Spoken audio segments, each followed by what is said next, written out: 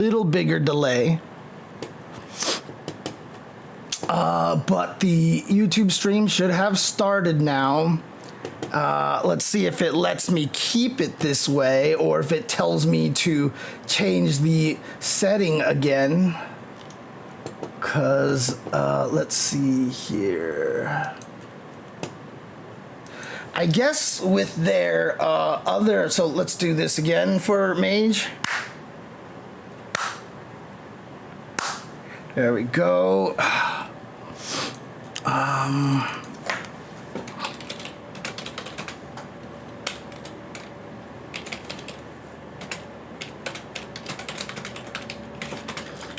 Doo -doo -doo. 5.7 seconds. I mean, it's not complaining about my resolution, and 5 is still way better than 20. So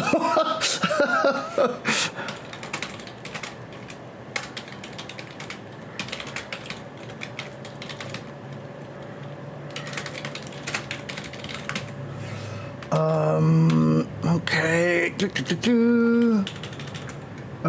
Let's see here. Oops, what am I doing?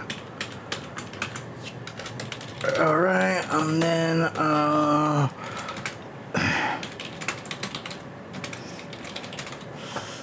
okay, what does that look like? Oh, perfect. That's great.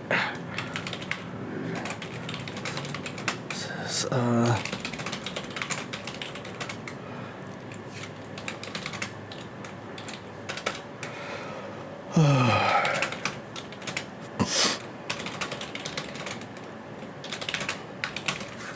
Alright, let's see this. How does that look? Okay, let's do this then. Like so. And then,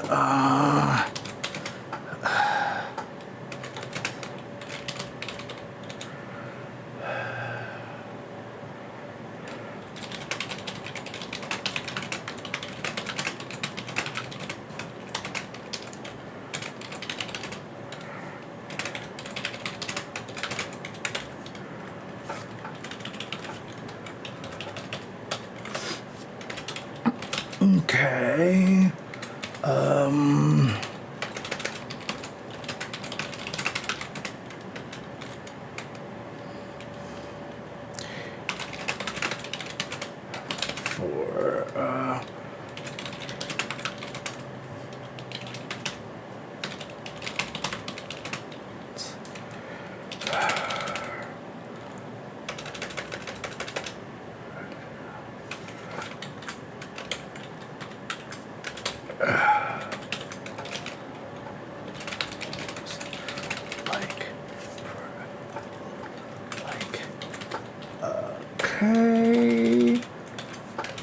Okay, there we go. All right. Well, the high latency was really jarring for YouTube stream and chat. Without me manually feeling YouTube was 20 seconds behind, so engaging in conversations was near impossible. Yeah, no, I mean, I definitely could tell that was going on for sure. But, I mean, is it still pretty consistent right now with being about 5 seconds behind here? I mean, I could even check my own screens over here. Where am I? I'm over here. Okay, so there's this over here. Oh God, I forgot. I haven't done the other thing yet. Okay, let me do this over here. Hang on a second, guys. Give me a second over here.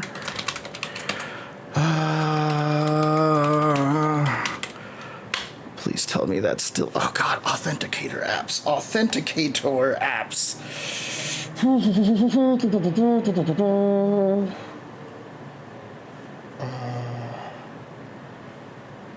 No, it's not this one. It's this one, right? Yeah, there we go. Okay.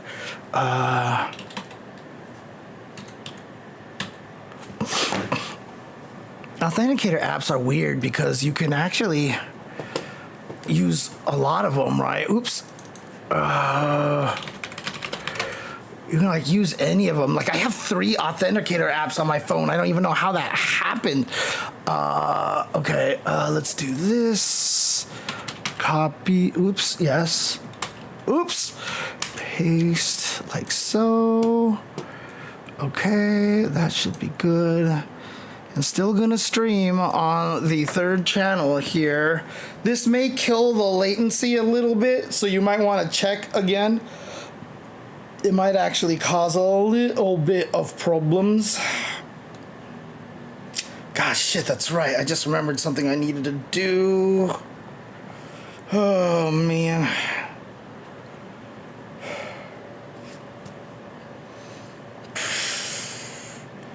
God damn it. Okay, anyways, stats for nerds. Oh, like on your stream stuff, right? For the Chrome, right? Chrome has the stats for nerds features. It's like 2 seconds. Wait, you have 4 of which one? Which one? Of what? Of what? Oh, YouTube has something like that? Okay, built into itself. Okay, what am I trying to do here? Okay, I'm so confused. Socials, that's what I'm trying to do. God. My brain was just like not functioning at all. Oh, by the way, for those of you here on Twitch, I should have, let me know what you guys think of these emotes over here. It's really small, and I just gotta wonder if there's like a better way to do them, but okay, so everything's running smoothly, including theoretically. Yeah, they're very, it's a good way to put it. Let's see, is it running on the, here? Okay, is it running on UltraChen? Oh, did I not run it yet? Did I not? Oh, I haven't run it yet. Shoot. Oh, there we go. Oh, whoops. Okay. What is going on over here? Or did it die? I thought I did start it on UltraChen, and did it die? That's the question. Well, it's going right now, so that's good. So if I do this,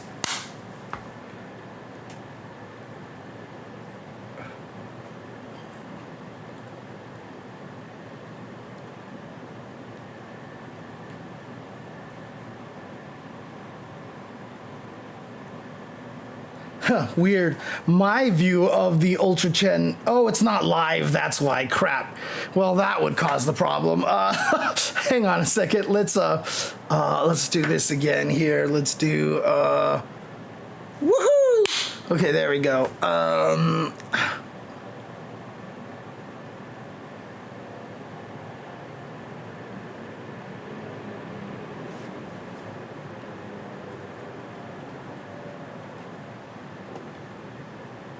Oh, my view of my YouTube stream is really far behind still for some reason. Wait. Oh, whoa, wait, I missed it already. Whoa, hang on a second. All right, let's do this again. Woohoo! Oh, I see. My YouTube view is actually earlier than the Twitch view, probably because I'm looking at my actual dashboard over here. So oh, that's right. The WWE had all that stuff, right? Pog emotes, yeah. I wish the Pog emote was a little clearer. It's hard to tell that I'm pogging that well. Obviously, if you like zoom in on the channel, then the Pog becomes a lot bigger and it's more clear what it is. But why does this not tell me what size the window is? Hello? Oh, wait. Oh, I see, because I was doing the wrong app. Oh, shoot. Okay. Boom, boom, boom, boom, boom. Boom, boom, boom, boom, boom. Shoot. Does it tell me the size anywhere? I guess not. Okay. Well, then. Well. That's okay. That's okay. Oh, font size. I see. I wonder what the font. Okay, so if I did that, and then no, it's the same font size. Weird. All right. I don't know. I don't know. This looks right. This looks right. Okay. Tuesdays of future past. Exactly. Okay. So, yeah, you guys, let me make sure the, is the YouTube chat still coming in here? Let me see, test. Okay, so I see it there. Do I see it on, my stream here? No, I do not. So I have to reset that thing over here. So stop this. Delete source. I don't know why one application does this without having to find, like, auto find all these stupid things, but like the other one is just like whatever. Okay, so I see test written there. Let's actually try this thing over here. All right, test. Come on. Okay, it's showing up on YouTube. Perfect. Okay. Cool. All right. I hope everybody's doing all right out there. Hope everybody's having a good time and stuff. I'm still, right now, hero mode? Yeah, for now. Yes, for now. But, you know, the YouTube channel is going to take a while to build its audience up. Before people realize that it's going on over here and stuff. It's just how you know, socials work and everything.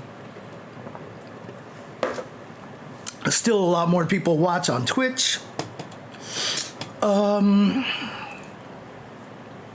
man, yeah, things are. I'm gonna have to do some stuff, but I wanted to get a bunch of other things finished first. Oh God, there's so many things to work on and so little time and so many fighting games to play and so many regular video games to play. And then all I end up doing is doing none of it because it stresses me out. So Winter Soldier, yes, we have two channels going at the same time. However, you'll probably note that Twitch on Ultra Chen TV is forced into emotes only, because I am not actually planning to continue to use the Ultra Chen TV channel for much longer. So Freefrack Man, I see you in the Ultra Chen TV chat. Feel free to jump over to the Jay Chenzor chat because that's the official stream over there now. So it will no longer be the Ultra Chen TV channel. So the Ultra Chen TV channel is going to sunset. Right. Both channels are on at the same time. We are, oh God, why does my brain do this to me? You know, I know why, because I have like 90 things on my mind. What was I saying?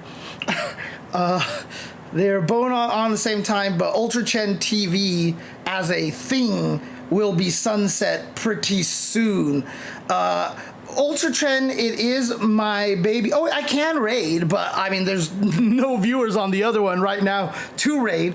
Ultra Chen TV was always a me and David thing, right? It was always supposed to be me and Ultra David. That's why it was Ultra Chen TV. And so it's not, it's no longer, what's up? Afif Jawa, nice. You want to see Gato and SF6? I'll be honest with you right now, Gato is one of the characters that seems to interest me a lot. But again, Ultra Chen was always our thing, right? Ultra Chen was never necessarily my thing. And so, yeah, I am planning to sunset that because I need to keep my brand straightened out.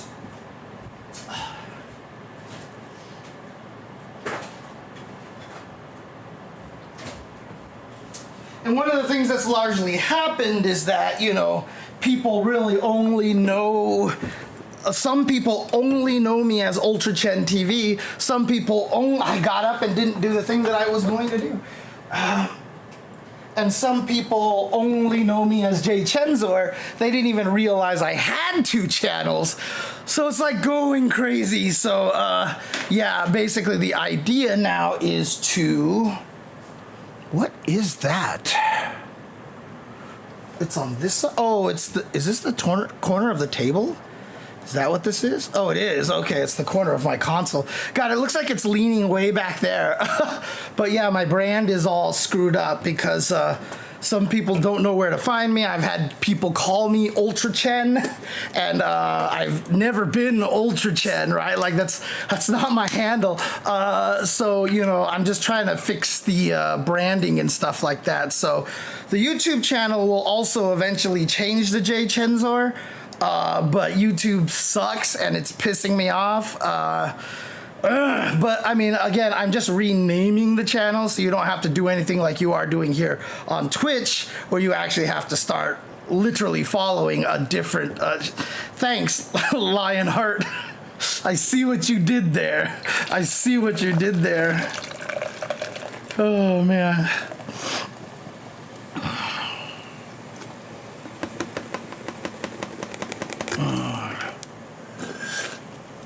Yeah, Ultra Chen was a thing that we'd been running for quite some time. I've heard Elden Ring is really, really large. Ultra J Chenzor. Jesus. Well, I mean, if you kind of notice, it is halfway there, right? John the Automaton, it's actually halfway there. I have it like in half. The only reason why I can't make it like a progress thing, like slowly but surely growing, is because I don't know when I can freaking change the channel, because YouTube sucks. Oh my God, YouTube is driving me absolutely up the wall right now. I just wanted to see if anybody caught that. Fatal Fury 7. Yes, Fatal Fury 7. Technically speaking, this game is Fatal Fury 7. And of course, Olaf was one of the people who noticed this instantaneously, knowing that Fatal Fury was Fatal Fury 7. Because if I go over here and you look at, for example, the actual, let's do this graphic over here. Let's see here. If you actually look very, very carefully, and again, Olaf noticed this the very first time they showed the logo, there's actually a reason why there are 7 scratches on the logo. So 1, 2, 3, 4, 5, 6, 7. So reason why there's 7 scratches on the logo over here, because this is the 7th official Fatal Fury. And, you know, Olaf mentioned this, and like one of the guys at S&K was like, of course you'd be the one to notice this right away. Jesus. So yeah. Yeah, that was their way of doing that. Now, I know, so it's Fatal Fury 1, 2, 3. I know Real Bout 2, Mark of the Wolves, and now City of the Wolves, I believe, are the official ones. Because Real Bout 2 Special is just a, you know, enhanced version. So I believe those are the 7 official games right there. Yeah, Fatal Fury 3, Gundam Jehudi Kai.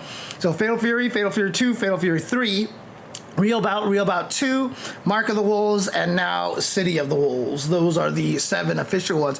Because, no, they're not counting Wild Ambition, no.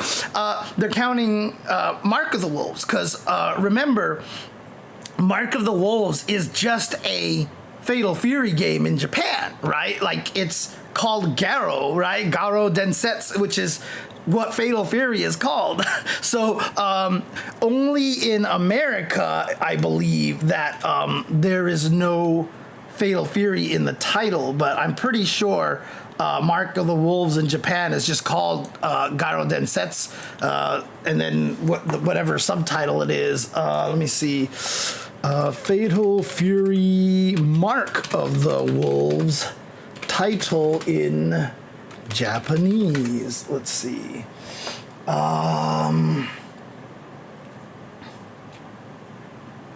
Yeah, I think it is just Garo Densetsu of...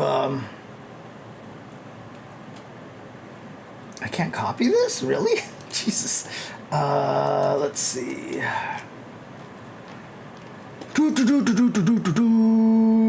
Yeah, oh, I see. Yeah, okay. What is... yeah, I think that's just Garo.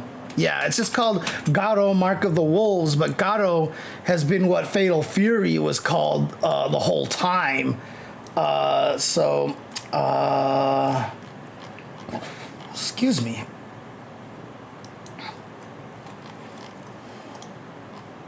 So I believe this is the first game over here. Yeah, so, yeah, the first game is just called Garo Densetsu. So the Garo always is there. So, yeah, I'm pretty sure it's the 3 Fatal Furies, the 2 real bouts, and now the 2 of the Wolves, I think, are the 7 games that count at this point. So... Fatal Fury, Garo Mark of the Wolves, Real Bout, Fatal Fury. God, I hate these fandom wikis. They're so completely, like, hard to navigate and just really annoying. Yeah, okay, yeah, I see. Garo Densetsu means Legend of the Hungry Wolf. And so I'm guessing Garo just means Hungry Wolf then, right?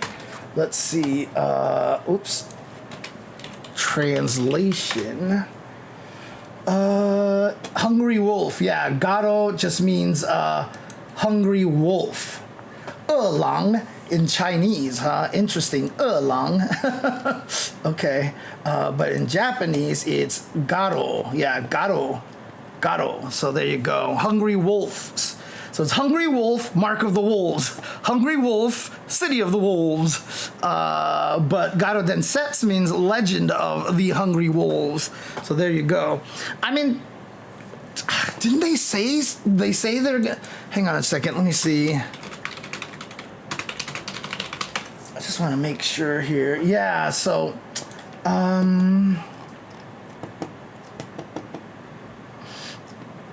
where did they talk about this? But apparently, yeah, they've already announced. Oh, I see. It was in a Famitsu magazine that they interviewed him, and they said that they're actually making a new Art of Fighting. So, yeah, so there's definitely a new Art of Fighting on its way at some point in time, as crazy as that is going to be. So,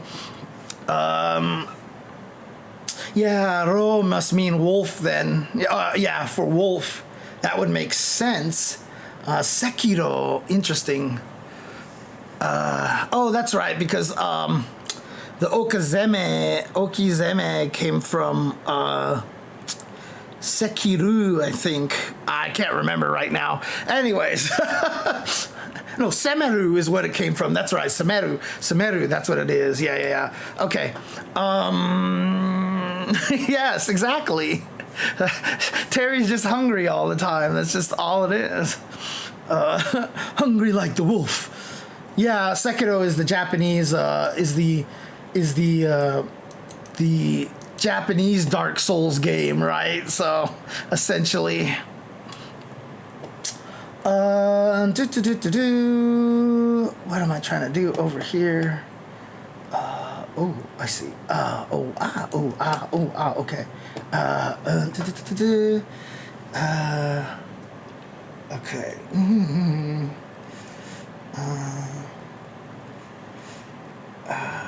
Okay. I guess I'll have to figure out a way to do that then. Okay. All right. So, can we get a Chen Kek? What is Kek again? What is the Kek emote? I don't even remember. I still need to get a crying James emote, and I still need to get a laughing James emote, right? Are those things that we need?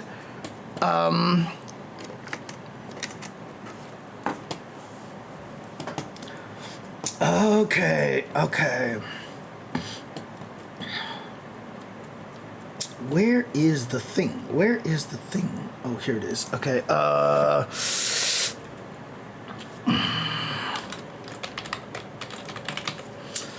the desktop. Yep. That's how we're doing things. No, we'll just do that. That's fine. Okay.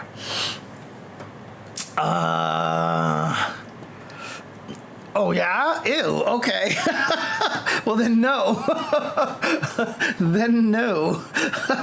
No, you're not supposed to type what? You're supposed to type Chen what, right? So,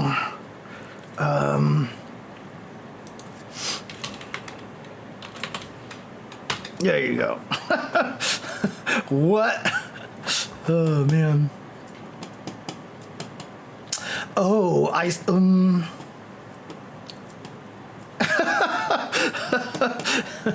So yeah, John the Automaton, I'm not sure then.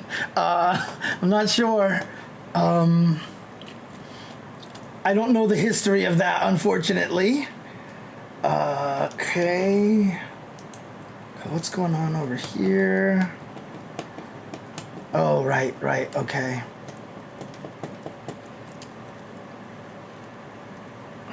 Interesting. What is going on with this?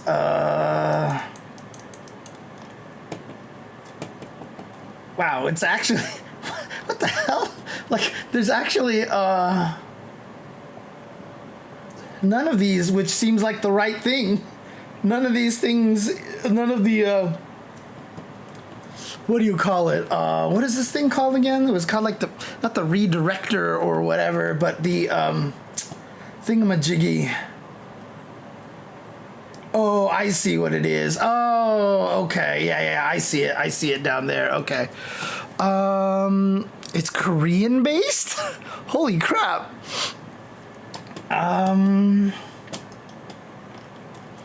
Oh, I see. Interesting. It came, wait, no, it says it came from World of Warcraft? Oh, I see. It's origins in the Korean language. I see. Okay. Oh, okay. So they type out instead of ha ha ha ha. That's weird. Do they laugh that way? Do they actually laugh that way?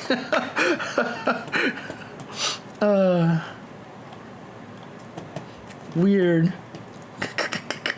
I guess it's that laugh, right? If you laugh like the you know, maybe that's the laugh that they're referring to, kind of a thing. It's always funny when you see like all the different languages for the word meow. Word meow in different languages. Because like there's all these like different, oh wait, it might not be meow. It might actually be the bark. Yeah, I think it's the dog bark. That's like really, really different, because I think in most languages it's similar to meow. Let me see. Yeah, there's meow, meow, meow, meow, meow. Yeah, they're all meow. Interesting. It's really fun. Well, except in Japanese, which is nyan, right? Nyan. They have nyan, but like most places are as meow. It's really weird to me that they hear meow, right? Like when I hear a cat meow, or when I try to do a realistic cat meow, I never have the M sound in there, right? Meow. I never have that. Like it's always meow, meow. Like it always starts as a it always starts as like a r sound for me. But I think there's like one language for dog barking, which is like ron or something like, oh, I guess in Japanese it's wan. Looks like in Spanish it's guau or guau. Italian it's bao bao. German is just woof. Mandarin it's wang wang. Yeah, there's just a lot of different ways. Which is actually funny because they all have different interpretations of the sound, which is really fascinating. But yeah, in most languages, cats apparently are just meow. Meow. Okay. How many of you guys actually pre-ordered Fatal Fury and actually have the ability to play it? Well, I think it's just Nyan, right? Nyan. So I haven't had a chance to do much with the game yet. How are you guys enjoying it so far? So even though my first topic is like early impressions, like I really haven't had a chance to do much with it. Oh yeah, one, yeah, because that's the barking sound. Whoa, whoa, whoa, whoa. God, what was it? It was a mousetrap for the Atari 2600. Every time I want to make a really bad cat sound, I always go because that's how it sounded in Mousetrap for the Atari 2600. And they had a like as the dog sound. It was like blip blip blip blip blip blip blip blip. Oh my God! Is there actually video footage of this game?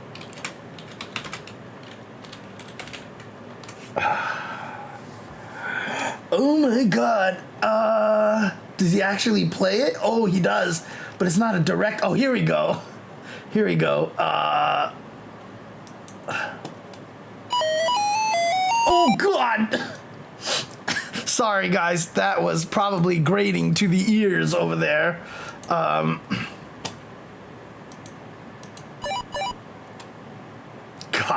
I played so much of this game.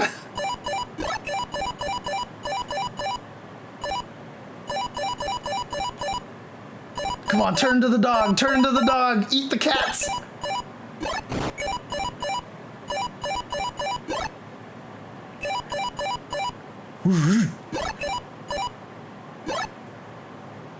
Come on. There. Yep. See what I mean?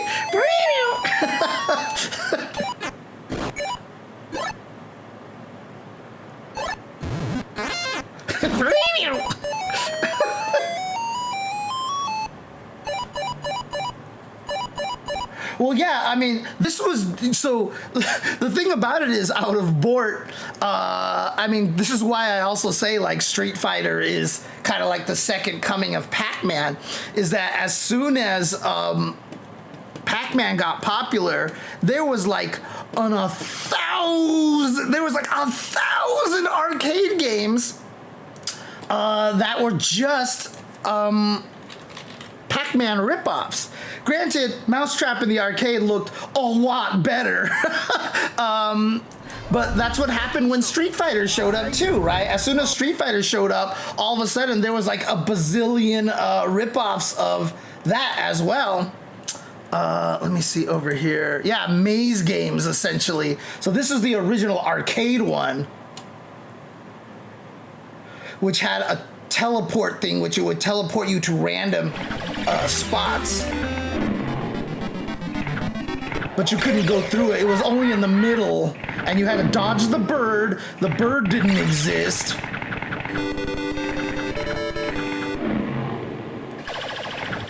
And you had 3 different colored doors, which if you noticed in the 2600 version, you only had 1 set of doors that had 2 positions.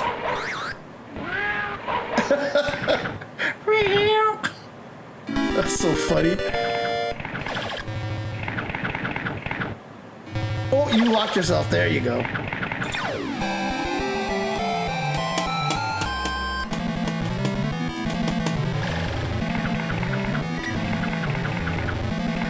Wow, that song is awful.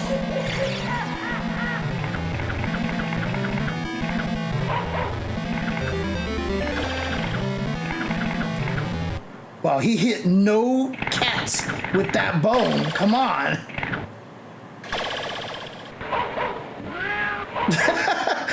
The cats definitely don't sound as much as they're in pain. They're just meow. Whereas in the Atari 2600 version, they were just like death, dude. Like,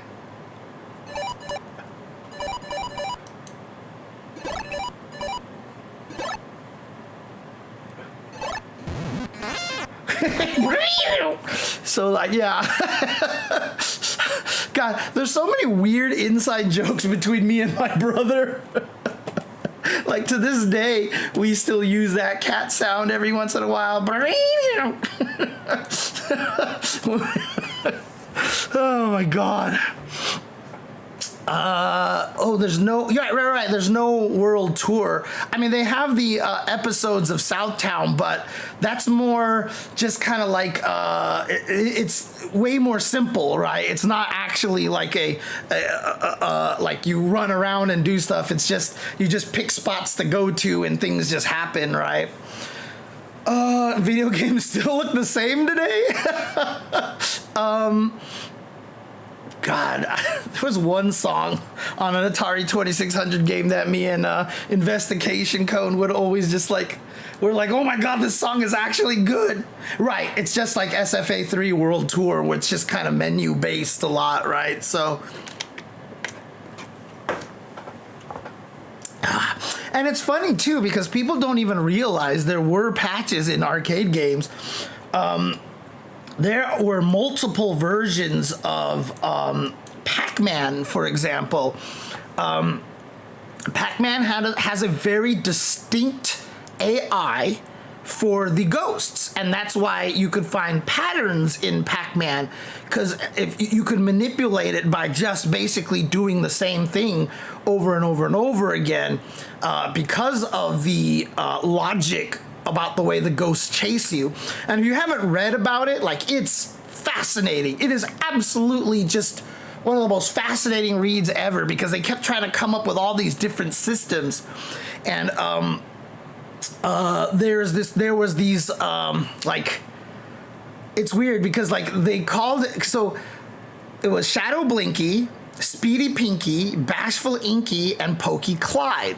And Bashful Inky, they called him Bashful, like he was kind of supposed to be like scared, but it actually turned out to be Speedy Pinky that a lot of people thought was the scared ghost, because there was always this thing where if he was chasing you, you could turn around and face him and then go away, and he would go through, he would turn. Like you would actually, he'd be chasing you and you'd be like, haha, and then Pinky would actually turn. Like he would move away from you, like you just went, boo, and he would actually make a turn down one of the paths. And the reason why that happened was because the AI that they designed for the ghosts. So originally, Shadow and Pinky both chased after your location, so they just tried to tail you as much as possible.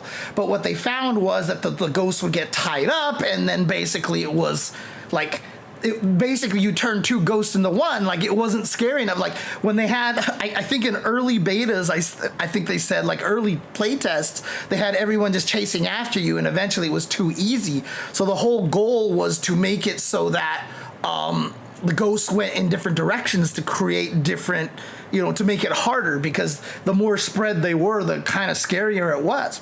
And so what they did with Pinky is that Pinky actually chases the square 2 spaces in front of you. So he's always trying to get ahead of where you are. So if you're going down a path, a long path, he'll always just chase you because 2 squares ahead of you is over there, right? So if you turn, then he would be chasing this way. So he's always chasing the square 2 spaces ahead of Pac-Man. But as a result, it resulted in the glitch that you could scare him, because what happens is if he was chasing you like this and there was a turn here, if you turn to face him like this, right when he reaches the turn, 2 spaces ahead of you is now behind him. And because 2 spaces was behind him, he would never go straight.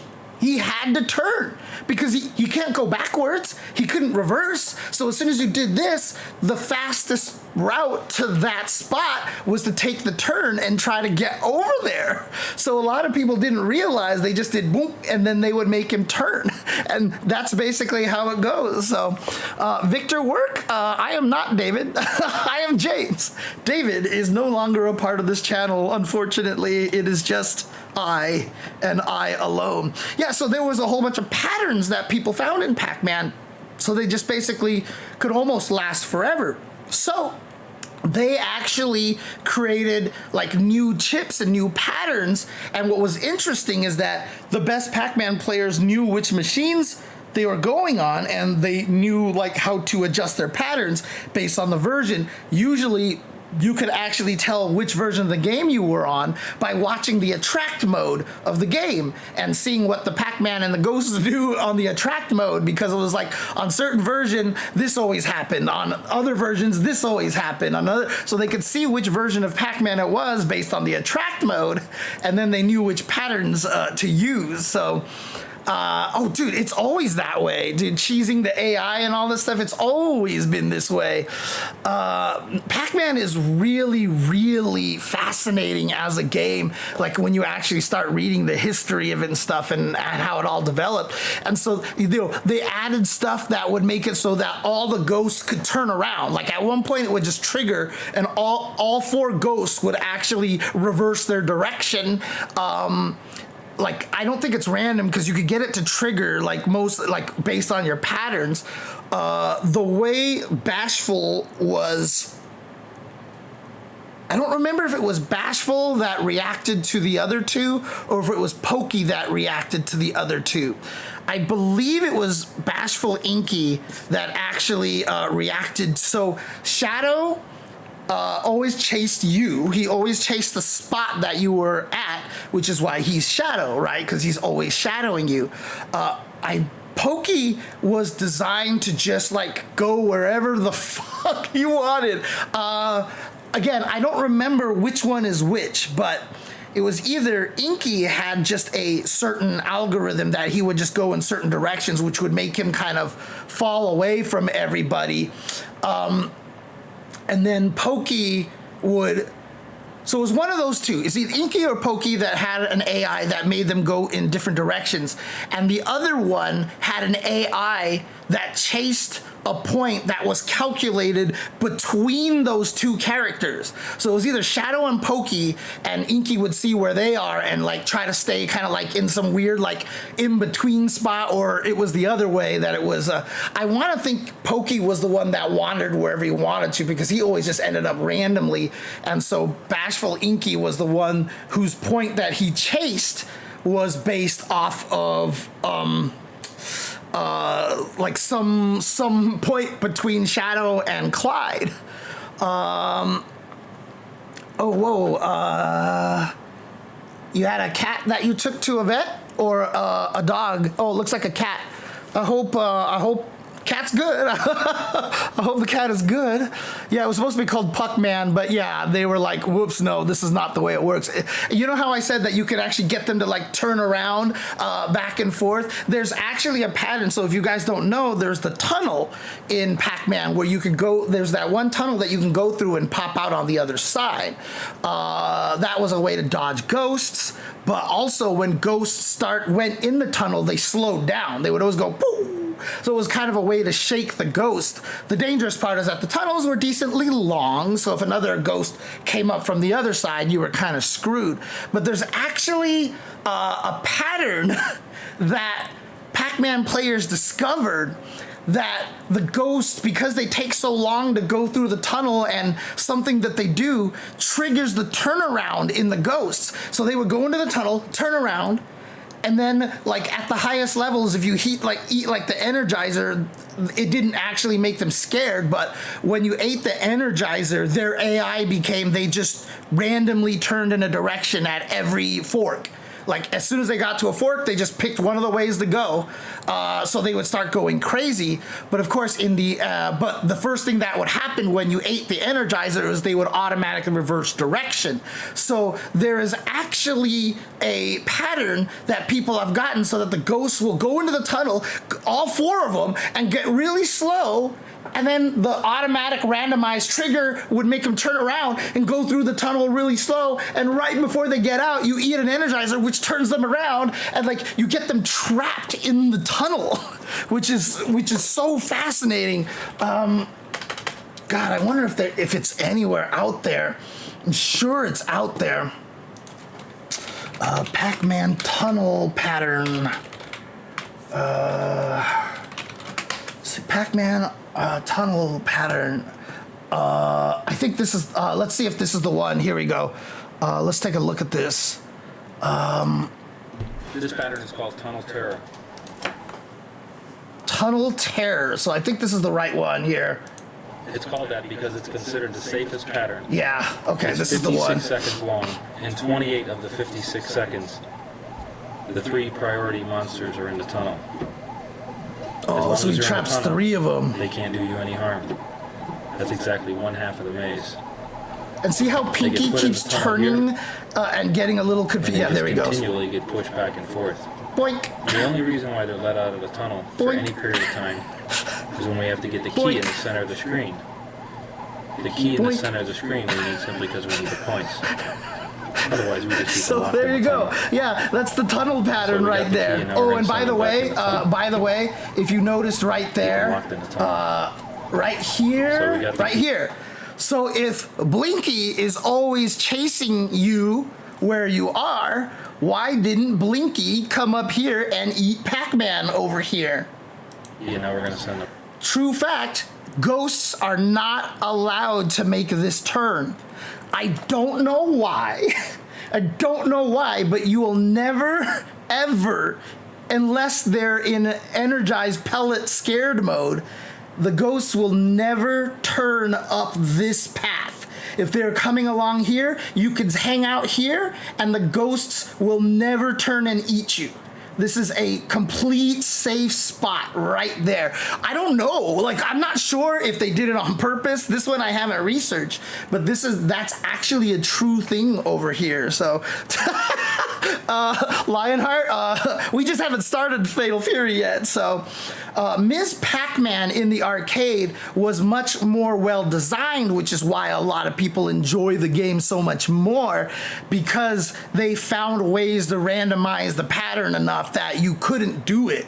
So the reason why a lot of those guys like Billy Mitchell can score so high in Pac-Man is because they just know all the patterns. Like every board, the pattern changes because of the speed, blah, blah, blah, blah, blah, and they just knew a lot of the patterns. Now, they would have to improvise a lot of things, especially because when you eat the Energizer, they do become randomized. And that's the trickiest part right there, because Billy Mitchell has also been able to get a perfect game. And remember, every board that you went to, the Energizer would make them be transformed shorter and shorter, so that in some of the later stages, when you eat the Energizer, they would go blah, blah, blah, and that's it. And so Billy Mitchell had patterns and ways to manipulate it so that every ghost was like on top of each other when he ate the Energizer. It would go and he would eat all 4 of them, and then the Energizer would run out, and he did that like the entire way until, of course, the stages like this one where they don't even turn blue at all, like it just reverses their direction. So yeah, there's like a lot of there's just so much like knowledge in this game. Oh, and then here's the second part. Oh, they did it again. Interesting. That's so funny. Oh God. Oh, it happens twice. Oh, poor ghosts. There you go. There you go. That is, ladies and gentlemen, right there. That is the tunnel pattern. $1,000 a month. I can't find my mouse. I can't. There it is. Kill screen coming up soon. For still dating board? What? Oh, saying board. Oh, really? People look at you weird when you call the stages of Pac-Man boards? Because that's all we used to ever call it. Like, it was just, different boards, like that's what we called them.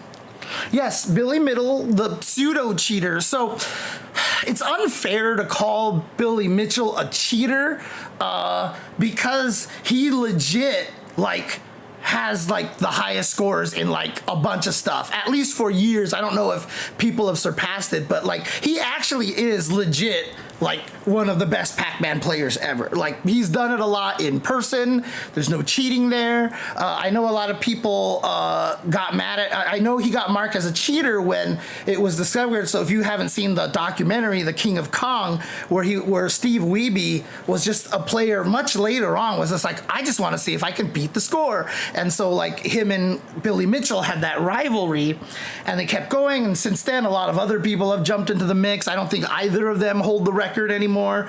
But at one point in time, Billy Mitchell did get a big record. And if you did have the record, you had to submit a VCR tape or a recording of you playing the whole thing all the way through.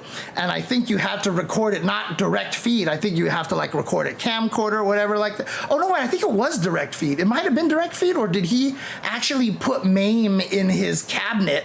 I'm not sure, but he ended up beating the record on MAME. And the reason why that's not allowed, I think it was a direct feed, because he beat it on MAME, and the reason why MAME is not allowed is because it has save states, right? Most people, was it live that he cheated? When did he cheat live? I don't even remember how he cheated live. Because the thing about it is, someone actually discovered that they were using a fake version, because the actual hardware of the Donkey Kong arcade cabinet would actually render the stage in a different order than MAME did. So because MAME is an emulator, I can't explain why this happens or whatever like that, but literally if you frame by frame the stage being built onto the screen, like MAME would draw either the platforms first and then the ladders, or like from top to bottom or something weird like that, and the arcade one drew it in a different order, and the guy who studied the tape frame by frame noticed that it was doing it in the order of MAME. Basically. Okay, yeah, so yeah, it was a tape submission. Yes, exactly. The game rendered differently. And so that's why he had to have his records scratched from everything. And now they're wondering. And even there's one guy who, back in the day, like the Twin Galaxy stuff was so unregulated. Like there's one guy, I can't remember his name, but he's like one of the absolute biggest cheaters of all time. And like on Atari 2600, like the most famous one is there's a game called Drag Racing. And he submitted a time that has never ever been matched.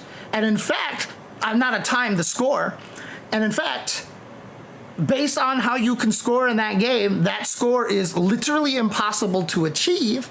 Also, they have created TAS, right? Tool-assisted speed runs, and there is literally, drag racing, yeah, there is literally no input sequence that they can find or anything that can achieve what the guy claimed to achieve. So he got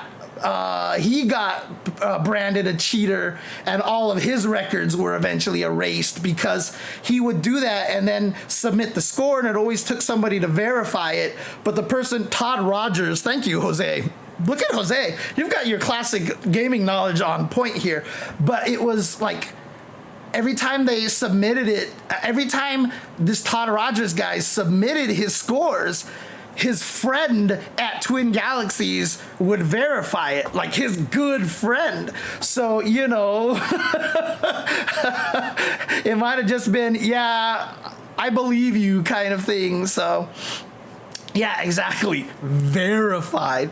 So that's kind of just how it went, which is interesting. So yeah, there's so much crazy history going on in there. And again, you know, for those of you who aren't aware exactly why misters are such a big deal right now, you know, that board rendering thing that I'm talking about, emulators are just emulators. Like, there are flaws in them all over the place, which is why emulated versions of a lot of video games tend to do things the original didn't do. And that's why emulation has always been a little sketchy, right? So even if you have something like Fightcade or whatever like that, obviously the games don't run the same because, like, you know, some people are saying some games like so on some of the, you know, Dreamcast emulators will drop inputs and stuff like that. Things will behave differently. And that's why Mr. is so important to game preservation scene. Again, it just so happens one of my best friends works in the field of FPGAs, and if it wasn't for that, I would not understand any of this at all. But he literally explained what FPGAs were to me, like in the span of like an hour and a half or 2 hours, and it took me so long just to grasp it, basically. But what FPGAs basically are a way for you to write your own hardware, essentially. So let's say you needed a circuit board to do a bunch of stuff to go into your phone, right? And so you go to a company and you're like, hey, I need a bunch of boards to sell for my newfangled phone, which is gonna sell like hotcakes, right? So you create this whole entire thing. You buy 50,000 circuit boards from this company. You get all 50,000 circuit boards and you release it to the public, and there's a fatal flaw on your hardware, and you're like, oh crap, I need to fix my hardware. Well, guess what? The 50,000 boards you ordered, you're gonna have to like swap them out or throw them away. Like, there's just nothing you can do, right? So field programmable gate array. Thank you, Sock Plays. And apparently you know about FPGAs, so you can actually correct me if I have any mistakes here.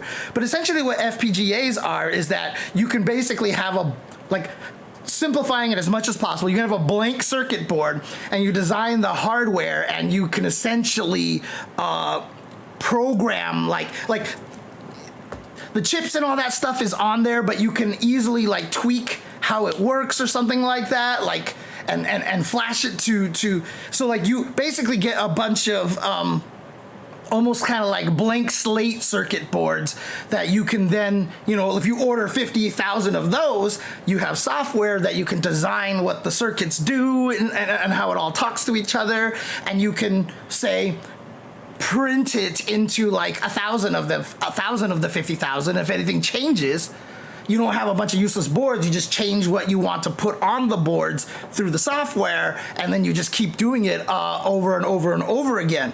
So the reason why, yeah, it's a programmable circuit, exactly. That's why Mr. is so important, but also really hard for game preservation, because you are no longer emulating the software, you are emulating the hardware. And if you emulate the hardware perfectly accurate, the game will run 100% exactly like it did on the actual physical hardware. And so you will have a true one-to-one replication of the game, whereas every other method is not that. Every arcade game had different boards for the longest of time. Like, you would see a lot of games have like similar graphics and sounds because they would use like the same bass and stuff like that. But like, if you actually look at arcades, it's just basically like you made 2 games for one console, and then you built another console, and then you made like 2 games on that one, and then you just built another one. Like, you know, you were basically changing all the time, so nothing out there can actually properly emulate all these arcade games. You know, it got better once we went to like CPS2 kind of things like that. It was a lot easier. But for those old arcade games, like, there's just no way to like build one thing and make the whole thing entirely work. It's just not possible. And so what Mr. has done is that now you can emulate all the different hardware to play these games accurately. The problem is, like, emulating that hardware is hard. It's a lot of work, as far as I know, as far as I'm told. It's a lot of work because, one, you have to have access access to the actual hardware, and you have to know what the hardware is doing and stuff like that in order to create it. And which is why you'll actually see a lot of the people when they're creating the MiSTer hardware, like if you follow any of the people who are in-game preservation and are using MiSTer, you'll see a lot of people be like, okay, emulating this game, I finally got the water physics to look exactly right. Or, okay, I finally got this so that these are spawning in the right order, or something like that, right? Like, they're just tweaking it constantly to make sure it works. So it's tough, right? So yeah, FPGA is as accurate as we can get, but not 100% all the time. The problem is, there's no way to get the actual 100% real way to do it, because most of those game hardware is gone. Like the few that are out there are like literally the only ones that exist now. So this is still a better way to do it than, so being able to preserve the games this way and as accurately as possible is great. But like I said, somebody has to design it, and somebody has to care enough to do it. Like, people have been doing MiSTers for lots of cool things, like, you know, like GameCubes, or you know, all the different consoles or whatever like that. No one's working on the MiSTer for the Neo Geo 64. One, because nobody can find a Neo Geo 64 except apparently buried underground next to a tree, or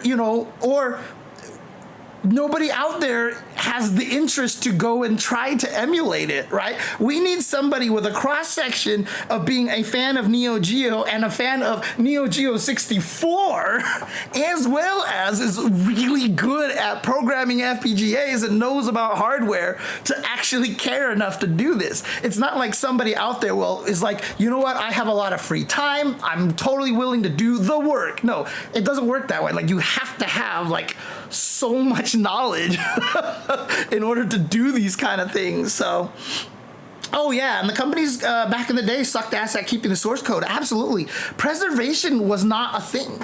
And in fact, the further back in time you go, most even human beings didn't care about their own legacy or anything, because everybody just lived to like 40, 50 and they died, right? Like there was no like, shoot, I need to make a mark on this planet. Like, everyone just kind of accepted they were there and then they were gone, kind of a thing, right? So the concept of preservation, and it's also why if you go back and watch a lot of old TV shows, they suck, right? Or even movies. I was talking about this with my brother, like even great movies like Raiders of the Lost Ark, right? Nowadays, when people watch it and they're like, the Marion thing doesn't make sense. Like, the truck blew up, but you never saw like the truck. How?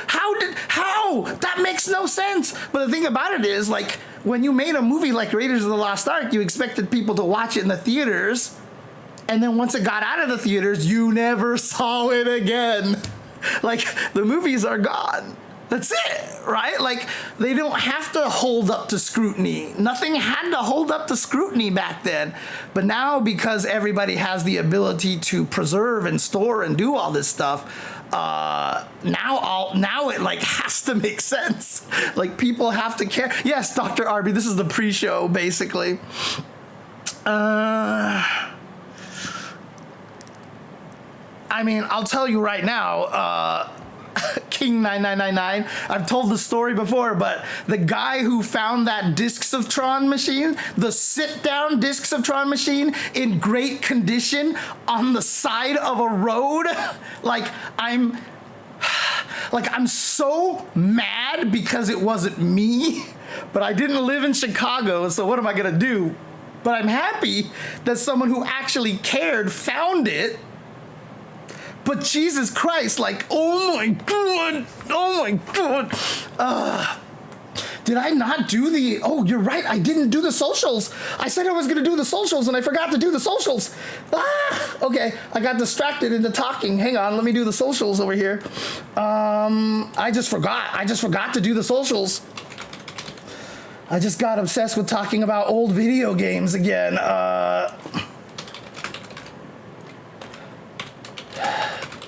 This is how my brain works. Let's do this.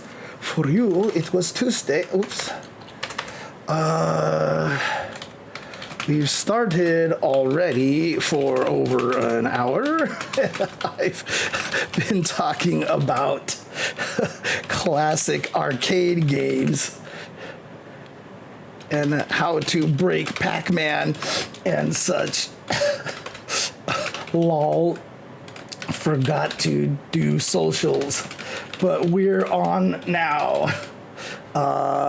COTW, inputs, SF6, S3, wish lists, and more. Stream links in next tweet. And then add the picture. And then make sure I, copy and save this because sometimes Twitter loses it. Okay, it's there. Paste the stream links in there. Tweet this out. Then copy the link to the tweet. Go to Discord. Go to my Discord server. Go to upcoming streams. Add here. Paste. There we go. So now it's over there. Go back to socials, go to Blue Sky. Make sure I copy the text over here, like so. Copy the text. Go to Blue Sky. New post, paste. But I don't need to say links in next tweet. I can just paste them right there. But that is too much. Kill the auto-generated preview. Come over here. Put up my picture again, figure out how to shorten this so it fits in Blue Sky.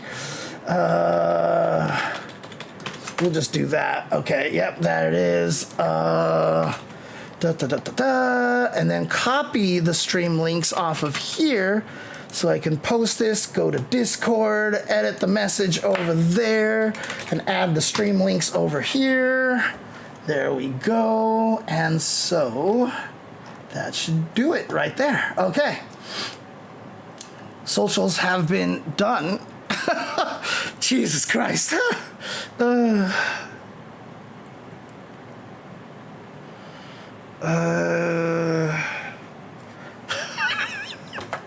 Oh my God, that's actually a really funny tweet. Or I should say post, because it was a Blue Sky thing.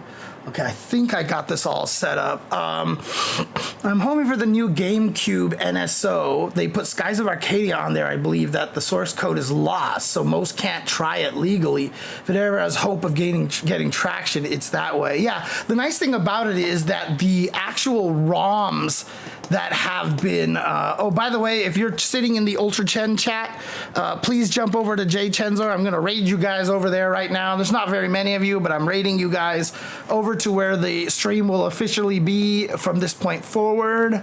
So I'm gonna raid you guys over there. Thank you guys. Yarg. There we go. All right.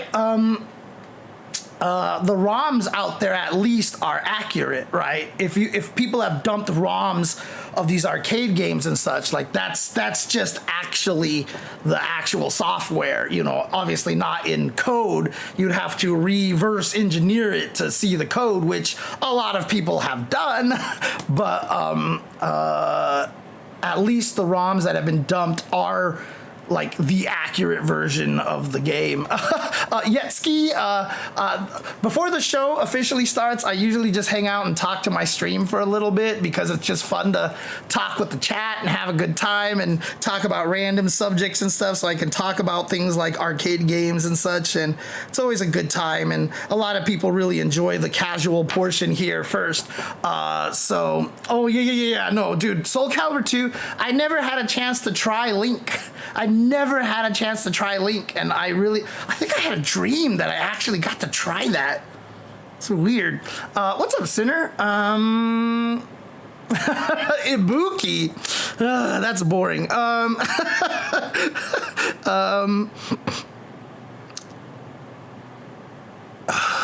what was I gonna say? I completely forgot because I'm doing two things at once again.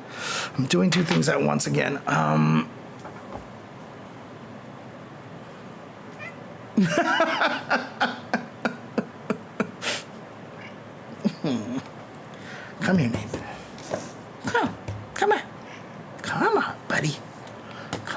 on, buddy. Ah, there you go. Oh, buddy. How's my buddy doing, huh? How's my good buddy doing, huh? How you doing, Nathan? Hang on, let's do this. All right, there we go. Let's try to get you in a more comfortable position here. Yeah, there you go. You like this much better. Oh, God, the other one showed up, too. What's up, Sinner? I've heard the movie Sinners is very good. I'll have to see it one of these days, but there's a lot of movies I haven't seen yet, so... Yeah, Spawn, I mean, the choices were cool. Obviously, Heihachi was a little odd because he has no weapons, but the Link one was inspired, and I've always wanted to play it, so I'm so excited when that shows up on this. But actually, now that I think about it, you can't play the GameCube stuff unless you have the higher tier subscription, right? I think if you have the lowest tier subscription, you actually can't play those. So I don't even know if I'll have access to it now that I think about it. Yoink. Hi. You have fallen into my trap. You cannot escape. Jasmine. Hi, Jasmine. Hi, Jasmine. Are you gonna bite my nose? No. Come on. Jasmine bites my nose a lot, but she does it in friendly ways. She never means anything by it. In fact, actually, no, I actually think she does mean something by it, but cats will bite your nose a lot of times as affection. Cats actually will bite you with little love bites, basically. So she'll lick my nose and then bite my nose. And sometimes it hurts, dude. Like sometimes she gets her tooth right in there and I'm just like, oh my God. And it hurts, but I know she's never trying to be mean about it, so I can't chastise her.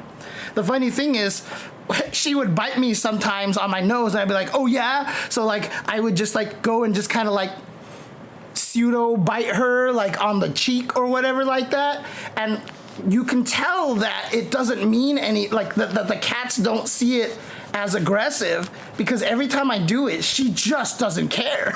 Like I'll nibble like a little bit on her, on her cheek or something like that. I'm like, and then she's just like no reaction, dude. No reaction. Your black cat's name is Jacob. Nice. So we should have them meet because we've got Jacob and Jasmine. Jacob and Jasmine. Hi, Jasmine. Hi, Jazzy. Hi, Jazzy. Hi. Oh, yeah. You can tell the difference between of the don't do that and the I love you bites for sure. But yeah, if previous owners were abusive, that's tough. Because obviously we are all products of our environment in which we grew up. But of course, animals, they're so much harder to deprogram, right? Because they're designed to be fearful and scared and self-preservatory, you know. They're designed to be that way. So, you know, whatever they learned as kittens and young cats, like that's gonna stick. That's not gonna go anywhere for sure. Yeah, they pick each other up by the neck. Problem is right now, oops, why am I still on this screen over here? How did I get to this screen? I swear to God, I wasn't here before earlier, was I? Well, I could have swore I was at this view. But someone must have stepped on a keyboard or something like that. What was I saying? Oh, yeah. I mean, once they become full-born cats, like, you shouldn't hold them by their neck, especially someone like Nathan, because Nathan is a big chonk and so it could actually hurt him.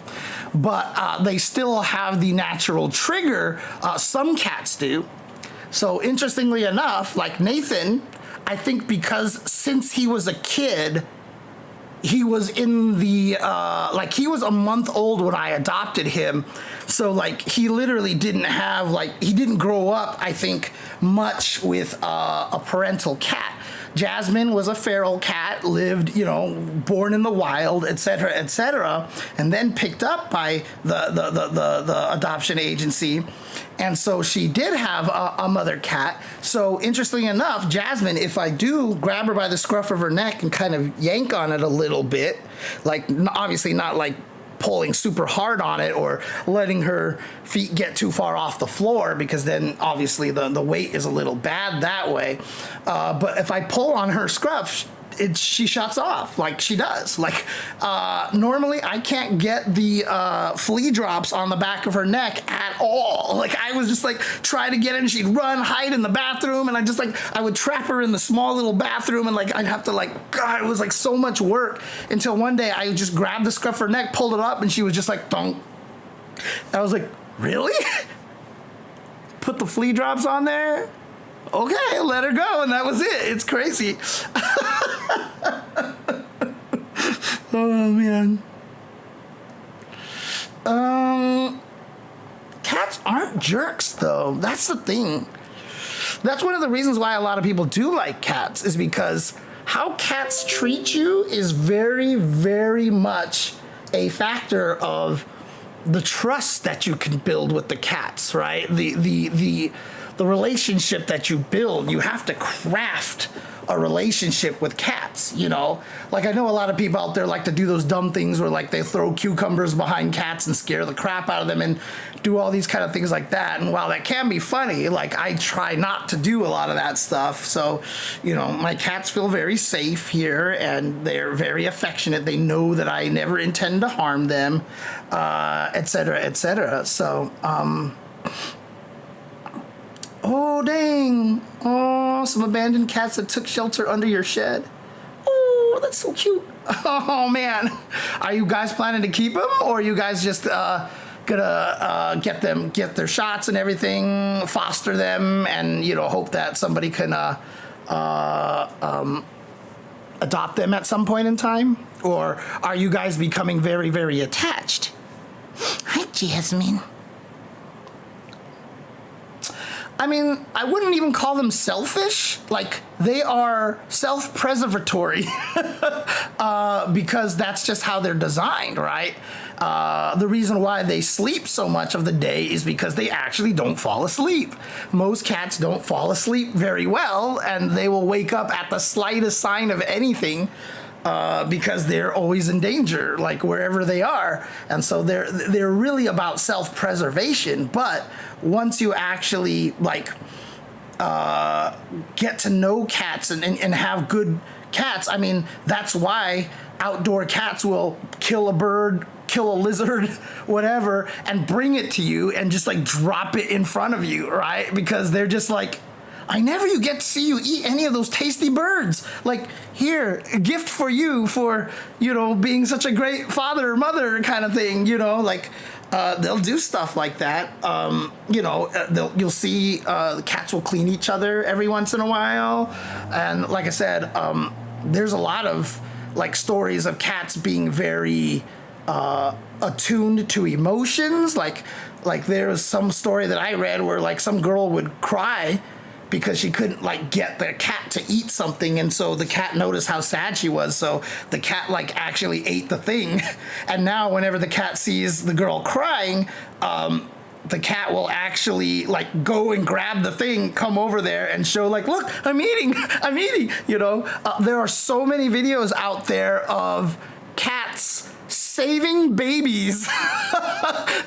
There was literally a video camera footage that someone got. I don't know why the mom or the dad wasn't with the baby at all, but they were upstairs, and there's a staircase going down off the side, and the baby's crawling closer and closer to that place, and looked like it was about to fall off. And you see a cat off to the side just sleeping on the couch, and the baby crawls, and the cat just kind of looks up and just runs over there and grabs the baby and pulls the baby back. Like, what the hell? You know, like, oh my God. There's another one where like a baby's like, looks like the baby's about to climb over a fence and fall off like a 3-story building. And you see a cat like, you know, pulling the baby down. There's the video footage of the lady who's in a bathtub. Like she's just taking a bath. And the cat is just like meowing like crazy and keeps biting her arm and grabbing it and trying to drag her out of the bathtub because he's scared she's drowning. And then, of course, the most crazy video I remember seeing was there's like a kid on a tricycle, and he's sitting there riding the tricycle, and you see this dog out of the corner, like through the I think it was like a door camera or something like that, and the dog literally attacks the kid. Like actually like bites its leg and stuff, and just out of nowhere in this footage you see this cat like literally Honda headbutt the dog, dude. Like he just runs up and just takes its whole body and like smash into the dog, and the dog just like flies off, and the cat just like stares at it and chases it away and stuff. And like, yeah, the family's just like, holy crap, like this cat saved our kid, you know. It was just like, I remember seeing that footage and I was like, let's go cat, let's go. You know, it's crazy. Hey, this is not anti-dog propaganda, okay? Because every animal can behave badly no matter what. And keep in mind that I freaking love dogs, okay? I love dogs.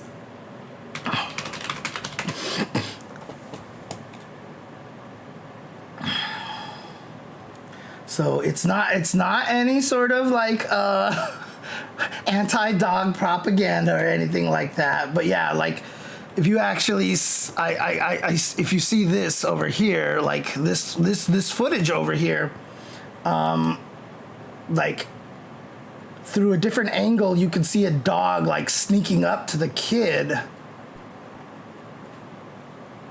Yeah, see, like through this angle, you see this dog just like sees the kid, and then for some reason just goes around and decides to attack the kid. Right? Bam! Out of nowhere, dude. Like, boom! Dude, like, yeah, get out! Get out of there!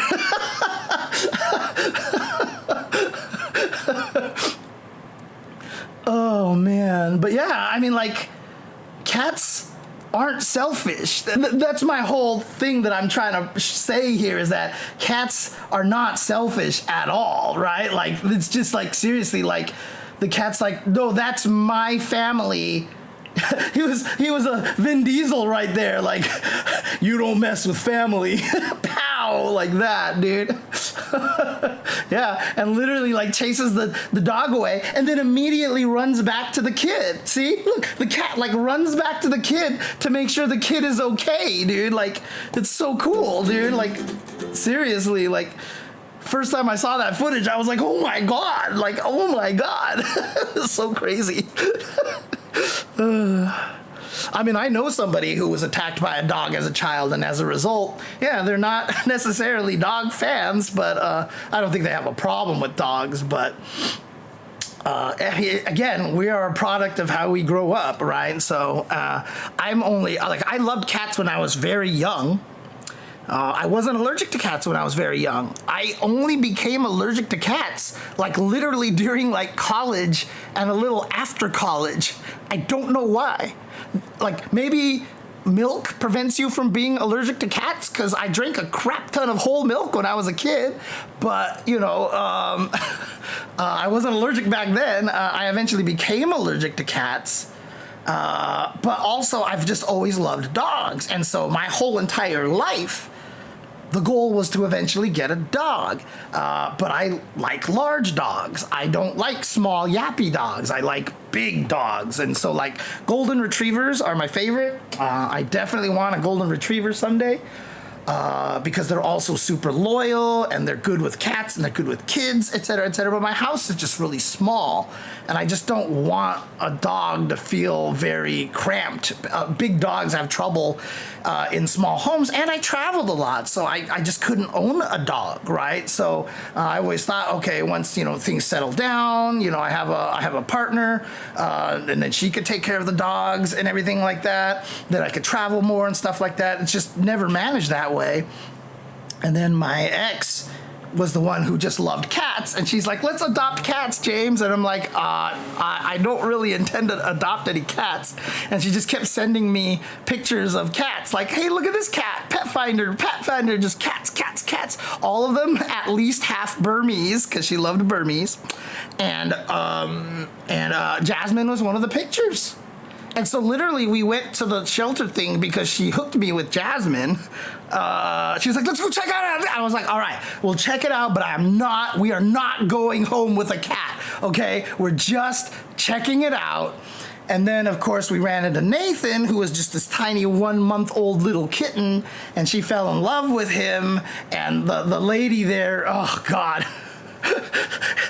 Like, smart lady, she's like, everyone's looking at this cat, everyone wants to adopt this cat. And my ex was just like, please, James, please. And I was like, ah. But the thing that also sealed it was that the lady was like, oh, you want to meet Jasmine? And I was like, okay. So I walked over to the cage, and Jasmine's just lying in the thing, and she opens the cage and she's just lying down, and I'm like, let's see if she's like friendly or not, or whatever, or she lets me touch her. And I start petting her. So I start petting her, and she doesn't do anything. She doesn't seem worried. And then she turns and she licks my hand. Like, if there's ever anything that got me, it was that Jasmine turned and like licked my hand, and I was like, oh. And that was it. Like that, I lost the battle at that point. So, oh man. I mean, yeah, the milk thing is a weird situation, but I don't know. I'm not on one side or the other on that debate because I don't know enough about it. But yeah, like, Jasmine got me. And the crazy thing is, when I actually adopted her and took her home, she was super non-affectionate. She was not affectionate at all. And I also think she was kind of mad because she was now brought into this house with this other cat. And this other cat was just so rambunctious. Like, this cat wanted just to jump at and attack Jasmine all the time. And I was like, cool, they can play. Jasmine wanted none of it. None of it. And of course, this is when Nathan was small enough that, Jasmine could actually deal with it. But after a while, Jasmine became just like Nathan became like the largest cat in the world, and that was it at that point. So, unfortunately,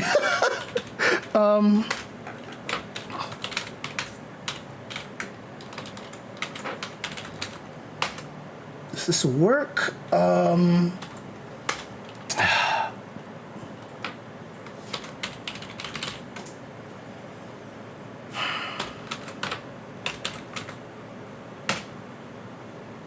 Oh, God, I don't even remember what my password is. Never mind. All right. Because I could just get to it on my phone. I just want to see if I had one of those videos. But yeah, so I eventually got the 2 cats. And like I said, for the first 1.5, 2 years, Jasmine was never affectionate. She was very, very aloof. Not aloof. Like, she was like, she didn't try to hide or anything like that, but there was no lap. There was none of that stuff. And my friend, who was the FPGA guy, every time he came into my house, like, she would just sleep in his lap. And I'm like, what the hell, dude? But then, every time she slept on my lap, even briefly, I'd be like, oh, pet and whatever. And then she would just like, og, and leave. And so my friend, whenever the cat got on his lap, he did nothing. He just like let her sleep there. And I was like, And so the next few times that Jasmine jumped on my lap, I didn't touch her. I didn't do anything. I just let her chill there. And she would stay. And so eventually she just got more and more used to sleeping on my lap, to the point where I could actually like, you know, pet her and stuff. And then she just became the most affectionate cat in the world, that every time I go to sleep, she just sits there waiting, like at the corner of the bed or on another chair. As soon as she sees me lie down, she runs over and jumps on my chest and is like, please pet me, please pet me. Because I don't even remember why, but one time I just like started petting her and like actually like petting with some force, and she loved it. Like I would just pet, and then I'd stop, and then the claws would come out and she would just like scratch my face. She'd be like, why are you stopping? And I'm like, okay. And ever since I did that, like she just became so attached. And then now that I've brought her back from the vet, oh man, now she's like super affectionate, which again reminds me, I'm gonna do a whole stream one of these days to see if I can get to the goal for the GoFundMe. But if you guys want to help donate for Jasmine's vet bill, I know I'm most of the way there. I'm 80% of the way there, but like I don't like talking about this. I don't like. It's tough because it's my job as a streamer. Please subscribe. Please donate to the Jasmine Fund. I'm broke as hell right now, dude. I am so like oh god, I am one of the reasons why I've been very stressed out recently is because financially it just has not, like it's brutal. And I keep getting hit by poor tax things in which like I pay things on time, but then there's an overdraft fee or check gets bounced and shit like that. And it's just like, everything's just such a fucking mess, and it's frustrating. But again, I know that's the case for everybody out there. So, you know, obviously donate if you can, if you have anything available to donate. If you're struggling yourself as well, you know, take care of yourself, please. Please take care of yourself first. If you do have a Amazon Prime account and you haven't used that for a free sub at all, please feel free to use that.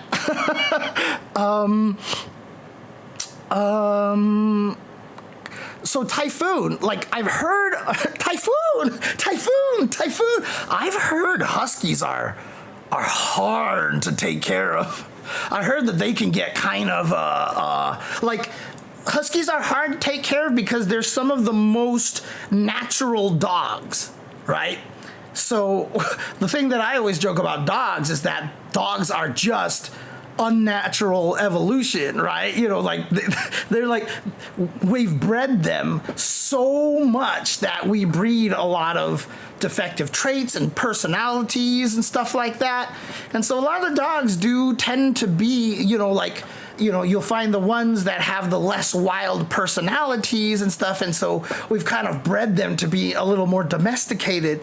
But from what I can tell, it seems like Huskies are the most natural dogs that are still out there. So a lot of the times they have that kind of personality. A friend of mine, actually I think it was Kitty, who said like she used to have a Husky and it would just like dig up the backyard, and like it was just like really hard to keep the Husky in line and stuff like that. So I've heard Huskies could be a lot of work.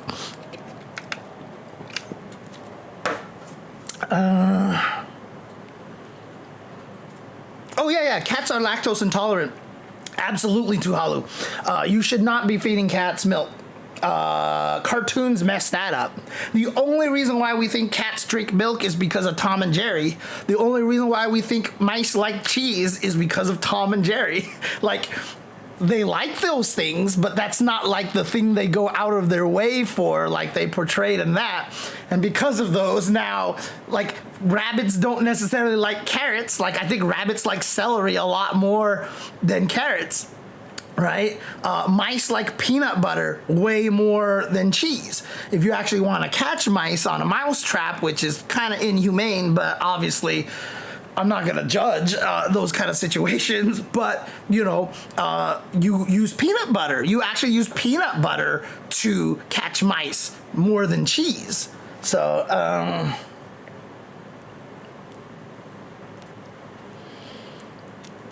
Is there actually a Bishamon sword in that game? Is there actually a Bishamon sword?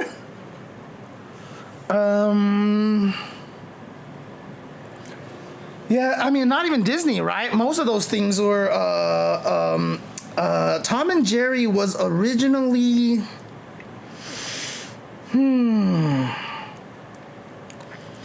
were they MGM? They're MGM, right? Tom and Jerry are MGM. And at some points in time, Warner Brothers did get to make one. So Chuck Jones got to make some Tom and Jerry cartoons. But if I'm not mistaken, they're MGM originally. And then, of course, Bugs Bunny and all those guys are Warner Brothers. So,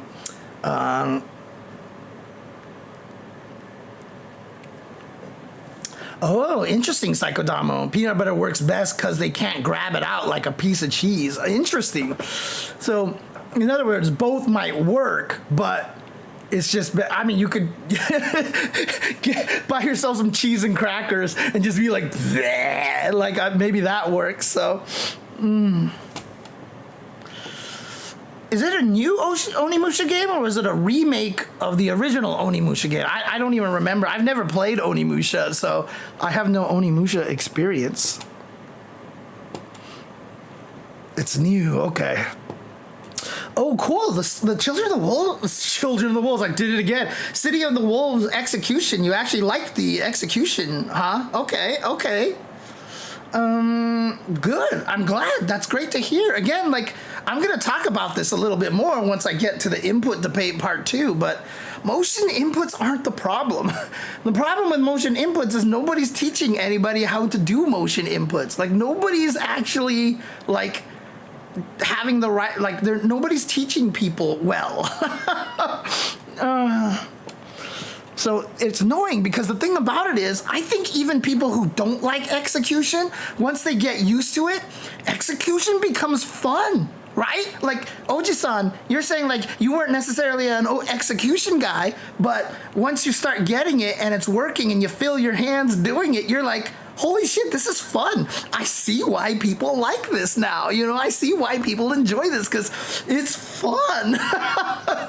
It's actually fun. God, I had the greatest tweet out there. Shoot, let me see if I can find it. Not a lot of people got it right away, and so I thought it was gonna do way better than. Oh God, how did I spell it? I think it was like this. I had the greatest. Yeah, here it is. Okay, like I'm so mad. I was like, come on, man. Like, this is a genius tweet. This is a genius tweet here. So if you guys remember a while back, this artwork got posted up, right? So if you look at this beautiful, beautiful artwork here, but I mean, just a ginormous wolf, right? Like, I mean, whoops. I always do that. Shoot. Really, really pretty piece of artwork. So I retweeted this and I said, and I just called it that. Princess, are you okay? Like, and I swear to God, like, less than 10,000 views. Come on. Come on. And even this guy says this joke isn't going to get the credit it deserves. Dude, come on. Like, this is fucking genius, dude. This is fucking genius. I'm sorry. Like, come on. Come on. Oh, man. I'm still mad about it.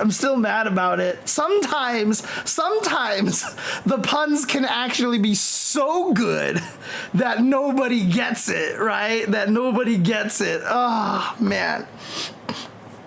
Oh, no, Too Hollow. You didn't have to do anything. I'm just surprised more people didn't respond to it. Oh, man.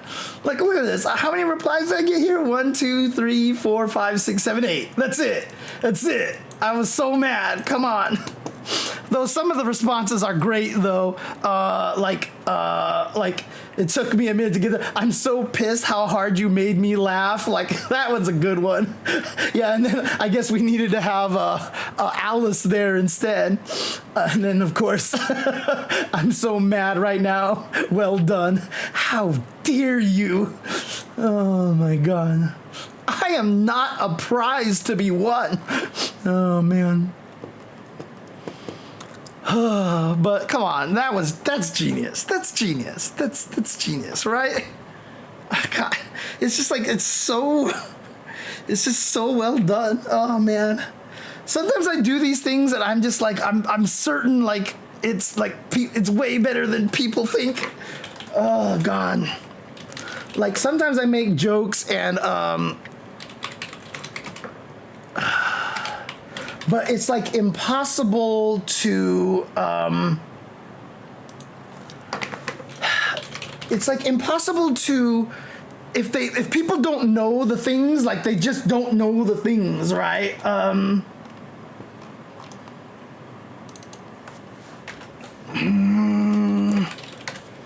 God, do I still have it here? God, where did I can't find, did I bookmark my tweet?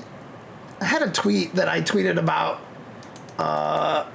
this that I thought was just really good, and I just gonna, do I have it bookmarked somewhere? Oh. What the hell is going on over here? We go.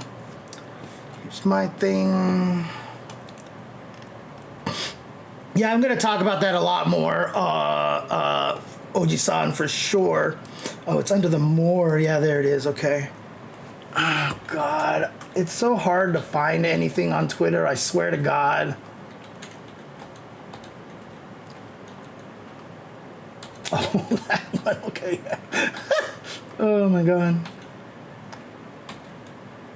Wow, I've bookmarked a lot of tweets already. What the hell? I didn't realize I've bookmarked this many tweets. This is not good.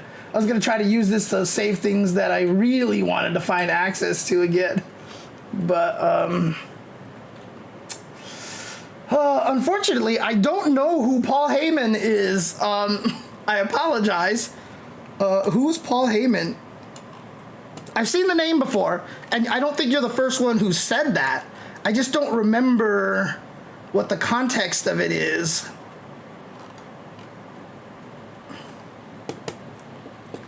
He's the manager of Seth Rollins. He was former ECW, huh? Interesting. Okay. I mean, in what way am I like a manager? a wrestling manager, you know? I guess I'm wondering, is all.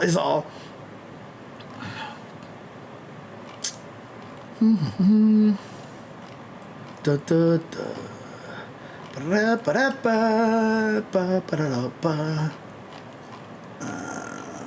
I don't think I'm going to be able to find it this way.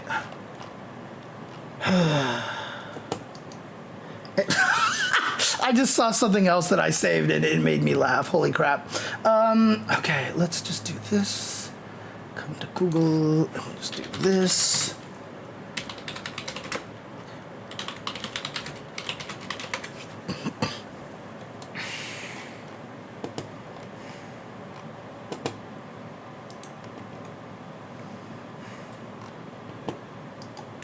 Man, there's just no way to find this again. Shit. I always hate this.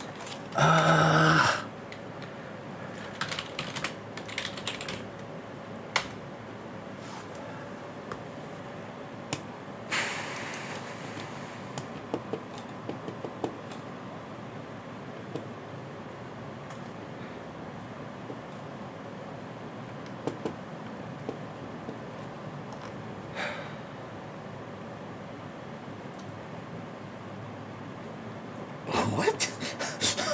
That's not what I expected to find.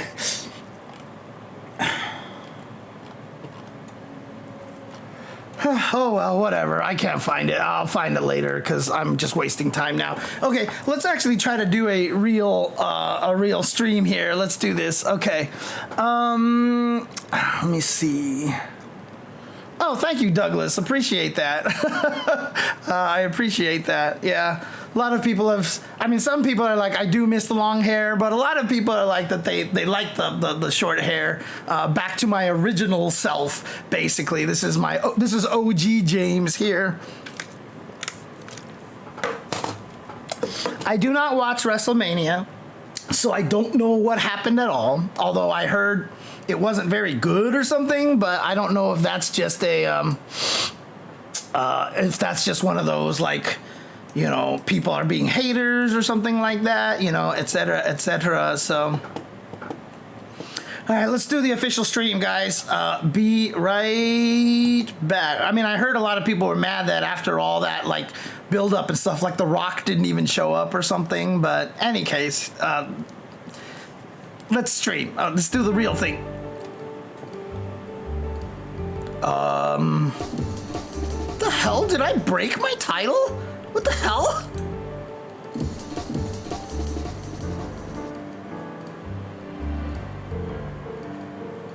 That was weird.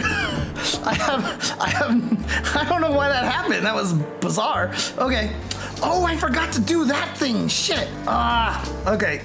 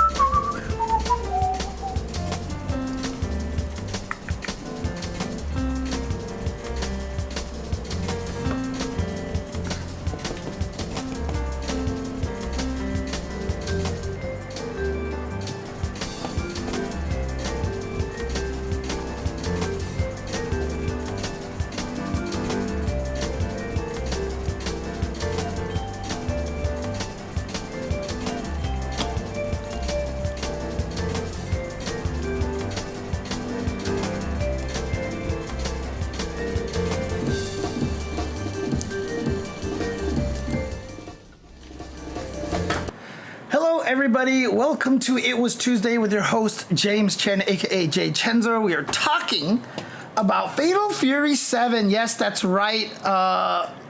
City of the Wolves is officially Fatal Fury 7, in case you guys did not know, because you can even see it on the logo. If you look at the logo, there's 7 claw marks on the last Y, which represents that it is the 7th official game in the timeline over here. And pre-order players have had it released for them as early as Monday and Sunday night for some people. So a lot of people have been playing it. The official release is in a couple of days when everybody is going to get access to the game. And it is interesting because, you know, I just want to talk a little bit about the early impressions here. I myself have not had a chance to mess with it all that much, so I can't say much personally about it, although a couple of things I've noticed right away are, like, you know, some of the things that they've done in trading mode, or not even trading mode, but like button config. They let us actually program the break as a button config, and you can do all sorts of stuff now, and it's going to make life so much easier playing the game. And you know what, I'll also talk about that a little bit more in the input debate thing, because there's a lot more to be said about that kind of situation. However, it's interesting so far because I've definitely seen a lot of interesting, like, takes and thoughts and stuff like that. And, you know, so far, obviously, the game has come out. People are saying the netcode has been great. People are happy with it. But, of course, we haven't released it to the full audience yet. So we need to see what happens when everybody starts pounding the servers. Now, keep in mind, though, that number of people out there does not affect netcode. Number of people out there affects matchmaking. So if the netcode is good right now, I would largely suspect that the netcode is going to be good, because remember, netcode is peer-to-peer, right? It's peer-to-peer. My computer is talking to the guy that I'm playing against. I'm talking to their computer. SNK doesn't know anything about us at this point, except for there's a database entry in their tables saying, yeah, we paired up those two guys. We're just waiting for their result now. And so you two play, and after you guys are done, you tell them the results, and they'll be like, okay, here you go. And they can change your data and update your scores and ranks and all that stuff like that, etc. So matchmaking is not net code. No. Well, actually, I thought I've talked about this, Necromancer Black. I think are you being sarcastic? Anyways, yeah, okay, so that's one of them, right? Like, a lot of people were mad about Salvatore and Ronaldo, but Salvatore has seriously, like, I feel like he's won everybody over. And honestly, like, I feel like if they had revealed Salvatore first, like, I think the only reason why people were mad was because they released Ronaldo first, and then they released Salvatore. And I think that frustrated a lot of people because they're like, we're losing all of our slots to these real human guest characters. But if Salvatore was revealed first, I think people would have been like, okay, joke character, he's kind of funny, but like, the more I see people researching what he's really like, what his music videos are like, and how all of his animations aren't bad animations, they're just replicating what happens in his music videos. And interestingly enough, they put a lot of love into this character. I mean, someone actually put up a video of Salvatore and Ronaldo's idle stances. And Salvatore is just doing stuff everywhere, like turning, he like looks at you, and like at one point in time it almost he looks at you like, are you gonna play or whatever? And like literally Ronaldo's just standing there the entire time. Like, he doesn't change pose at all, right? So I think like, a lot of people are actually really starting to enjoy this character. A lot of people have come around on Salvatore. Obviously, a lot of people are really happy with the gameplay. They're excited for this. One of the nice things about this game is that it isn't a game that you can see a lot of times when a fighting game comes out, it feels like the games are trying to hold your hand and like, oh, here's a simplified thing. But I really feel like this game is kind of bucking that trend a little bit. Like, just defends are still hard. Just defends into guard cancels are, difficult. Obviously, for people who are very good at controls and execution, they're going to get used to it. And they're like, what are you talking about, Jay? This is not difficult. But like, yeah, it's a pretty difficult thing to get good at. But we don't have drive rushes to skip neutral, etc., that kind of stuff. So I think there's a lot of potential for this game here. I mean, the interesting thing about Ronaldo is I haven't seen, like, nobody that I know is actually using him. So I haven't seen a lot of footage. Like, I've seen a lot of Salvatore footage, but I haven't seen a lot of Ronaldo footage. Obviously, he's very unique. The soccer ball setups and stuff like that seems very interesting.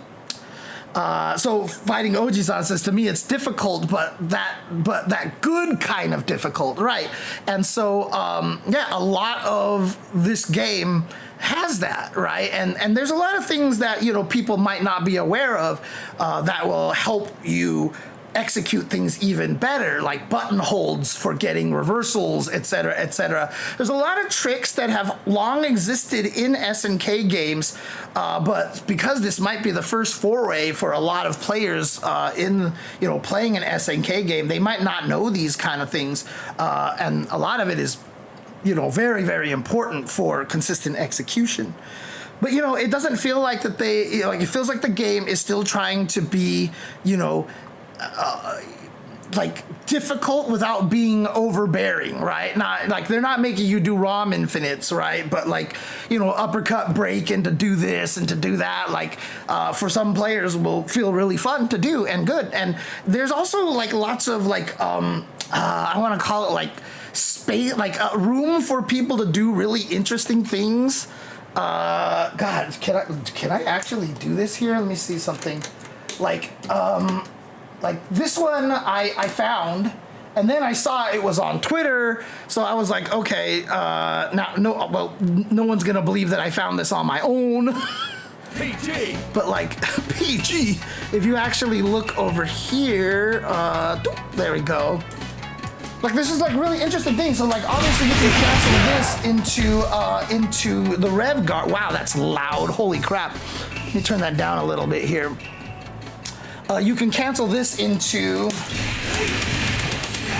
rev guard. Oh no, wait.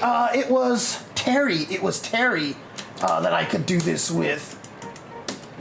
Let's do this. So Terry, and I'll beat up on Rock. Haha, take this, kid. Is it still super loud? Is it still super loud, or is it better now?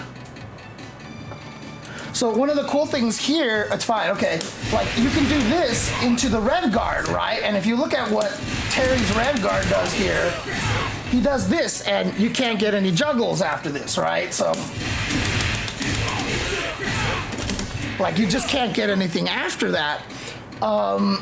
Can't super, can't do whatever, but the window for rev guarding is actually open.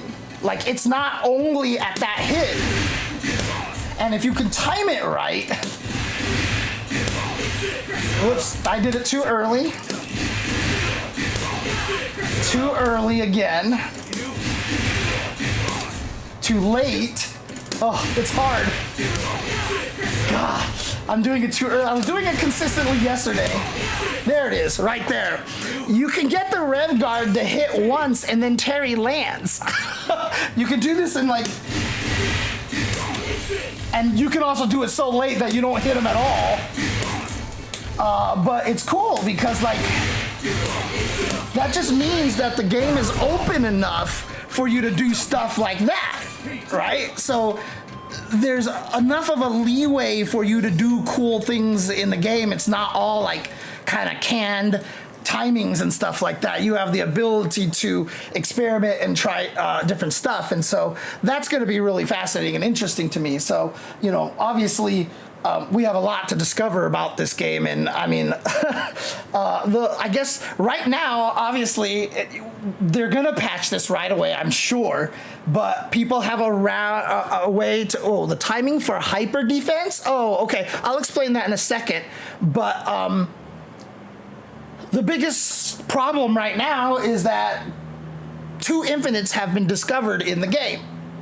Marco and Salvatore Ganacci, of all people. Salvatore have infinites in this game. And obviously some people, some jerks like Mike Ross are just doing the infinites online to unsuspecting people out there. I mean, come on. But I mean, obviously they'll get patched out right away. I'm a little concerned because I feel like those infinites should not have been difficult to find. And so part of me is a little concerned about that, but I'm sure it'll be taken care of quickly. But, you know, this is how it goes with fighting games, right? We get these fighting games, and then we just start breaking the crap out of them. And you know what? It's good. It's good. Because, again, I've always said, if you design a fighting game and you know everything that your characters can do, it's a bad fighting game. It's a bad fighting game. You want to have a lot of leeway for people to be able to show their creativity, to do their thing. And, you know, so far, you know, when I see a lot of people using the different, what do you call it? When we're using the same character, you'll see them kind of play them in different ways, which is really exciting. And that part is going to be really cool to see, because the game is so chock full of mechanics. I've always been kind of a fan of the inundate with mechanics that are all just kind of but like then when somebody finds a use for them or does something with them that's amazing, you're just like, this is the greatest thing ever, right? Samurai Showdown was famous for that. Samurai Showdown 2 and Samurai Showdown 5 like just had more mechanics that you could shake a fist at, and like sometimes you would just find like goofy dumb things that made that like were like, oh my god. Like one of my friends was fighting against an opponent's Kyoshiro in Samurai Showdown 2, and they have that ability to do the super low duck. If you go down, you like plant yourself on the ground, and he had like 0 health, and the guy did Kyoshiro's like flame super onto him while he was getting up, and somehow he managed to wake up with a reversal. Like he got up into the flat position just long enough, because you couldn't stay there forever, but it was just long enough that the fire went away and he got up and killed the other guy. It's really cool. So what are you talking about, JNV? Is this similar to Ed's dream combos? What are you talking about here? What are you talking about? How hype was I when DJ B13 released his Kami SF4 exhibition trailer? God, I could barely remember that at this point. So, yeah, so, you know, I know some people have, you know, expressed a little sadness that, you know, for example, the episodes of Southtown is more just like Alpha 3 World Tour. I mean, yeah, the Alpha 3 World Tour. It's mostly just menu based, and then you fight, menu based, and you fight, you know, travel to different locations, whatever.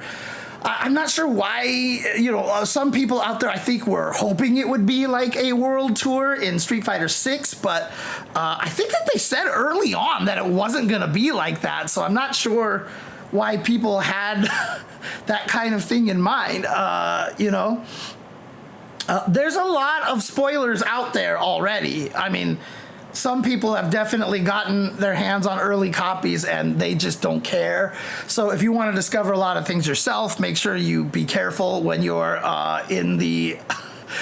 be careful when you're in the social media sphere, basically.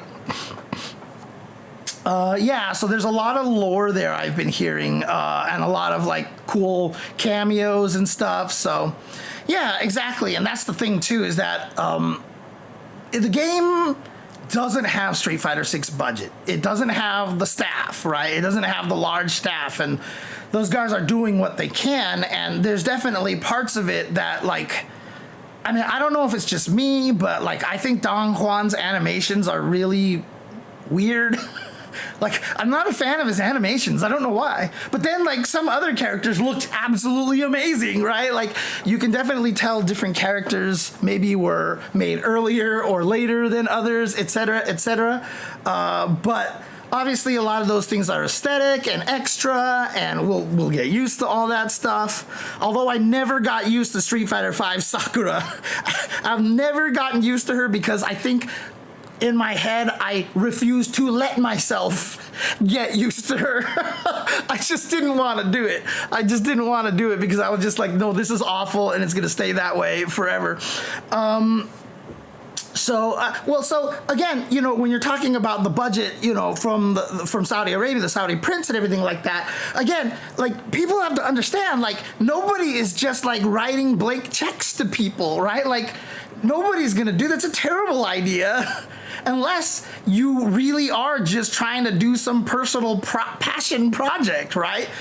It just doesn't happen. So, you know, when people are like, oh, doesn't Sony own Evo now? Doesn't the Saudi prince own SNK now? Doesn't, you know, blah, blah, blah, blah. Like, why doesn't PlayStation just give Evo all this money? Like, that's not how anything works. Like, it doesn't work that way, right? Like, people build budgets and, you know, and otherwise you're just going to end up with stuff that'll never be finished and all the, you know, you have to, they're still trying to make their money back, let's put it that way.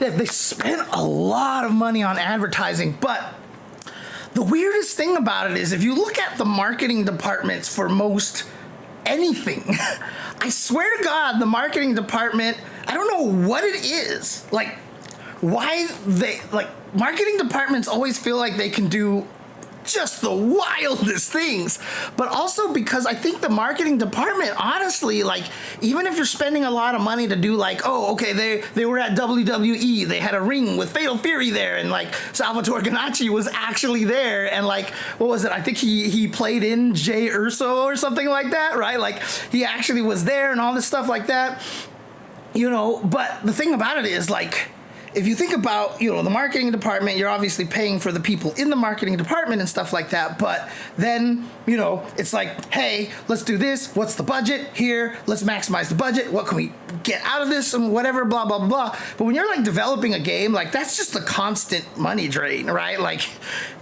you've got developers and QA, you're just paying them constantly to like do this and, and so like, I don't know.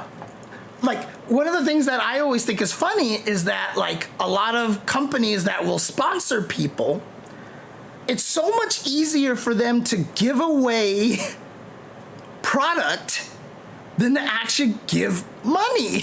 Like, we have this $1,000 item. Hey, influencer, here's this item. Instead of like, hey, you promoted us, here's $1,000, they were like, here's this item.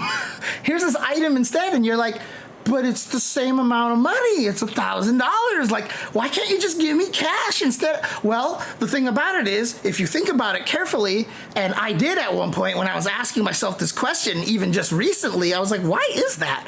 I think I've even mentioned it on the stream before, but when you give something away, that's a gift. If you pay somebody, that's a salary.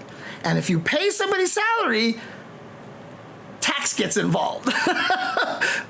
If you give somebody a gift, like you've seen Shawshank Redemption when they're sitting on the top of the roof and Andy Dufresne gives that cop an idea, like give your wife a gift, it's tax free. Like I'm sure a lot of it is, well, that's the thing. Yeah, accepting gifts is a violation of ethics unless, that's why all companies tell you you have to say, I got this as a gift, or, when you tweet about a product, you actually are legally obligated to put hashtag ad if you are being paid for that tweet, or if you are getting gifts for that tweet.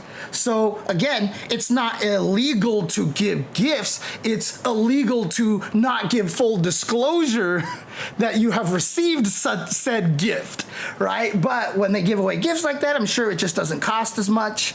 And I bet you there's something about the way marketing department and R&D and development and all that stuff like that, the way that they're taxed or whatever like that's probably different, and so it's easier to spend money in one area than the other, et cetera, et cetera. So I just think it's different that way. And again, this isn't even just necessarily about SNK. I've seen this in every company, right? Like this is just how it works, basically. So yeah. They have spent a lot of money on not necessarily advertising, but promotional tie-ins, basically. So, but again, this is one of those situations where, you hear from the SNK devs. Clearly, they intend to work on this game for a long period of time. And so, what we can hope for is that, any of these little things will continue to improve as time goes on, right? And I'm sure it will, because from the sounds of it, it sounds like that they are really in this game for the long haul. So, hopefully, I know a lot of people are complaining about some stuff. I mean, it took me forever to figure out how to record the dummy to do anything at one point. And just in case you guys are running into this problem, you have to assign a button to record and make sure the dummy is not assigned to being a human. Because if you assign them to being a human, when you press the record button, nothing happens. I had to switch him to stand, and then I could record the character doing something. So obviously, there are things like that, pressing record, maybe should pop up a message, please set them to this, if it's in that mode or whatever like that, or just let it work, etc., etc. Hopefully those things will, show up from time to time. Hopefully people will be, hopefully they'll be doing lots of little quality of life improvements as the game continues on.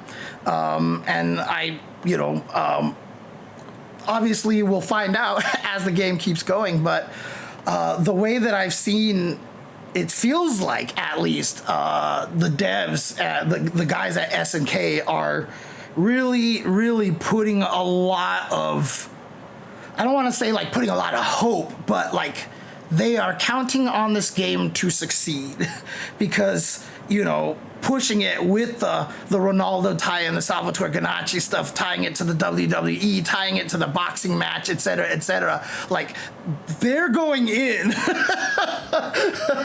They're going in. So I think they definitely. Yeah, I mean, that's what, so, you know, Fighting Oji-san's talking about the TKO group and stuff like that. I mean, yeah, I mean, a lot of people have been talking about those kind of relationships that, you know, TKO group is a Saudi-based management. Do they own WWE? I don't know. I don't know the history, so I can't say. So, but yeah, the marketing, they're going really, really in there. And, you know, I don't know what we don't know because the game's not actually out yet. So in a couple of days, we'll find out a lot, right? Because a lot of people are wondering, you know, if a lot of Ronaldo fans are going to buy the game and play. You know, are a lot of Salvatore Ganacci fans gonna find the game and play? You know, I have a very limited point of view, and of course, everybody who pre-ordered the game is obviously more interested in Fatal Fury than Salvatore Ganacci. But I swear, I feel like a lot of people are discovering Salvatore Ganacci more so than Salvatore Ganacci fans are discovering Fatal Fury. Again, I'm biased because I'm in this little FGC bubble, and everybody who's talking about it are obviously fighting game people.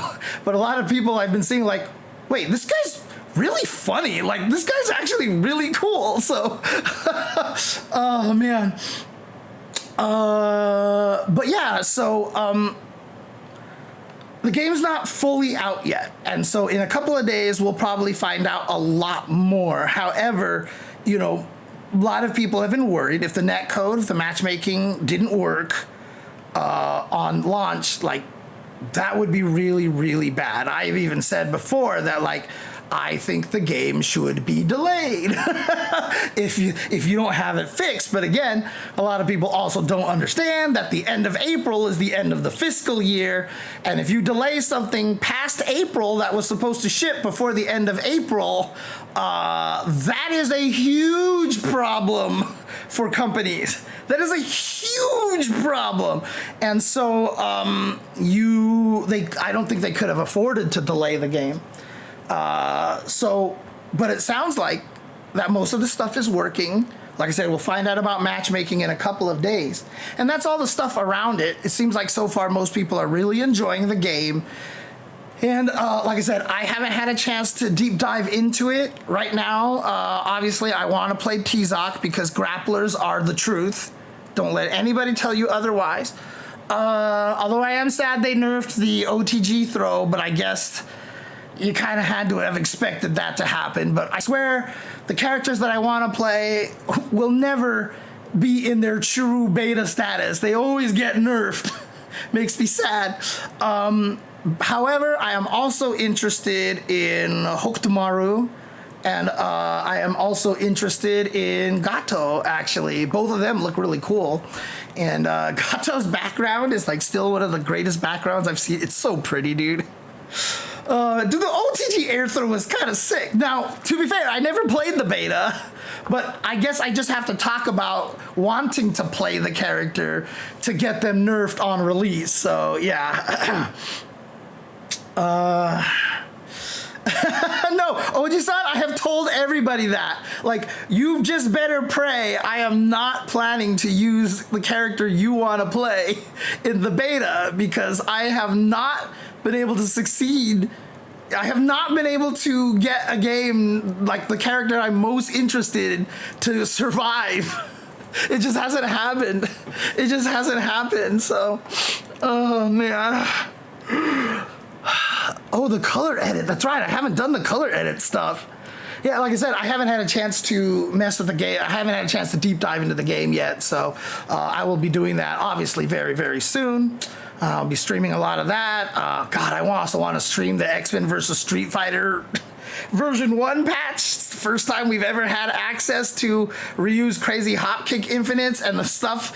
Like, you watch people do it and you're like, that looks really dumb easy. And hey, Jasmine, why are you swiping at Nathan? I've never seen you initiate things before. But that Hopkick Infinite stuff is way harder than it actually turned out to be. Like, it's so finicky. Now at least I know why people didn't find it and it got released that way, but still. Anyways.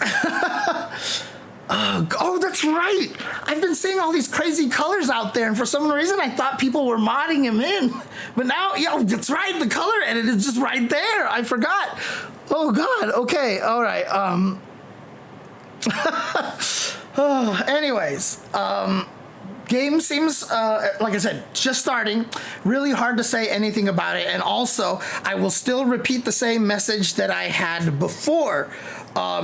When you first get a chance to pick up and play this game, like a lot of people did in the beta, I had a lot of people being like, oh my God, like, I love this game. This is the best fighting game. Like, this is exactly the kind of fighting game I like to play and I enjoy. Well, keep in mind, that's because nobody's figured anything out yet for the game. And so be careful of that, right? And I'm not telling you that, like, don't expect the game to be good. What I'm saying is, don't expect the game to play the way that you want it to play.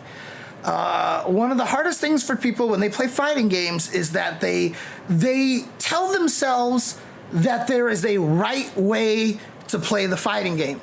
And that's the problem, right? So if you're playing this game, you're like, I love this game, and I'm having fun playing with my friends. We're just jumping at each other and blah blah blah, and like I love the fact that I can just just defend DPs and I blow up my friends, and then you find out like DP into break is what you're supposed to do so that you can't get punished when you get the DP just defended, and like all of a sudden like someone finds this other trick and you're like, wait a second, like all the things that I enjoyed turned out not to be very strong. Now I don't like the game. No, like remember that fighting games evolve and they're very malleable, and that's what makes a great fighting game, right? So yeah, SF6 beta, dude, even on release for a year, people were talking about how great Street Fighter 6 was, and they're like, this is so good, like I can't believe Capcom, this is their first release, this is like the best thing ever.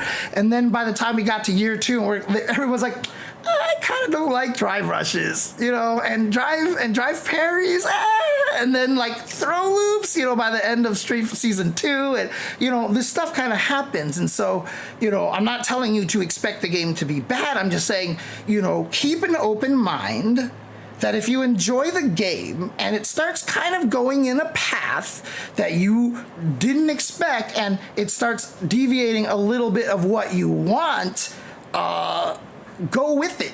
Like, don't tell yourself what this game is supposed to be played like, because everybody who plays their favorite game says that their favorite game is the perfect example of what neutral and footsies are, right?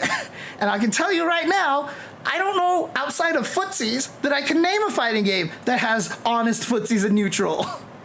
I don't think that exists, honestly. Like, what game can you actually say? Like, the only thing that I can say from a mainstream fighting game that is honest footsies is Ryu versus Ryu in Hyper Fighting. Like, that's honest footsies. Like, to me, that match embodies what everybody talks about with fundamentals and footsies and stuff, because it's so good.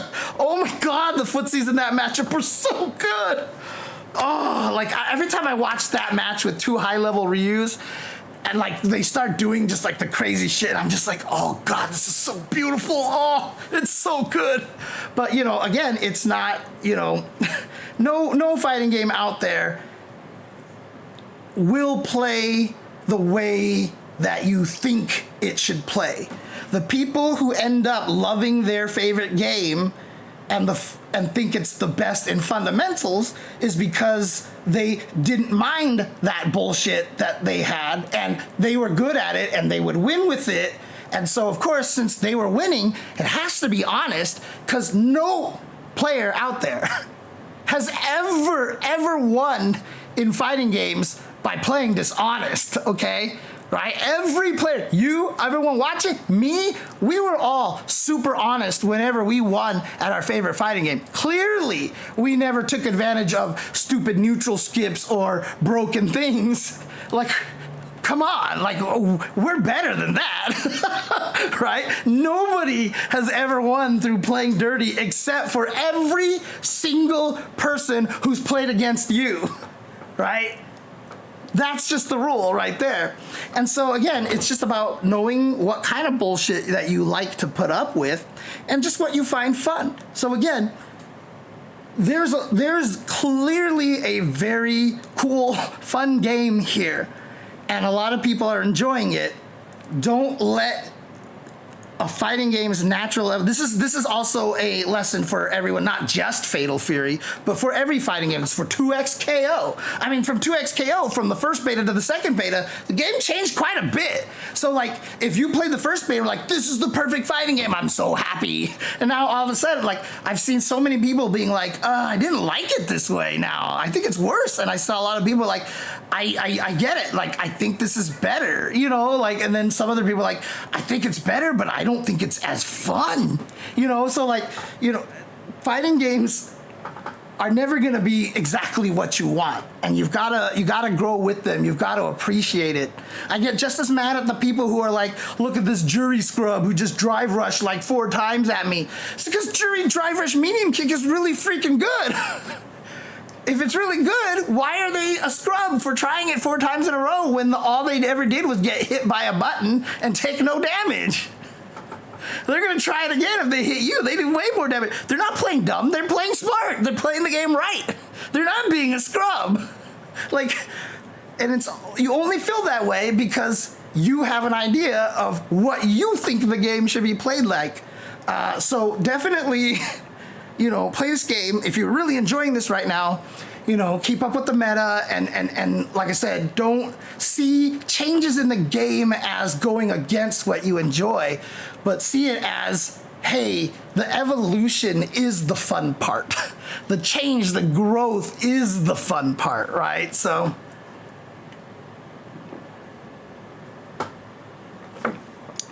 I quit CVS2 because of role canceling. I literally quit the game. I loved CVS2. And as soon as roll canceling happened, I was like, I don't want to learn roll canceling. I always played C Groove. And so if I played C Groove and I didn't roll cancel, like, I was nerfing myself. And so I was like, this is dumb. Like, now this game is just a mess. It's unplayable. And I quit it, and then it turned out roll canceling made the game better. But it's funny too, because nowadays, like, I didn't think, like, I was so bad at roll canceling. I was terrible at roll canceling. And it was a few years ago, many years ago actually, that I bust out CVS2 on this stream before, and I was like, yeah, let me show you guys what roll canceling was all about. But I'm warning you, I'm terrible at roll canceling. And I did it my first try, and then I did it my second try, and then I think I might have missed it, and then I did it my 4th try, and I was like, What? And it's because Street Fighter 4 taught me how to plink really well. And so thanks to that, like, my timing for roll canceling was so much better. And so I was just like, I was like a roll canceling monster. I was like, whoa. Dude, Tochi, dude. I labbed it. I labbed Jury Drive Rush Medium Kick with my Kimberly. I couldn't stop it. Like, I couldn't stop it. Drive Rush Medium Kick, I pressed every button, and I could hit it if I was, like, accurate to, like, 2-frame window, but, like, every other time, it would either just beat my button, or I'd miss, and she'd hit me, or just, like, dude, I couldn't freaking... I was just like, I can't stop this. Like, there's nothing I can do. So honestly, what you're gonna have to learn to do is perfect parry that, right? You have to treat it like Honda Headbutt. That's just all you have to do. And now that I've said it out loud, holy crap, why haven't I tried that when I'm fighting juries? All right, I'm gonna have to remember when I'm fighting juries now. It's momentum, and keep in mind, her standing medium kick is a 2-hit move. So it has more active frames than a lot of other moves. So the precision required to dry rush and hit with a button, a lot of characters have to hit it a little bit later so they can hit you. But when Jury dry rushes and she hits standing medium kick like halfway across the screen, it's like hit, hit, hit, hit, hit, hit, hit, hit, hit, hit, hit. Like it's hitting for a long time. And that's one of the reasons why it's so strong, is because it has so many active frames. Oh God, because a lot of characters have great momentum. But like, and the best part about Juries is that if she dry rushes and hits you with both hits, like she's plus a certain amount of frame. If she dry rushes and you stick out a button and she hits you with the first hit of her standing medium kick and then you reel back and the second one whiffs, she's more plus. She's actually more plus in that situation and can get better combos than if she actually hits you with both hits of that standing medium kick. So even if you push a button out and it only gets hit by the first hit and she whiffs the second one, that's not even better. That's not even a good situation to be in. Holy crap. Anyways, okay. Clearly, I'm not angry at Jury or anything. A while ago, I was like, I was testing out my stick and just going back on ranked online. I fought like 4 Juries online in a row. And I was just like, when did everybody switch to this character? I was like, what the heck? And I hate that matchup. I hate Jury versus Kimberly so much. I hate it. I hate it. I hate it. Because Kimberly can't do jack shit to that stupid ground fireball. Oh. God. Anyways, I'm not allowed to complain about Kimberly anymore. I'm not allowed to complain about her. She's actually a decent character now, so I can't. Not allowed to complain about Kimberly. Ugh. Anyways, okay. Yes, City of the Wolves. City of the Wolves. Like I said, we'll find out a lot more. I can't wait till everybody gets its hands on this game, because that's when all the craziness is going to start up, right? We're gonna start fighting a lot more tech. We're gonna start fighting, and I guarantee you right now, I guarantee you, because every game is like this. I don't think that there's a game that's ever avoided this. We're gonna find some stupid bug that's gonna be really strong that they're gonna have to patch out and stuff like that. But again, the weird part about it is I love that. I love this phase of fighting games when people are just like, I can use this like this in a way that the devs never intended or thought of.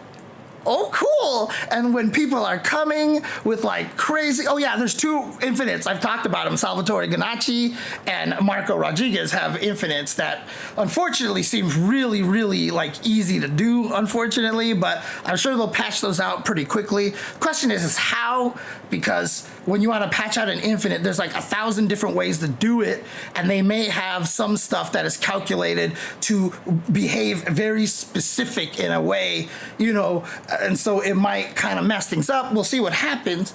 But again, this is like the most fun phase of a fighting game. A brand new fighting game has dropped, and now we all just get to do just the craziest stuff. Like the 2XKO beta was out a while ago, and I asked Josh this on Twitter.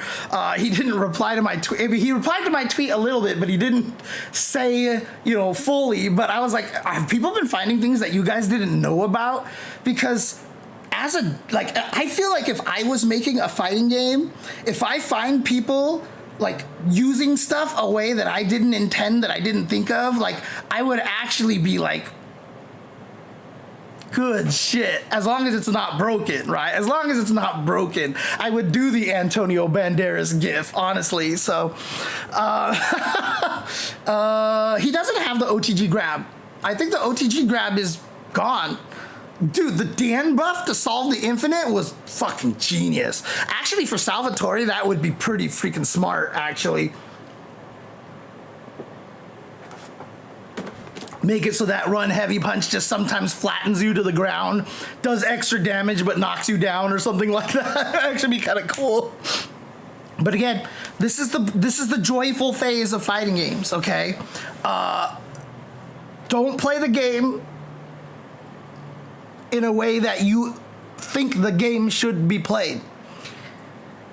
Fighting games are a playground. They are a toy chest. But in the end, you can only play with the toys that are in that toy chest, right? And so it's full of a lot of really fun toys.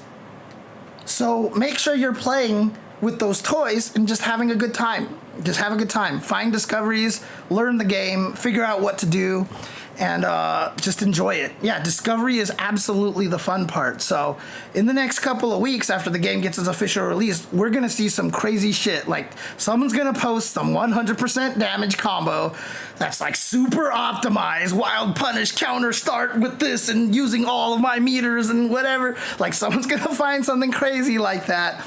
And, you know, again, every fighting game starts this way. So don't look at that and just be like, God, this game, like the worst one is when people are like, didn't anybody test this game? Like come on, like millions of people playing your game are like the monkeys on the typewriter. They'll eventually type out Shakespeare play, right? Like if you just gave them enough time.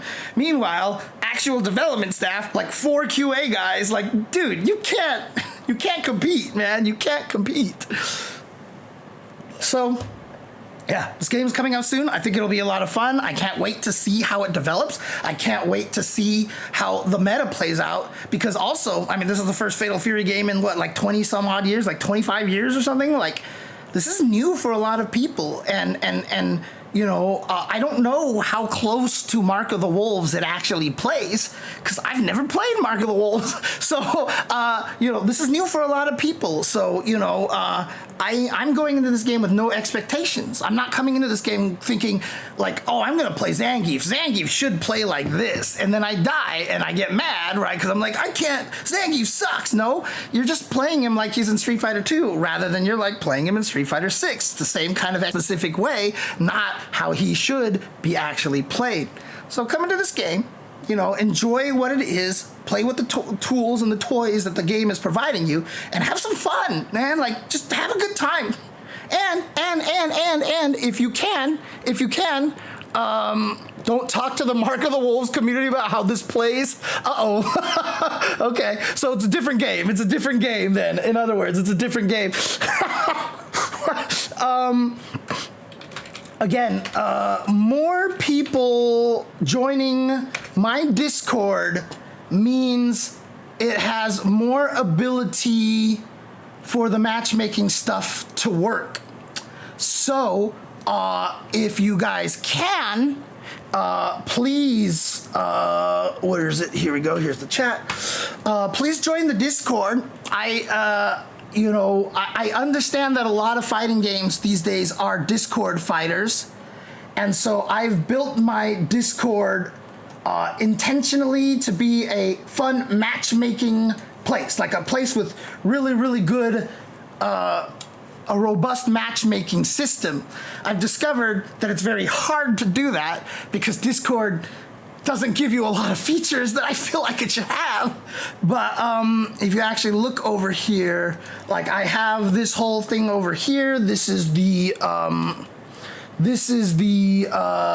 rules for the matchmaking section here. Basically, you'll come here, you click on the games that you like to play. So for example, you would come down here to where Fatal Fury is, and you would click on Fatal Fury over here. And then once you actually click on this, that assigns you the role. So if I right-click on my name and I go look at my roles over here, like I have the Guilty Gear role, I have the Soul Calibur role, I have the Street Fighter 6 role. Once you assign yourself that role by clicking on these icons over here, then what you can do is go into the beginner, intermediate, and expert sections over here.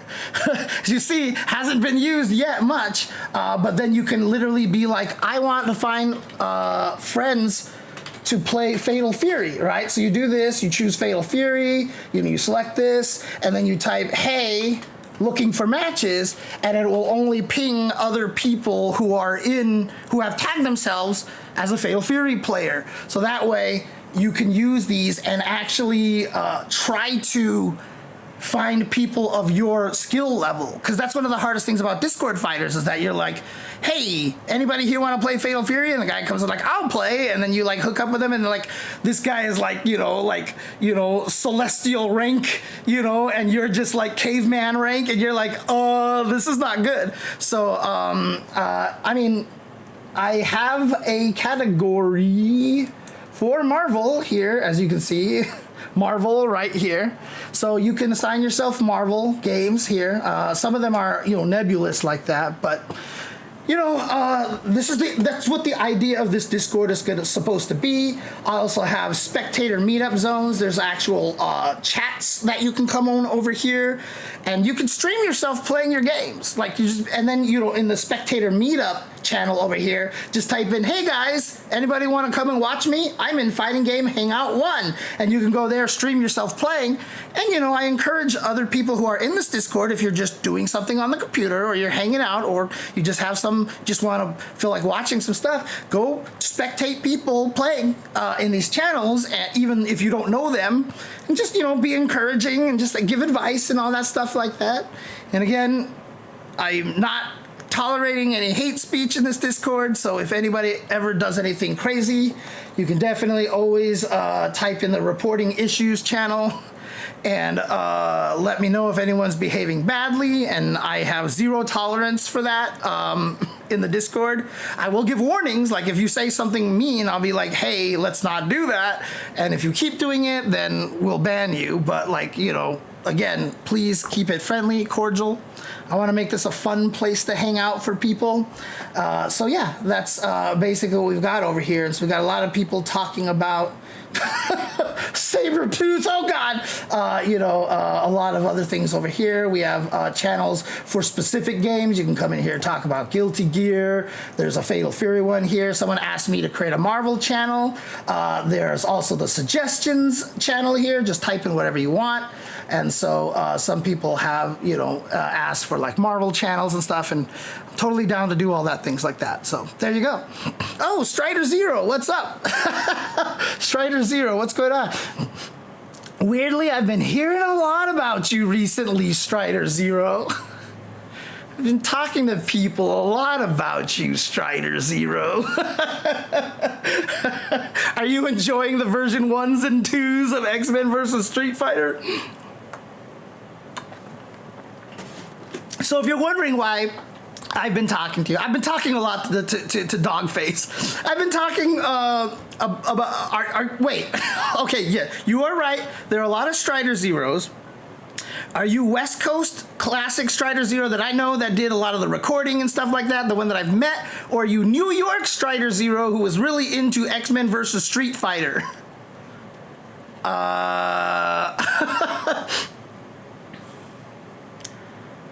I'm not sure. Okay, so are you the West Coast one? You're the West Coast. Oh, okay, yeah, okay. You're the West Coast. Okay, hey, what's up, Strider Zero? How you doing? Your mention of the 25 plus years between Mark of the Wolves and City of the Wolves made me realize Mark of the Wolves players born in the summer of 1974 have literally waited half their lives for the sequel. Dear God. We are all Strider Zero. Okay, so sorry, Dogface has not been talking about you. I apologize.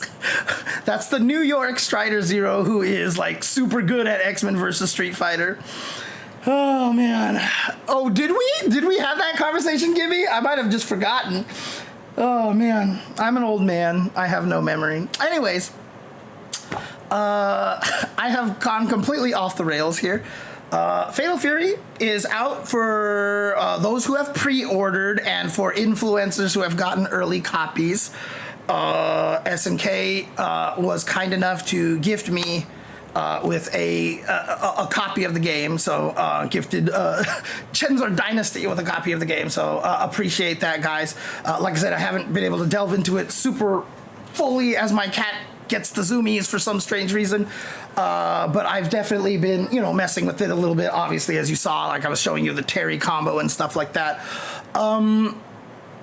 But in a couple of days it will be released to everybody, so if you have a chance, pick it up. If that is your intention, pick up the game, try it out, and just have fun with it. So okay. I guess that'll be all here for. I'm surprised I talked about first impressions for an hour, but again, classic James just went on all this other stuff. Anyways, thank you guys for watching here. Hope you enjoyed the content that I always produce here. For those of you in YouTube, if you look out for these topics, may or may not show up. If you see this and you're like, I don't see the video about the wish list or the trading mode, you can always find these videos in the actual broadcast form on the live tab. Those will always be archived on YouTube as well. So also, if you prefer watching all of the Tuesday, it was Tuesday from front to back, like while you're working or you're on the bus or something like that, you know, the live tab is where you want to go. So in any case, thank you guys for tuning in. I hope you enjoy the content. Please let everybody know how cool my stuff is. And, and how mature and actual, like, good discussion about fighting games that I try to present and stuff like that. So, you know, it's different. I mean, there may be other people who are like this, but I feel like I am coming from a very unique, much older perspective, so I see things differently.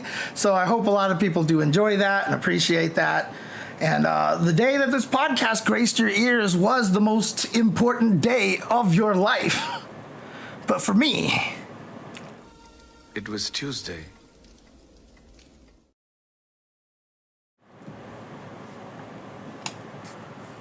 Ooh, I have that down way low. We aren't actually done.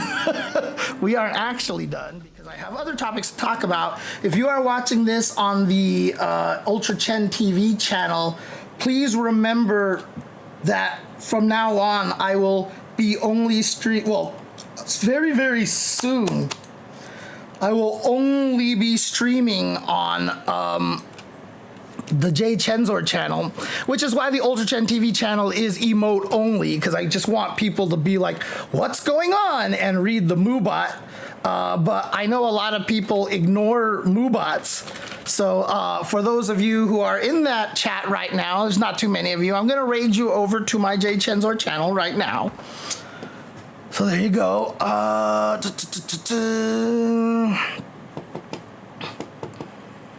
Yeah, I know. It's always been this way. So I'm always streaming on a Wednesday for a lot of people. All right, here we go. So let's do these other topics over here. So just for my editor's purposes, yeah, we're going to move to the next topic.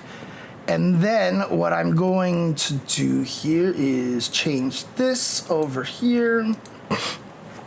I just wanted to add a little bit more to this.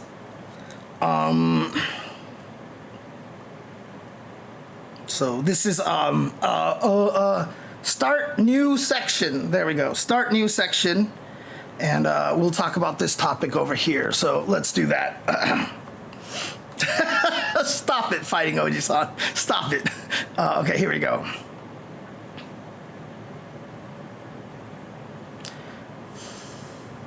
Sorry, my brain got distracted. ADHD. Okay, anyways. Hello, everybody. Welcome to It Was Tuesday. I'm your host, James Chen, aka Jay Chenzor. And I know a couple of weeks ago we talked about, you know, the things about, you know, I was basically mad because a lot of people were talking about the single button special moves versus motion inputs, and everyone who talks about it on Twitter is always just like ignoring like so much of the stuff that, you know, are benefits of having motion inputs. You know, people are like, oh, well, if you just change it to single button inputs, it would be the exact same game. And it's not. It's not. And so I spent a long time talking about that. Well, the 2XKO beta was just a few days ago. And I got to mess with the game a little bit during that time. And, you know, I know it's hard, because I know I am biased. I know I come from an old school background. I know how difficult motions were to learn at first, etc., etc.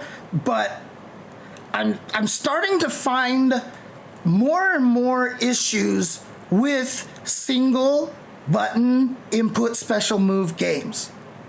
I really am. And what I'm starting to find out is that I think it's super limiting. So before I was talking about, oh, you know, if you design your game right for it, and I still believe that. If you design it right, you can make it work, and it's good, and it's fine. Again, Smash Brothers, Melee, for example, perfect example. It's only got 2 attack buttons, and you have a whole variety of moves, right? And there's no motions or anything like that, so it works well if you can design it right. But I think what's happening with a lot of developers these days who are making fighting games with single button inputs is that they don't have the right mentality to approach it this way, because I think a lot of the people who are developing it are people with motion input backgrounds. So I'm starting to find a lot of issues with the single button input. So the first one is this: because special moves are just single inputs, you have to dedicate an extra button to the special move, and a lot of times you have different directions. You can do forward, neutral, down, up, whatever, back. You can come up with a lot of different things.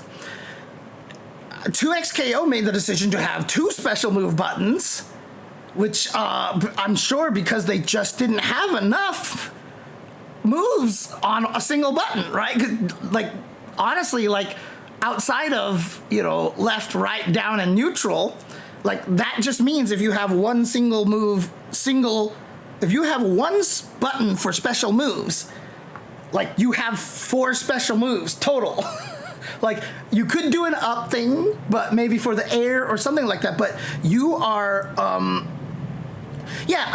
again, I mean, I played Rising Thunder only a little bit, so I wasn't really, able to kind of come up with this kind of same mindset here. But again, you're limited on special moves, and so 2XKO had to add a second special move button. So there's 2 special move buttons, and now it gets even weirder because, you know, the character that I played, for example, you know, on one button there is no, for example, down special move, and on another button there is. And then some characters have a forward plus special, some characters don't have that at all. Some, like, it's weird because now for the different buttons, like, you have to know which ones have the special moves in the right directions. Like, is that easier? Is that easier? You know, Rising Thunder had 3 specials, a throw button and a super buttons, right? It was actually an 8-button game, and that's part of the problem, and I'll get into that in just a little bit. But again, I feel like what's happening with that kind of system, with the super limited way of you being able to activate special moves, we're also losing a lot of depth and variety in specials, right? Because think about that. Think about using Ryu. And you need to have the donkey kick, you need to have the tatsu, you need to have the blah, blah, blah, blah, blah. You don't have 3 speeds of fireballs, which is so critical to using projectiles properly.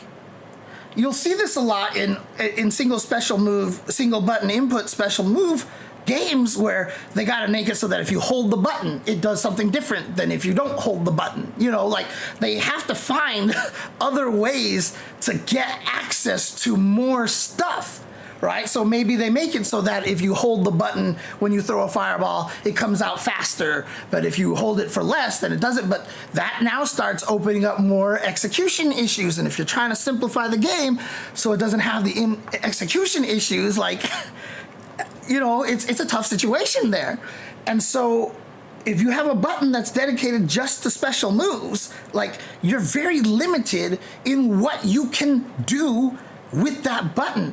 And having different strength, you know, fireballs is important. Having, you know, you see a lot of fighting games where, you know, uppercut, for example, the light one is for you know, anti-throws. The medium one is the anti-air. The heavy one is, you know, you have this variety, and then you even have situations like Terry Bogard in Street Fighter 6, where all 3 versions of his fireball are very wildly different moves depending on if you use light punch, medium punch, or heavy punch, right? So you can have one move be round wave and then two different versions of ground wave. And you're missing that, right? Because you aren't using the motions. What the motions do is they give you the ability to have more options because that motion works with every single button, right? You can do it with every button. So technically, you could also have a character like Aki, where quarter circle back plus punch are 3 completely different moves, right? So with one motion, you don't even have to repeat, like, you don't have to add any buttons. And now I have access to 3 specials that are completely different because they chose to make quarter circle back plus light, medium, and heavy punch different moves, right? So it's a little, I feel like it's getting a little. All right, let me get to the next issue because I want to say something and I want to save that for the end. The second issue that I'm having right now is that you're basically forcing people to play 8-button games. And so that's not simpler at all, right? Like, clearly that's not simpler. What ends up happening is that there's just so many button combinations. Holy crap. Like, dude, like, this is even a kind of a problem in City of the Wolves right now. Like, I swear to God, like, every button combination does something. And it's like, which one am I? What button combination was who? What? And so, like, when I was playing 2XKO, it's like every button combination did stuff. Now, to be fair, everything in 2XKO can be done with 6 buttons. At its core, it is entirely a 6-button game. Everything that you can assign a macro is actually a different button combination. Light and medium attacks is the, if I'm not mistaken, it was the parry. No.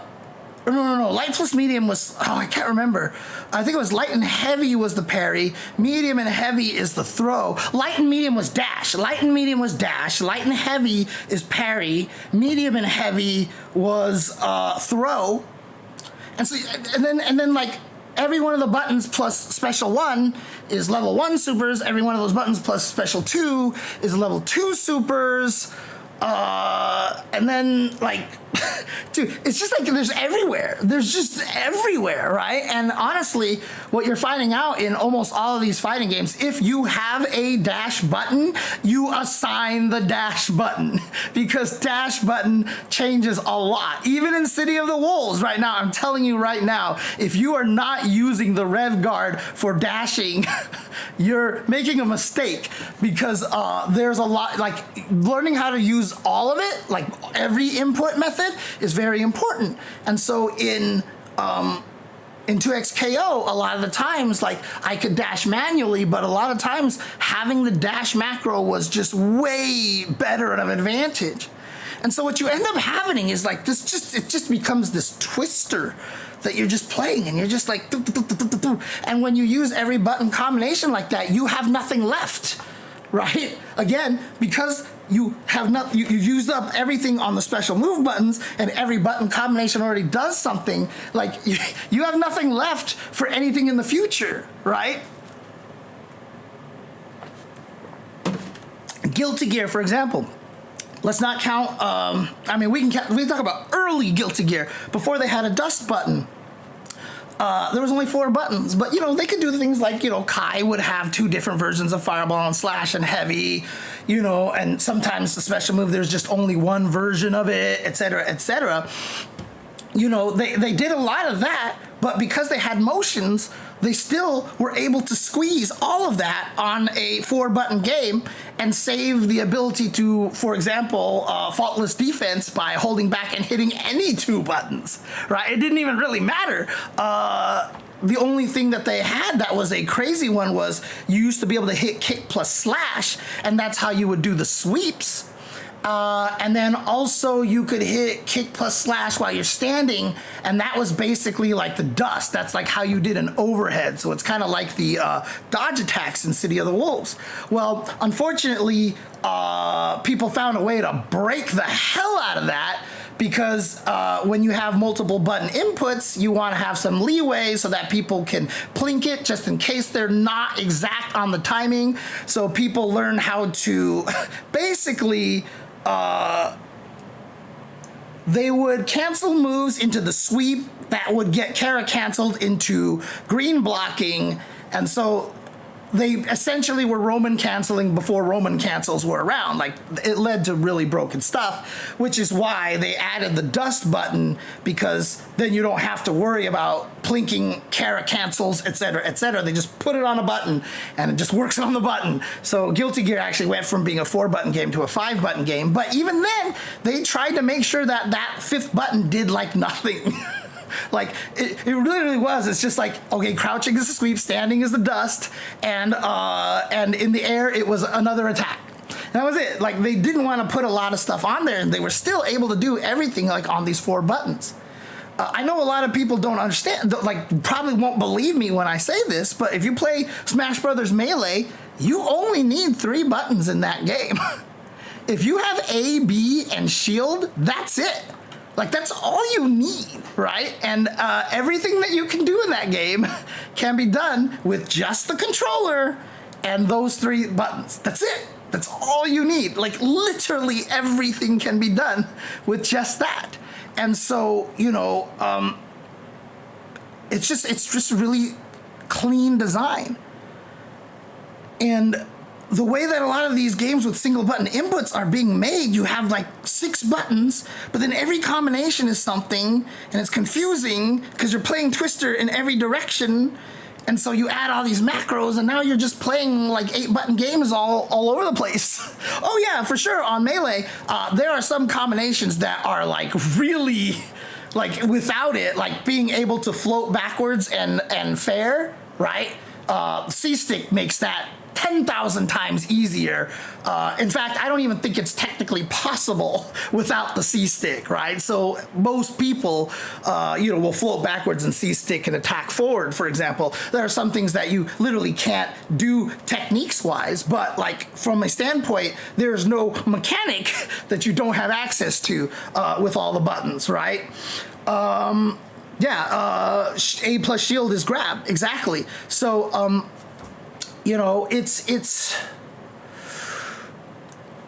it's confusing. It's confusing, and I feel like,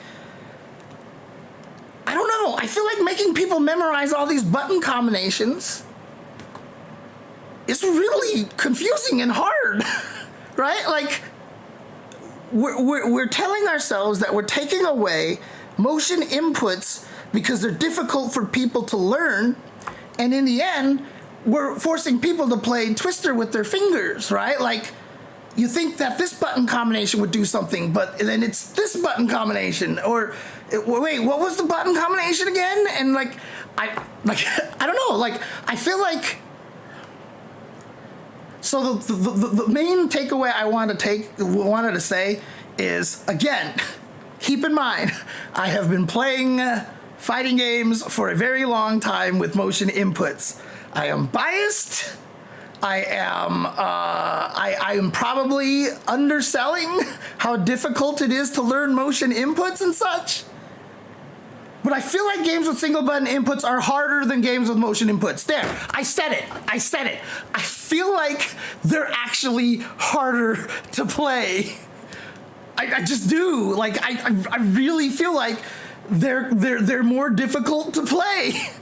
Because, like, I'm sitting here trying to do I'm like, wait, what was this? Wait, how did I want to call this special move, so I gotta make sure I'm holding forward on the controller when I hit this button, and then I wanted to call so I gotta hit down and this button. Dude, like, it is, I think it's harder.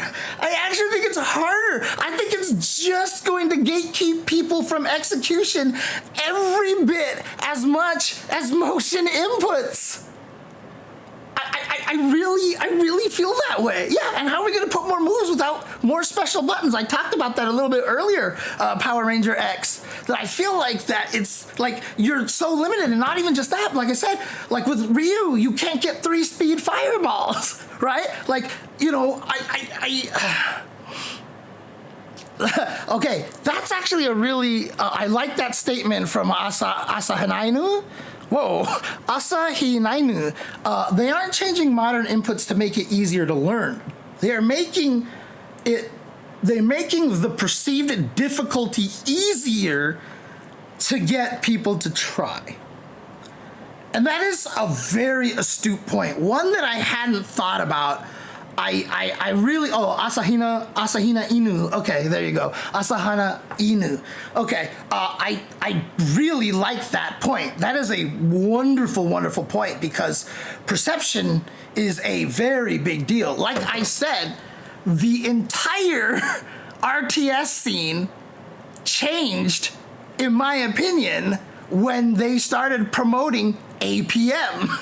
They're like, look at this guy's APM. Look how skillful this guy. He has a high APM, etc., etc., etc. And like, because they talked about it that way, all of a sudden everybody's like, oh, these guys are skilled, right? Like, you talk to people who play fighting games and just like, these guys are just mashing buttons. Like, there's no skill in these games, blah, blah, blah. Like, we haven't found our APM yet. We haven't found a way to present, you know, execution as a skillful thing worth fighting for and achieving, you know, and getting actually better. Yeah, SBD and Street Fighter 2, I mean, again, Street Fighter 2 is a whole different beast, right? Because that was the first one. The inputs are bizarrely strict in that game. Well, not bizarrely strict. They're just really strict. And at the time, that was just part of what you had to learn in the game. Like doing DPs, you have to be super accurate. Right now in Street Fighter 5 and Street Fighter 6 and in Street Fighter 4, by the way, like all of this stuff worked. Like it's really easy to do DPs and SPDs as well, etc., because they just learned to relax the input reader, etc., etc. That was the first game. Yep, Street Fighter 2, of course, is going to be hard to do. It's the first one. But the thing about it is, when you play a game like Street Fighter 2, even though it has 6 buttons, even though that sounds kind of scary, light, medium, heavy, punches, kicks, like, you know what the buttons are supposed to do. The concept of light, medium, and heavies is so vital, right? I mean, because we see that in every game, you know, that just makes you understand what these buttons are for. And then punches and kicks, like, it makes sense. There's a way to compartmentalize this. And so a lot of times when you had to do a special move that involved a kick, you know, you use the kick button. When you did a special move that involved a punch, a lot of times you use the punch button, right? Obviously, that this is not always the case, because some games have kind of gone crazy, or there's just too many special moves involving kicks, you know. But a lot of those characters were the anomalies, right? But like, there's something about that organization in your brain that makes it easier to process what the buttons are, because the buttons are not designed to be a specific purpose. And that's what we get from games with special inputs, because you've limited all of the button combinations because you have to do everything on a special move button. And so as a result, you have to have a button that only does this. You have to have a button that only does that. And you have to have a button that only does this. And then through logic, you're like, well, this button is kind of a defense thing, so we'll make it so that when you combine it with an attack thing, then that's how you do alpha counters, right? Because like, you're trying to logically build it. But again, instead of memorizing one very simple alphabet, you're learning like, this button does this button does this, what's the combination, blah, blah, blah, blah. And it's like, it's like I said, I know I'm biased, but I also don't think I'm wrong. Like, I think objectively that they're just as difficult as each other. But Asahina Inu, as he said, or as they said, I'll say because I don't know, as they said, you know, a lot of it is a perception thing, because a lot of people did find that it was the motions. Thank you for the follow, non-factor. A lot of people said I couldn't play fighting games because of motions. And again, I don't think it's because motions are hard, especially with how these games are designed these days. Have you seen the video of the dog that does a Hadouken? Have you guys seen this video? I should have, I mean, I just thought of it now, but someone taught a dog how to do a Hadouken.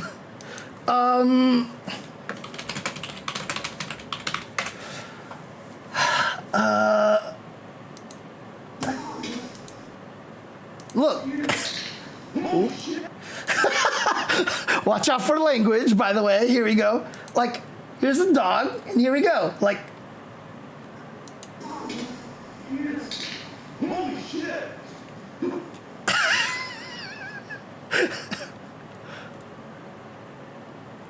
Dude, if the dog can do a Hadouken, you can do a Hadouken, dude. Come on. Let's be serious here.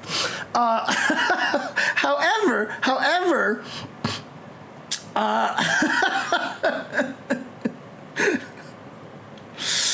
yeah, I mean, a lot of the people who play modern don't do it because it's easier. Dude, I couldn't play modern at all, because I was like, wait, what's the button combination to do this? I keep forgetting what the button combination to activate supers is and stuff. Like, it's really confusing, right? Like, but the thing about it is, I mean, Broly Legs used his face, he used his tongue, dude. He played with the pad against his cheek like this, and like he would press buttons with his tongue, right? The problem is that games are not teaching how to do motion inputs very well. That's just what it comes down to.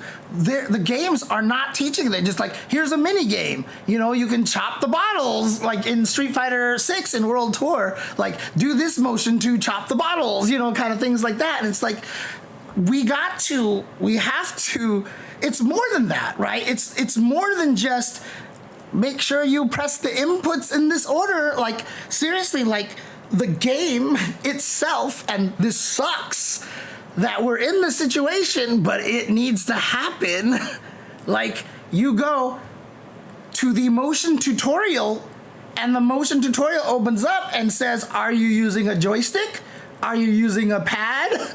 Are you using a leverless? And just have artwork of a generic version of all three of those. And as soon as you pick one, then it says, this is how you throw a fire. Same lessons on all of them.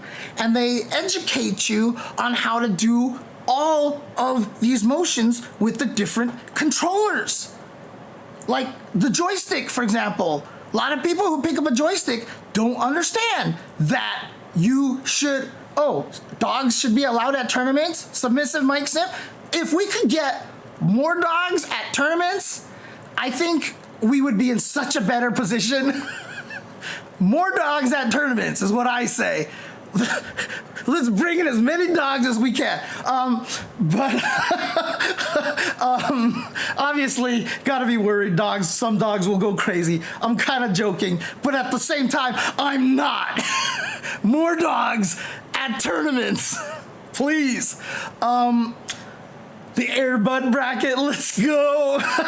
But yeah, like, for example, like when people first learn how to use joysticks, right? No one's teaching them that you shouldn't rub the joystick on the edge, especially because most joysticks these days are square gates, right? Learn to use the spring on the D-pad. You know, you don't have to be accurate. Like, learn how to kind of smush your finger, but again, like, you're not trying to like actually mimic the direction. When you see the DP motion, right? The DP motion, a lot of people see that stupid little Z. Well, on the pad, the Z makes sense, but if you're on a joystick, it's hard. So what you do on a joystick is you learn to do tiny circles. Like, most people on joystick who do DPs don't do 6-2-3, which ends up being 6-3-2-3, right? They actually do 6-5-2-3. They're actually doing little circles. Most people who do dragon punches on a joystick are doing little circles. Nobody's teaching these things in the video game itself. On leverless, there's so many good ways to do it. Forward, let go, down, don't have to let go of down, smack forward again, hit a button, you DP, right? Like, these things should exist in the game itself, teaching you how to do these things. And it's not anywhere. It's not in a single fighting game. There's no, well, okay.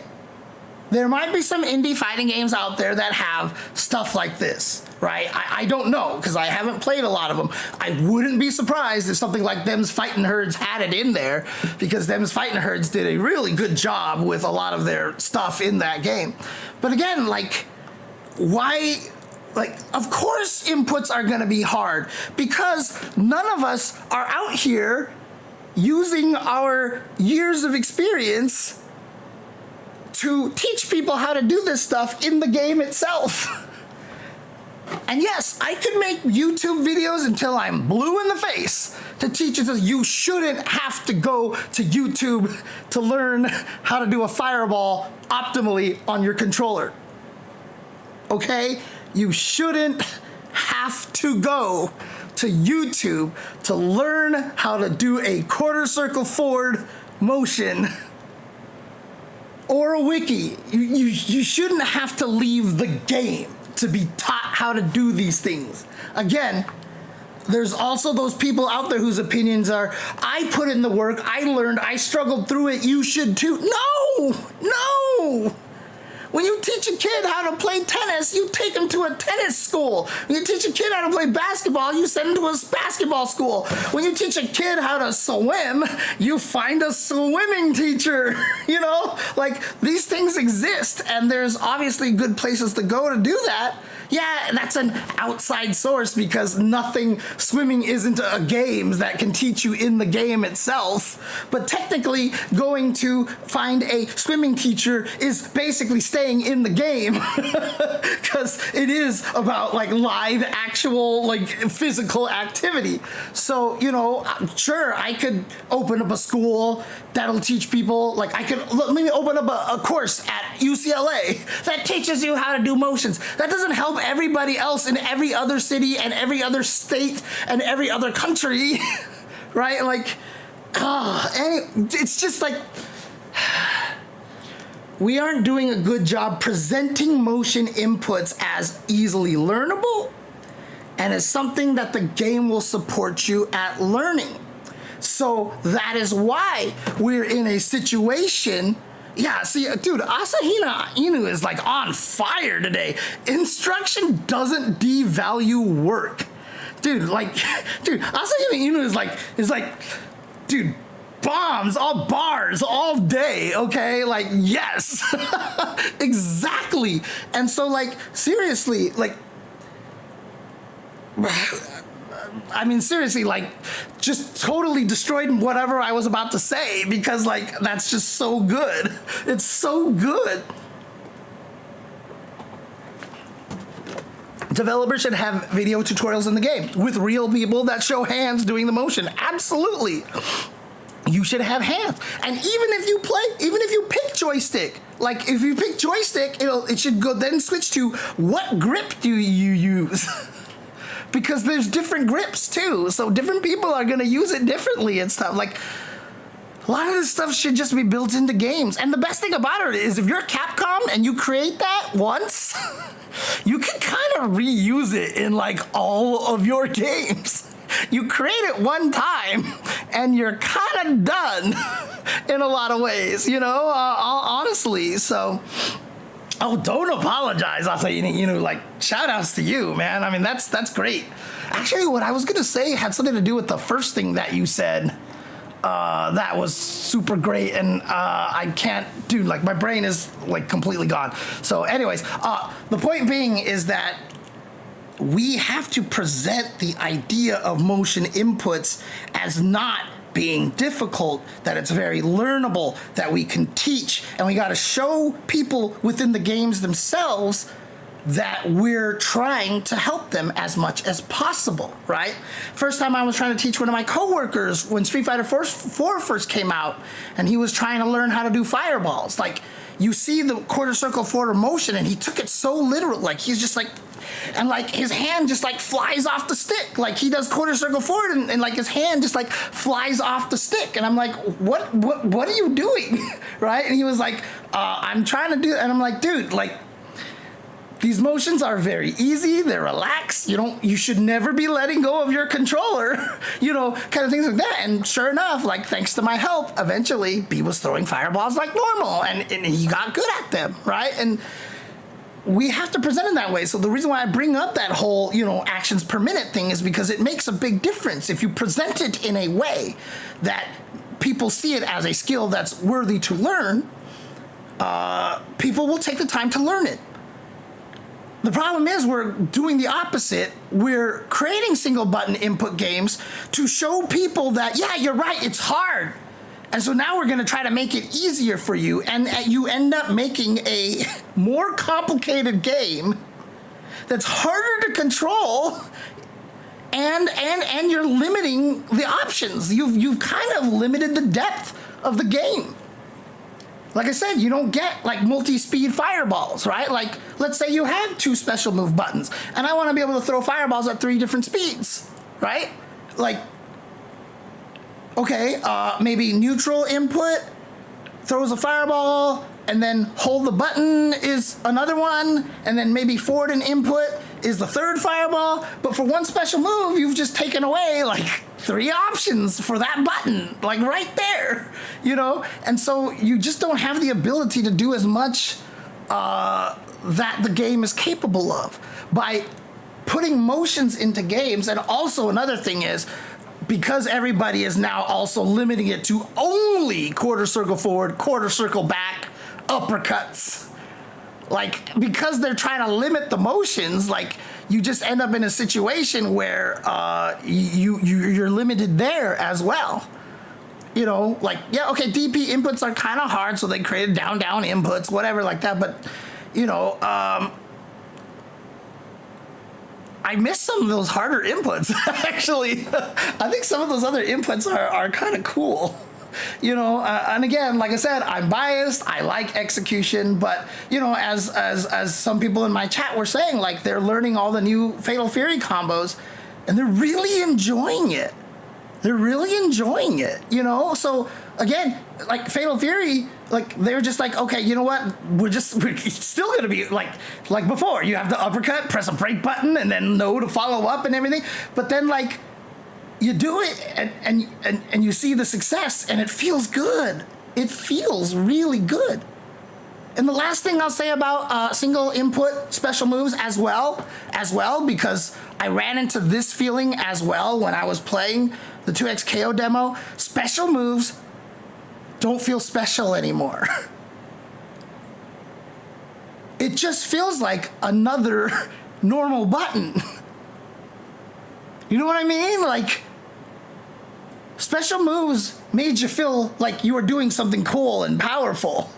And I don't know what it is, but like when I just press the button by itself, it just doesn't feel like, it just feels like another normal that I can just chain into, right? Being able to cancel into it just feels like a chaining route for me. And I don't know, it just like, it doesn't feel good to me. Again, fully acknowledge that I am super biased, but special moves, they were special, right? They felt like you were doing something powerful. They felt like you, and the motion added to that. It really did. Like I said, when you DP'd a jump in or a Honda headbutt on an arcade cabinet, like it felt really fucking good. It felt really good. Like when you actually DP'd a Honda headbutt, you were like, God damn, I'm good, right? But if you're just like, forward and button and you just punish it that way, like, I don't know, like, again, for those people who don't like motion inputs, does that feel like, do you get that kind of endorphins out of that? Does it make you feel really strong when you do something like that? I don't know. And again, this is obviously a very, your mileage will vary, hi, I'm biased take for me here. Because I'm sure if I grew up in fighting games like Smash Brothers, like, it feels great, right? But even in Smash Brothers, like, the moves that were meant to hit like hard, like a Jigglypuff sleep, like the sound effect, everything. They just did everything so great, right? It's just very weird. I don't think so. Again, I don't think making single button inputs is solving any problems. In fact, I think it's creating different problems. However, Asahina Inu said, about it being potentially there to present, right? And I've had this conversation with a bunch of my game developer friends, like a lot of the times it's not about actually being easier, it's about presenting it as being easier so more people will try. Now, one thing I want to also put down right now, make sure nobody gets the wrong idea. I have no complaints about what 2xKO is doing.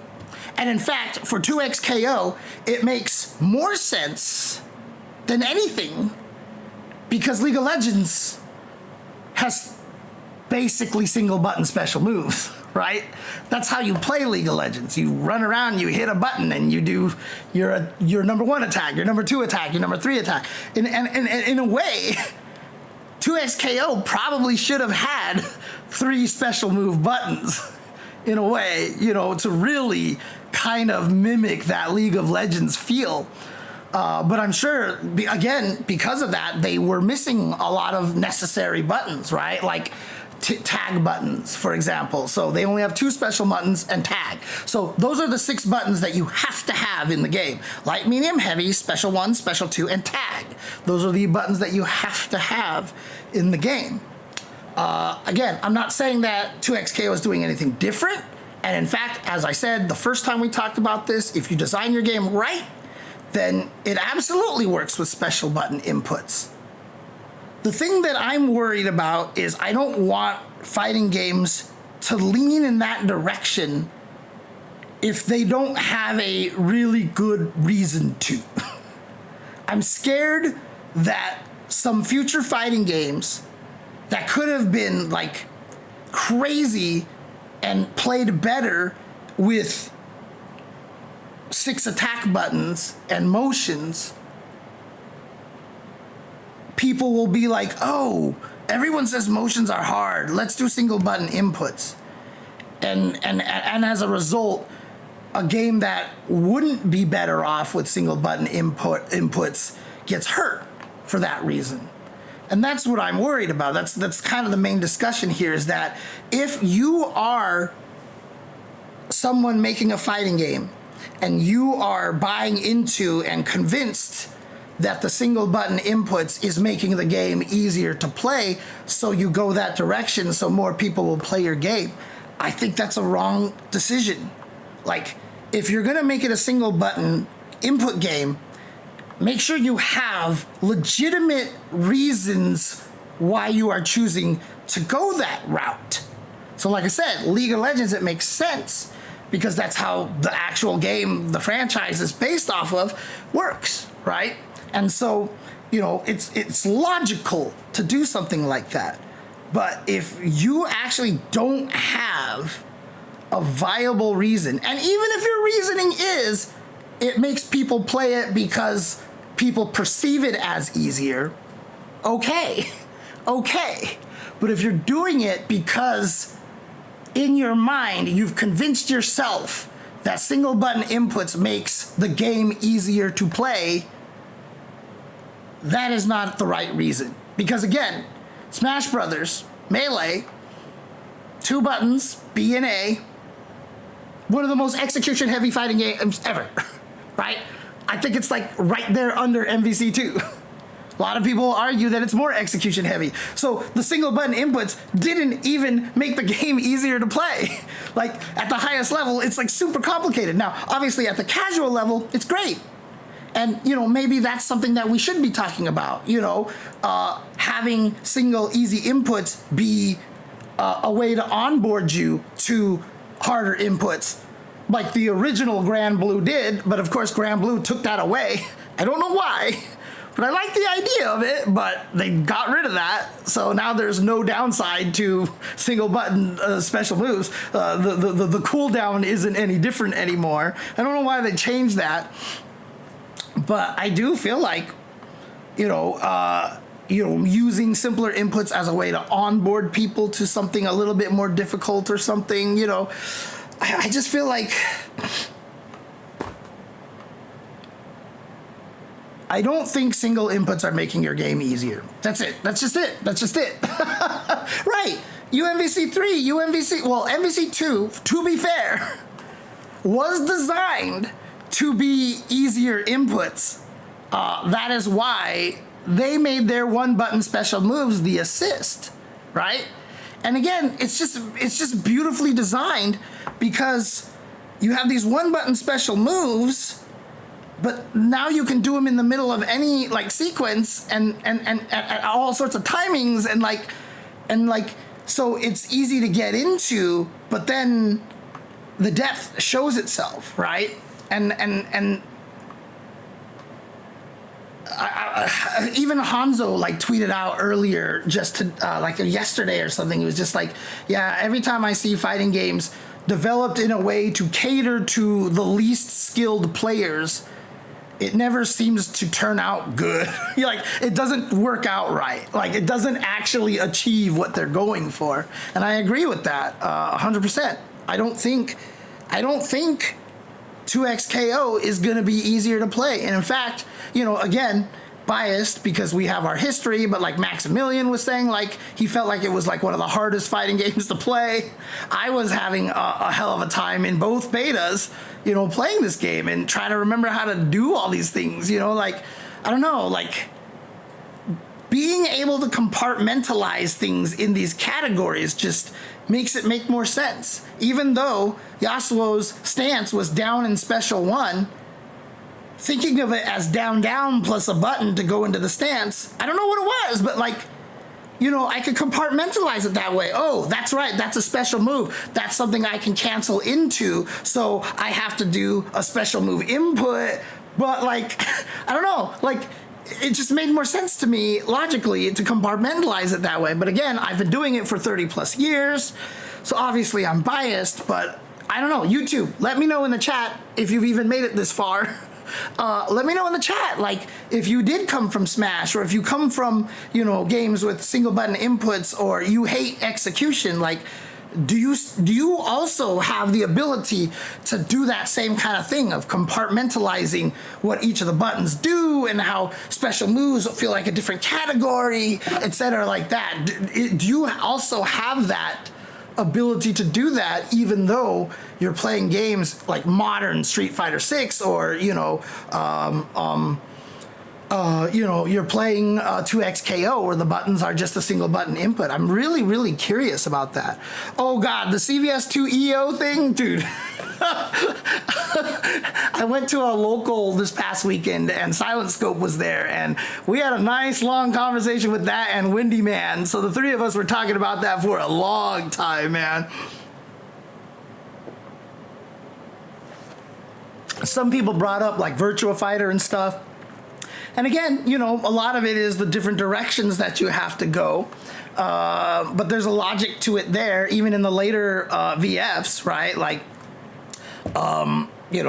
Punch is the weakest button, kick is the next weakest, and then what was it? It was punch plus guard is the next one, and then it was punch plus kick was the next strength, and then kick plus guard was, it was all three buttons as the last strength or something like that. They had a way to compartmentalize it to kind of make it work a little bit logically in your head. I can't remember exactly what it was right now. So not necessarily combo memorization, but just making it so that it's just not rote memorization. Right? When you have a game like 2XKO, which has all these extra buttons, and like I said, City of the Wolves is doing this a little bit as well. It's not, you don't look at the 6 buttons and go, oh, I see punches on the top, kicks on the bottom, light, medium, heavy, got it. And there you go. You kind of know what you're looking for when you hit the buttons, but literally, on these games, it's oh, okay, this is the shield button. This is the tag button. This is the special move button. Like, I don't know, like maybe memorizing motions is just as complicated. And again, I'm just so desensitized to it that I don't see that anymore, right? Like I could just be completely full of shit on this one just because I've been playing fighting games with motions for 30 years. You know what I mean?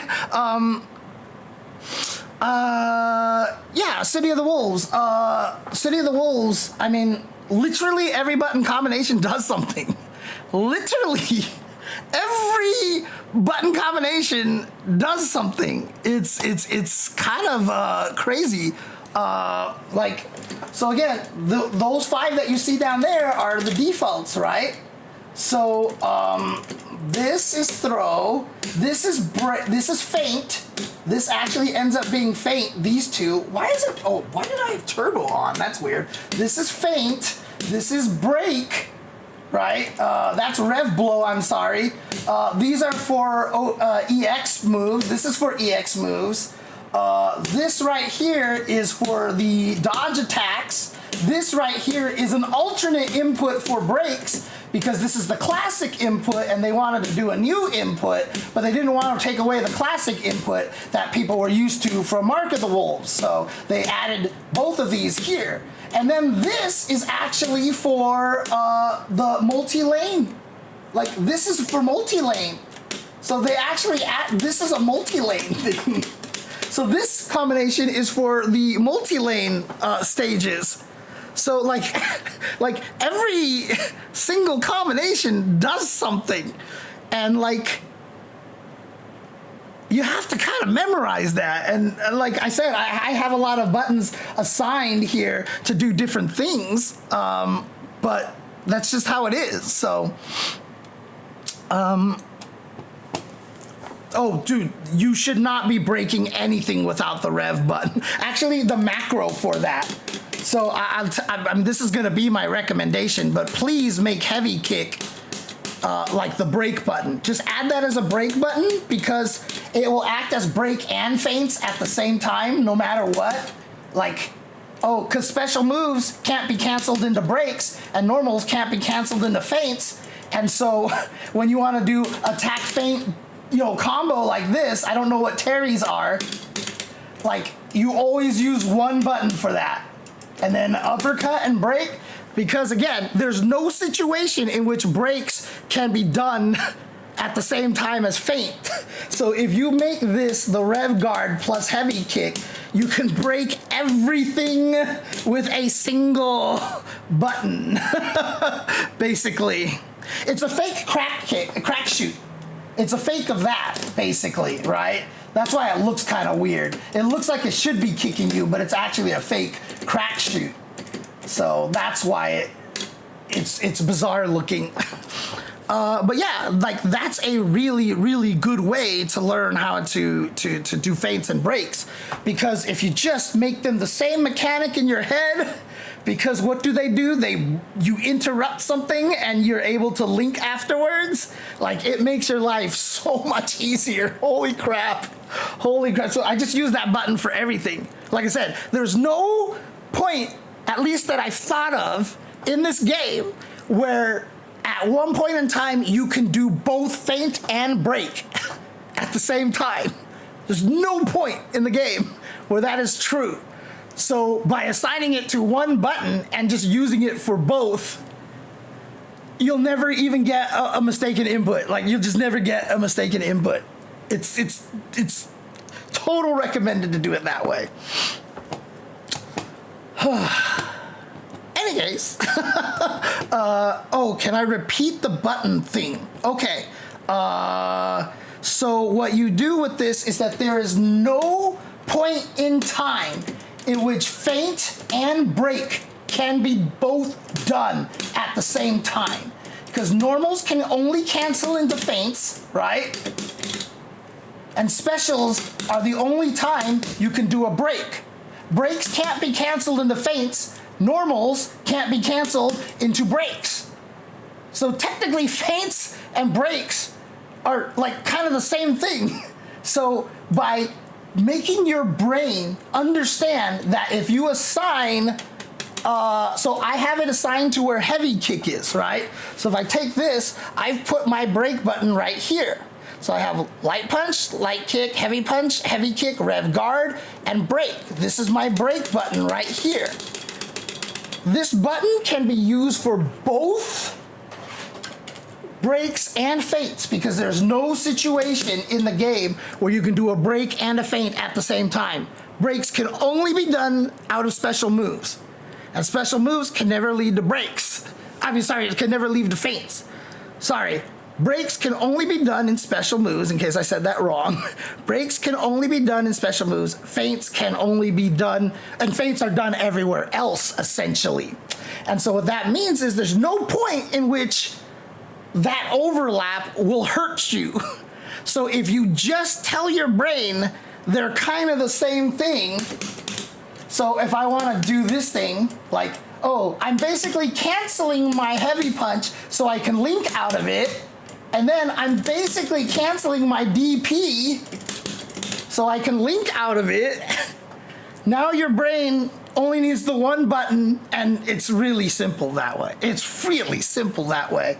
Makes it a lot easier to do that. So yeah, it's just like I said, yeah, you assign it to the brake function, but it's no, actually that's just feint, right? That's actually the feint, because the brake is just rev guard.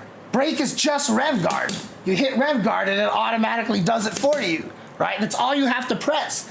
But if you do it and actually hit heavy kick at the same time, nothing you don't intend will ever come out because you're in the middle of a special move. Like, it'll never, ever do anything that you don't want it to do, because the only time you ever want to brake is during a special move, and brakes can't go into, like, you can't cancel a special move into a feint. So you'll never actually get a feint. So that just makes it a lot easier that way. So, I'm gonna use that, thanks. Yeah, I hope it works for you guys, dude. I hope it works for you guys. Makes it a lot easier. Makes it a lot easier. Yeah, so break the special, feint the normal, and also you can do feints during neutral, but you can't do breaks during neutral. So again, it'll never, ever overlap. So you assign that one button, and that's all you'll ever need to cancel. So if you think cancel into link, if it's cancel normal into link, or cancel special into link, it's the same button. So nice. All right.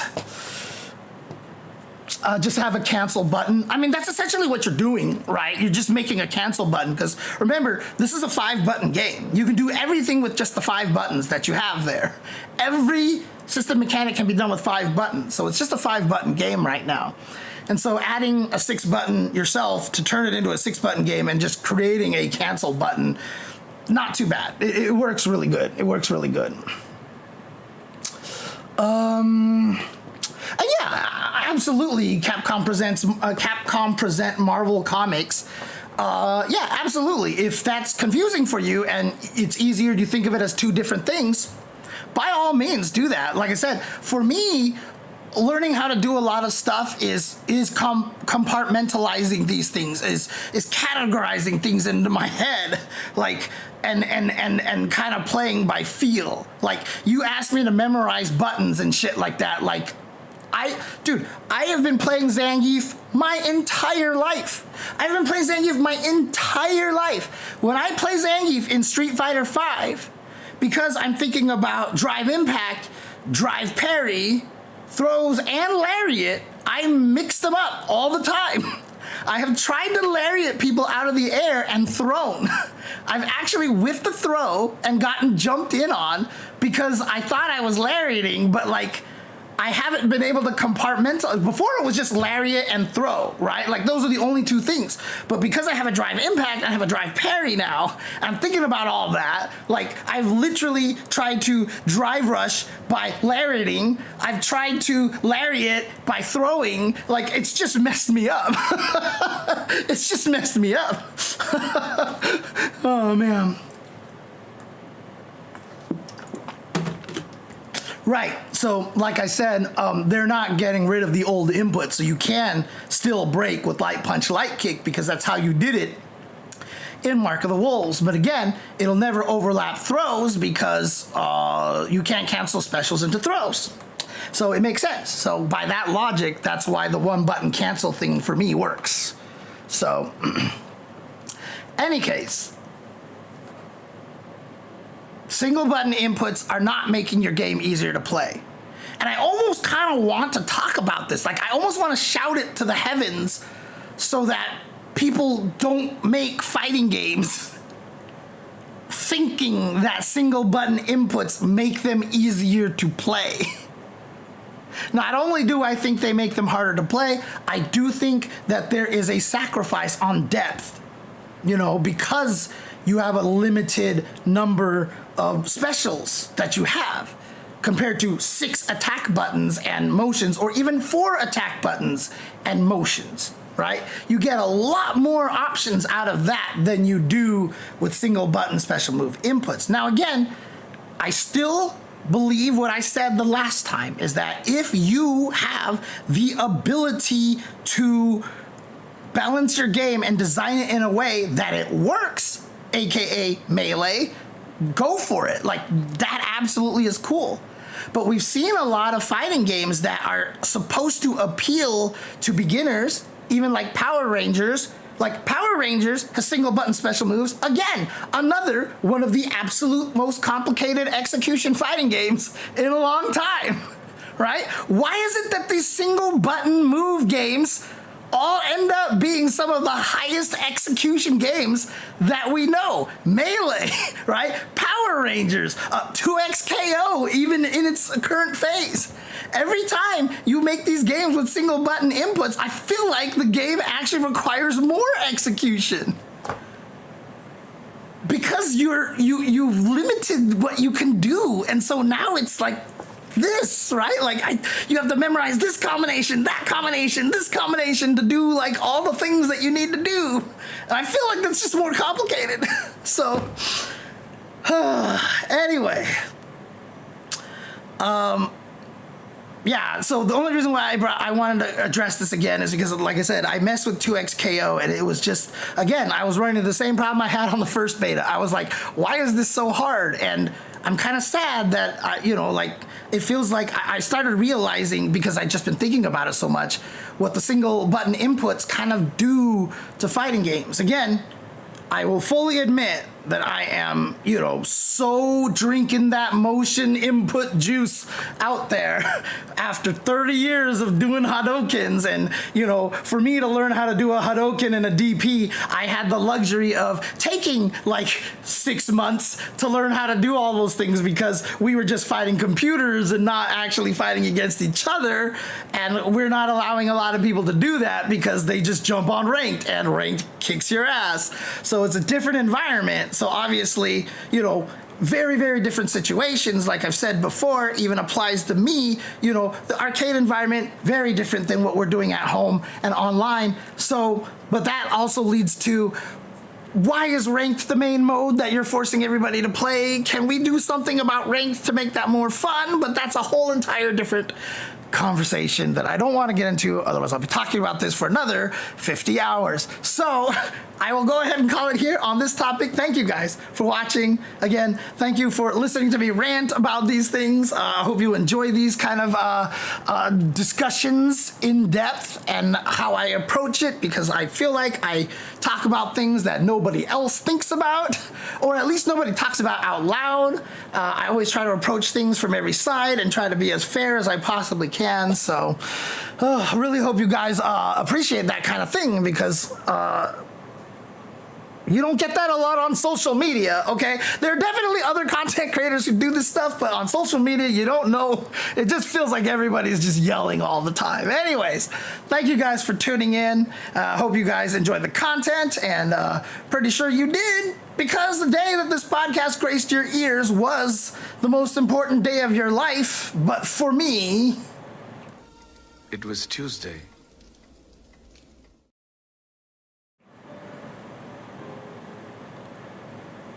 oh boy, okay. It was Tuesday. topics here will seriously not require a lot of time. I'm not gonna let you guys distract me, okay? I'm not going to let you distract me. Terry1996, I only pretend to leave for YouTube, but for this stream, I keep going. Do I have flies in my home? No, I actually don't have a lot of flies in my home. The reason why I'm pretty sure I don't have flies in my home is because I'm not very far from the beach in Santa Monica. So we have very strong winds around here, and I feel like flies don't do well in very windy areas. Like, I feel like it's supposed to be, like, it works better where things are more stagnant.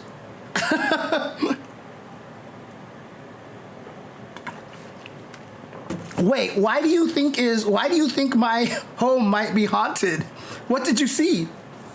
Jointer, it does sound like I am fancy times here. And I won't lie, like, my home is worth a lot, but I also got it when I was a programmer. And now I am an esports commentator / content creator. So I'm broke as fuck now, so it doesn't quite work. Also, I live south of the 10 freeway, which is generally considered the not as nice side of Santa Monica as compared to everything north of the 10 freeway.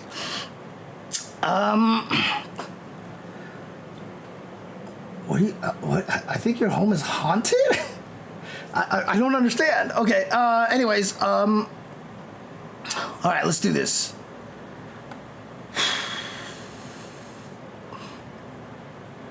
I only really have one wish. It's Sean with a basketball mechanic.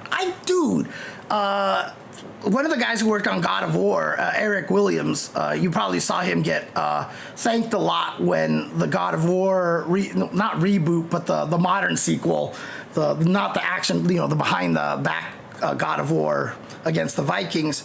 He was like one of the main, I think he was basically the main guy on those games. Eric Williams said to me a long time ago to make Sean with a really robust basketball mechanic, kind of like how Salvatore Ganacci, not Salvatore Ganacci, Ronaldo plays, right? But more basketball oriented.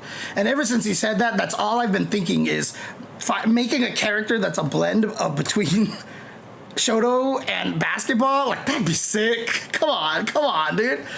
Oh, man. Dude, my place isn't fancy at all. So my place is tiny. And on top of that, because I live by myself and I'm lazy as fuck, no, not lazy, ADHD, I gotta, see, the reason why I make that correction all the time is because I need to change that language. When I say lazy, I'm disappointed in myself. But when I say that I know I have ADHD and that's a problem, it doesn't make me feel as depressed. So it makes it so that I can handle it a little bit better. Because I'm ADHD as fuck, like, my place is really, really messy right now. And every time I feel like I clean it, it just gets messy again. And like, I keep chasing it, and it's really hard to take care of. It's really, really hard. Also, a lot of things are falling apart, but I don't have any money, so I can't fix any of these things. So I just have to, like, this is the poor tax, right? Like, if you're poor, things go bad and you can't do anything about it, so it gets worse. So by the time you do fix it, it costs more to fix when it gets to that emergency, I have to fix a situation. Whereas if you have money, you fix it when you first start seeing problems, and in the end, it costs less for you. But when you're broke, like, you don't have any choice, and it just sucks. So, oh, God. Anyways, not letting you distract me. Here we go. Okay. Start new section. Start new segment. Okay, I think that's what I said.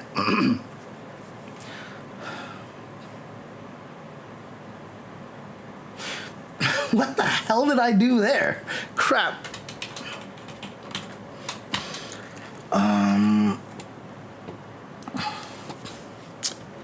Whoops.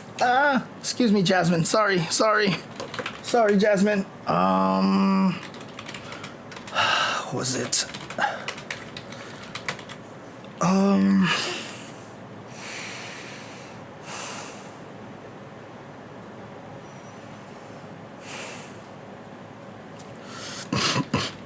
All right.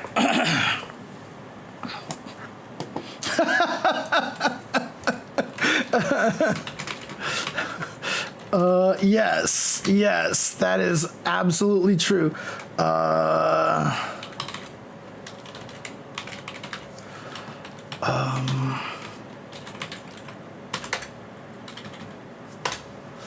right, let's do this.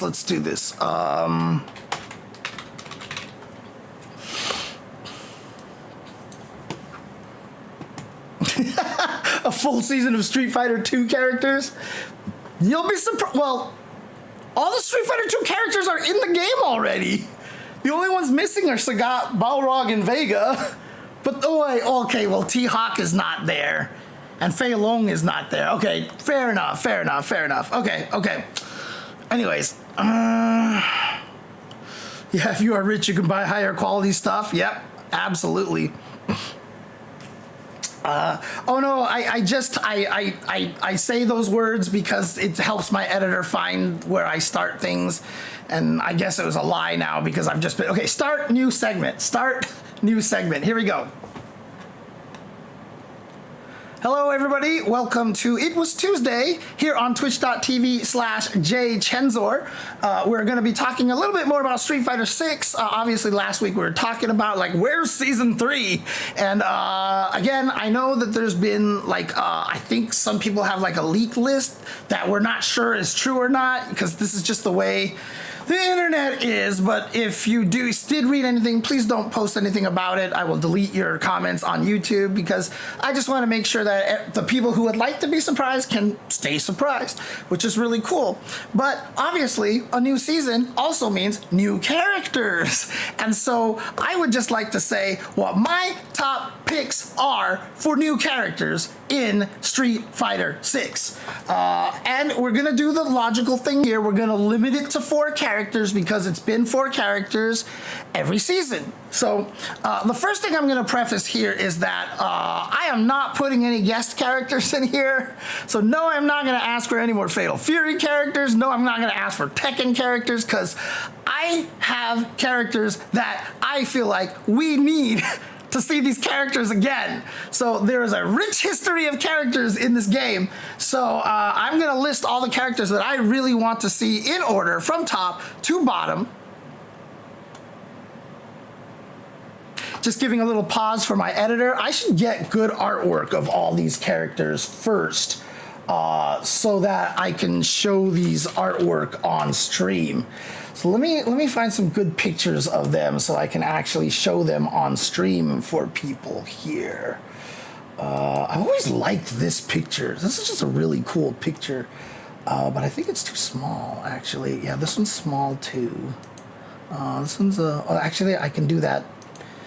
God, I didn't even know this for the longest time. I saw Ultra David do it, but when you search for images on Google, if you click on tools, you can actually click like large pictures, and that way you will find pictures that are actually large, which is actually really neat, which I didn't know existed. Okay, so there's one. Let's do this. Okay. Yeah, I mean, I don't think there's really any reason to put T-Hawk in there, unfortunately, because Lily exists. Although you could definitely make it work. You could make it a different character. You could make the character play very different, and I think it would still work. So, oh, that's right. Tools, size, large. There we go. I mean, I know some people out there who have heard me talk about this before probably know which characters I'm going to go with. Huh. That's interesting artwork. Whose artwork is this? I don't know. Well, I mean, I'm not using it as a thumbnail, so I like this artwork, so I'm totally using this artwork. That's just how it works, man. That's just how it works. Oops, I can't search for that. What am I doing?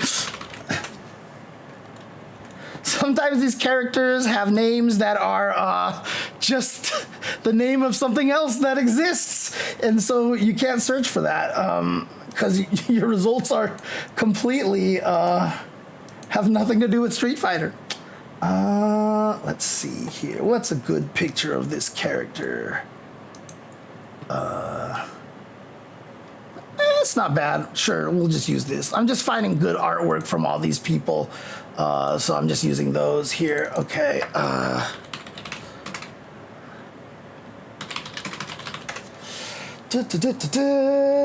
All right, let's see this here. What can I find a good picture of here? Oh, man.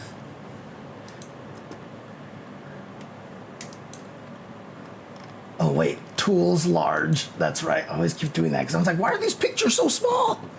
Let's see here. Question is, would there actually be any good pictures that are large of this character?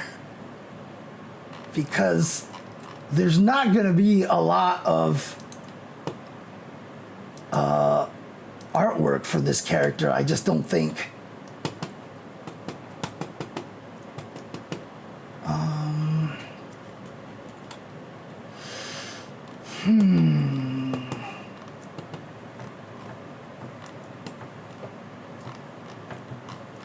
Yeah, I'm not going to be able to find a good one there, so we're just going to go with what I can do right here. We're just going to go with what I can do. So we're just going to use this one here. All right, let's do that. Here we go. There we go. There we go. There we go. There we go. All right. Okay.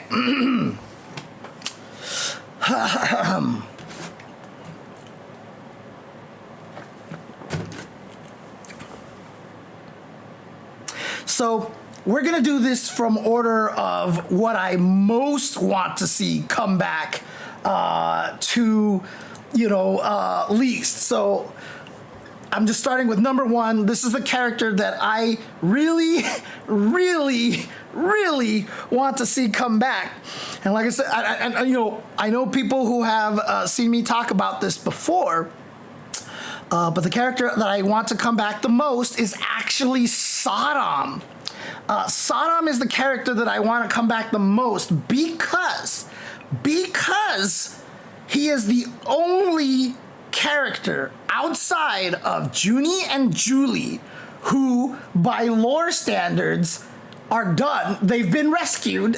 They've broken free of the doll brainwashing and stuff like that. So they're free, but Saddam is the only character from Street Fighter Alpha that was introduced in Street Fighter Alpha that has not come back in 4 or 5. Every Alpha character has come back except for Saddam. You got Charlie, Karin, Mika, Cody, Rolento, again, every one of these characters, well, Gen was in Street Fighter 1, so that won't count, but every character that was new to Alpha has made it back into either Street Fighter 4 or Street Fighter 5, except for Saddam. And I just think that is really sad. Also, I used Saddam. He was my main in Alpha 1 and in Alpha 2. And so I really like Saddam, but I wouldn't even mind if they changed the way he played. Because in the original Final Fight, all he did was just run over you. I thought he was a football player when I first saw him in Final Fight. Because all he did was, he was like charging Chuck from the Super Mario World games. He just and he just ran into you all the time and barely swung with his katanas, So I was just so what if they actually made him no longer a grappler, but he's just the armor king. He just has armor everywhere or just does crazy things where he actually becomes more of a bruiser. I think that would actually be kind of neat. But if they made him a grappler again, I wouldn't mind because I miss his original SPD. Like in Alpha 1, it was so good. And then they just destroyed it every game afterwards. Like it never worked really well. And I missed it from Alpha 1 because it was a unique grab, right? It was a little hopping grab. So it was like a mini hooligan kind of. And so I just thought like that was kind of interesting. Like it always will have startup, you know, like there's very little ways to mask a startup unless you canceled into it and you can tweak frame data. So even if you brought that back, I think that would just be cool. This is the only character from Alpha has never come back, and he was my main in Alpha 1 and Alpha 2. So I miss this character.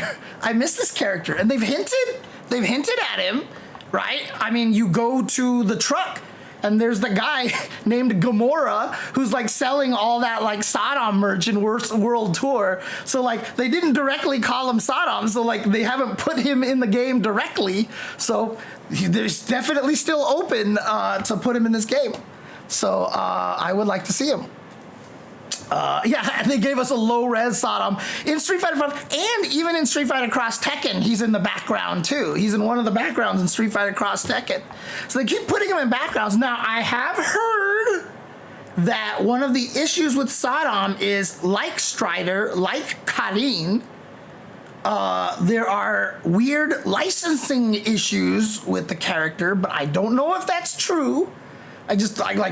These are just random things that you hear, and maybe one of the reasons why he hasn't shown up again, but I hope that's not true, because bring Saddam back. Bring Saddam back. Look, I understand that a lot of people don't like him, but it doesn't matter. Like, he was my main in 1 and 2. I really liked this character. So, oh man. Okay, so number two, who would I want to bring back? I don't know how this character hasn't made it back yet. Honestly, because this character has a massive fan base. People love this character. Where the hell is Crimson Viper? Where the hell is Crimson Viper? Why has she not come back? There were the 4 original new characters in Street Fighter 4, Viper, Abel, Fuerte, and Rufus. And without question, I think Viper is more popular than the other 3 characters combined. And she's she's a really cool character. I think from that early Street Fighter 4 legacy, you know, not counting Juri and Hakan, etc., like, she's the one that I feel like cemented herself as a, like, Street Fighter character, like, more than the other 3, right? And again, like, for me, you know, I'm like, whatever, like, Viper's kind of neat, kind of cool, like, she's weird, like, she fights with bionic weapons or whatever, right? Because I prefer people with actual, like, you know, like, martial arts background or some sort of fighting background. But I cannot deny how popular this character is, and I think it would just be cool to see her again. She's in some of the World Tour pictures. I believe she's like palling it up with Juri at one point in time. And just bring her back. Like, Street Fighter 4, the new characters in Street Fighter 4 haven't really gotten that much love except for Juri. But Juri also is obviously just been escalated to just like the most ridiculous status, and in Street Fighter lore in terms of popularity. Okay, she won every costume contest in Street Fighter 5. Oh my god! But again, like, Viper, I feel like is kind of there too. And I just, where is this character been? Honestly, where's this character been? So, the number 3 character, this is probably where it starts to get a little strange. So again, I'm kind of doing this also in, like, this makes sense kind of order. But, this is a character that, like, I've always thought was really cool. Was super happy when this character showed up in a fighting game. But unfortunately, it was not a mainline Street Fighter game. I would like to see this character return. And yes, they've been in a mainline Street Fighter before. And that character is Eagle. I really want to see Eagle. Because I thought he was so cool in Street Fighter 1, okay? I was a fan of Eagle back in Street Fighter 1, and he's been in CVS 2, and I promise you I tried to play him as much as I can in CVS 2, and I think he deserves to be back. I think this would be super awesome to see. Yeah, so like, give us Eagle, man, and I think his gameplay would be interesting. And also another thing too, like I know like people are gonna be mad when I talk about this, and I'm gonna say this, but like Eagle is actually. Is this actually true? Like, I'm trying to think of another one, but I think Eagle is actually the only like canon acknowledged openly gay character in Street Fighter, right? is he? I think he is, because like the Zangief stuff was just rumors off of weird stuff here. I'm trying to think of anybody else that's actually like that, and I my brain just might be a little bit messed up, but I'm pretty sure he's like Marisa's bi, right? Is Poison? No, Poison. I mean, I think Poison is probably kind of bi as well, right? Birdie and Eagle were named after golf terms. Yeah, I mean, they were both the England characters. It makes sense. But you know. I think that would be cool, you know, from the representation standpoint. You know, obviously people are going to be like, stop with your woke characters or what. I mean, dude, you have like a history. Like, I can't barely name another gay character in Street Fighter. I think it's okay if we put one in Street Fighter 6, okay? All right? So, yeah, I think, right, I mean, there's all that stuff, but that doesn't necessarily mean that they're gay or anything like that. It's just my point, right? We don't know what that means. So, but yeah, so I think Eagle would be cool, and I just think he'd have a really cool play style, like having that super long-ranged kind of zonery kind of character, and they could even tweak it up a little bit so it's not even necessarily as zoning. I think it'd just be really cool to bring him back, honestly. So he is the character. Now, for number 4, I will admit that number 4, they've already added a character that kind of pseudo takes up this slot of this character that I wanted, and I'm going to allow myself one character that is just like, what the hell are you thinking, James? What the hell are you thinking? And I've always just thought that this would just be such a fun character. And yes, I apologize to everybody because I really want another grappler in the game. I am a grappler player. I like grapplers. And I think this would be really cool to add this character in the game.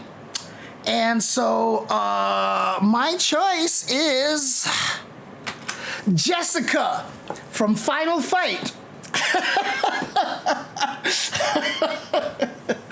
I don't want Hager in the game because Hager is a world champion Street Fighter, and that's his reputation, so I want him to stay that way. I would hate to see Hager show up in a Street Fighter game and be low tier. That would really bother me. But the next best thing is Jessica, who is Hager's daughter. And I want her to actually fight like Hager, right? I just think that would be the funniest goddamn thing, and it would just be one of the like sickest kind of grappler things in existence. I mean, clearly, like Marisa's kind of there, right? She's a very strong, you know, female character. She's got the command grab a little bit, but like I want Jessica to actually like spinning pile driver people. Like, it doesn't even have to be the spinning pile driver. It could be just Hager's like thing. But I just want to make her have the most crazy wrestling moves. And, you know, speaking of WWE, we've been seeing this all over the place now. Women who are fit like this, who just grapple like crazy. And it would make sense. The whole plot of the original Final Fight is that she got kidnapped, and these people had to rescue her. And just like Marion, the Marion arc in all of the Double Dragon games, she's like, you know what? I'm sick of this. I'm gonna learn how to fight. And of course, how is she gonna learn how to fight? The same way that her daddy does. She's gonna wrestle. And so I just wanna see this. I just want to see Jessica, like, literally suplexing people and doing super high jumping pile drivers and just like grappling people all. Can you imagine, like kind of like Fuerte, where she's a little bit faster, but she's got like crazy grappling stuff. Like, I just think it would, dude, Jessica with a steel chair would be awesome. Like, I feel like it would be cool. Yeah, it would be kind of like Blue Mary, maybe, but Blue Mary is also, she's kind of like that half and half. Like, I want to make her straight up like Hugo, Zangief, Birdie style, like alpha Birdie grappler style. Like, I'm not even talking like, you know, the mix. Like, I actually want to see her be an absolute, just pure grappler, and I think that would be amazing. And I don't know, like, once this idea came into my head a long time ago, I was like, I need this. Yeah, a technical wrestler, exactly. Like, that would be so cool. Like, actually just have her like doing like really crazy wrestling stuff. I just think that would be so sick, dude.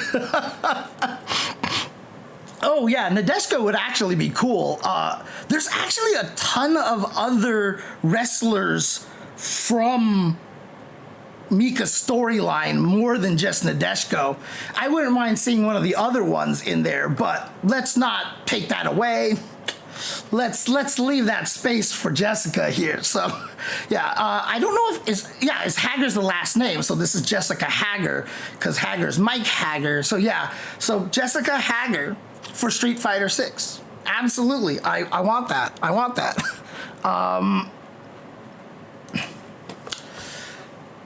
So I will conclude this segment over here by saying the top 3 characters that I will never want to see come back.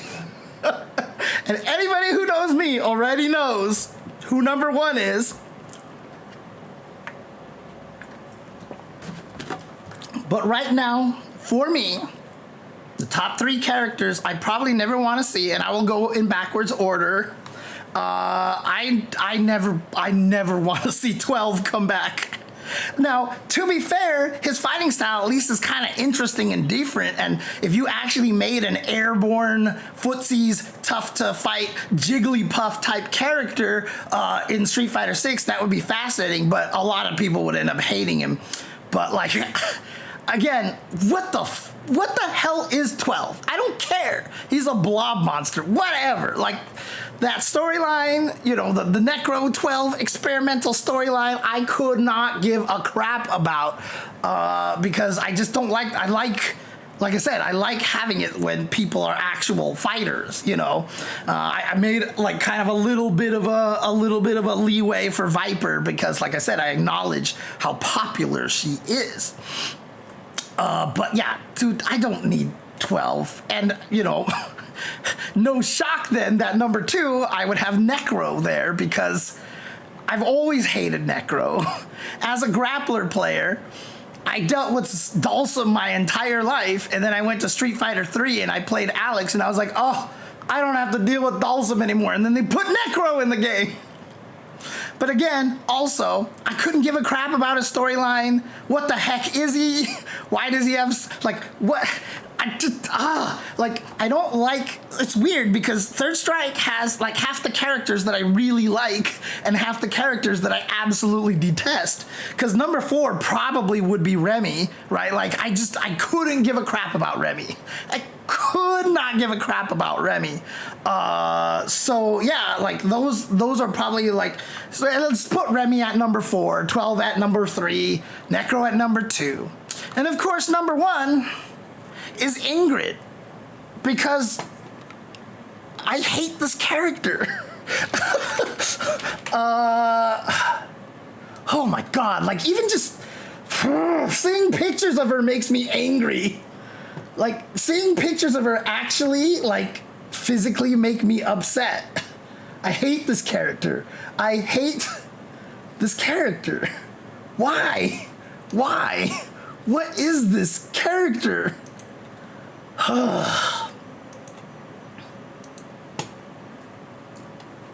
Oh my god. All right, we're just gonna here. Yeah, Ingrid, what is this? Why is this a character? Why is this a fighting game character? What is she, an alien? What is she? Why? So again, I didn't like Rose when she first showed up because I was like, why is this person fighting in high heels and in this weird Darkwing Duck outfit? I did not know the JoJo's reference. I apologize. And you know, they've built it up with the soul power and all that stuff like that, you know, and so I was like, okay. But like supposedly Ingrid is supposed to be like the most powerful thing, like she understands everything about psycho power and Satsue no Hado. Like, no, what the hell is this? What is this? Like, seriously, like, why is she dressed like this? Why? Like, why does she have to look this way? Like, why can't she just, like... Come on, dude. Like, I don't understand. I don't understand. And I just absolutely detest this character. Like, I hate everything about this character. And because recently it's been being revealed about like the Satsui no Hado power being kind of the same thing as Psycho power and you know the Soul power and all this stuff is all kind of the same thing. I think that there's probably a high chance that she will make it into Street Fighter 6, and I will be so extremely sad. Now, to be fair, the work that they have done late in Street Fighter V and in Street Fighter 6 of making characters that I previously couldn't give a shit about into characters that I was like, hey, you know what? Good job, right? Because, like, weirdly enough, Ed in Street Fighter V, I just was like, what is even going on? And then Ed in Street Fighter 6 is, like, neat. Like, I actually think the character's cool. Oro would have been another character that I probably would have put on the list. Like, I just don't care about seeing this character. But they literally made him awesome in Street Fighter V because they made him carry a turtle. And if you really want me to make me like a character, just give them an animal. Although, if you gave Ingrid a cat, no, sorry, we already have enough people with cats, so that's not gonna work. But like this character is just like, I don't, like, like she epitomizes basically everything that the characters that I dislike are. Because not only is like, why is she dressed like that, right? She's got a giant bow on. Like, what is the story behind that? But she's also supposed to be super powerful. Like, she's also supposed to be ridiculously strong. She has a counter in Capcom Fighting Jam where she does the counter, and if you hit the counter, they don't even animate you. You just, whatever frame you hit the counter with, you just float off the screen. You just float off the screen. You literally poochie yourself back home. You just fly off the screen, and then you fall back down and hit the ground, and I'm just like, this is, oh my God. Like, I'm so mad. And so, like, yeah, so Karin, right? So we could talk about Karin as well, who's also dressed a little weird and stuff like that. But the thing about Karin and why I don't hate her is because she is literally designed to be Sakura's Ken. She was made up by a manga artist. She wasn't even made up by Capcom. They actually took her from the manga and put her in the game, which is why I mentioned that she has kind of the rights situation as well. So, but she is specifically designed to be Ken. She's half white, half Japanese, super rich, blonde, wears red, and studies martial arts. Like, she actually studies martial arts. So, like, I think that's kind of neat. Like, okay, you wanted to give Sakura her own Ken. And I thought that was kind of neat. Now, she didn't really pan out that way. Like, they don't make her and Sakura, like, super rivals as much. Like, they don't play up that rivalry as much, which I think is kind of a shame. I think it would have been kind of cool. But, Oh my God, she turns into a maid at some point? Oh. She has a win pose where she becomes a maid. Oh my God, I hate this character. I'm sorry, Capcom. I'm so sorry. If you put her in the game and I accidentally talk about how much I hate her when I'm commentating on stream, I'm sorry. But I just don't like this character. I just don't like this character, man. Right. So Karin is also a little bit of the Baji Chen style, right? Yeah. Baji Chen, I think is, I don't know what the tones are, so. Oh man, so yeah, please, no Ingrid. So to summarize, the 4 characters that I don't want to show up in least to most order are Remy, 12, Necro, and Ingrid. Please don't put Ingrid there. And the characters that I do want to show up in Street Fighter 6 from most to least is actually Saddam, Crimson Viper, Eagle, and Jessica Hager in full grappler wrestling mode. I mean, look, we have Zelina Vega being able to do commentary in Street Fighter 6, right? So let's get like a real, like, kind of wrestler girl in there. I think it would be so sick. So yeah, those are the 4 that I would like to see in the game.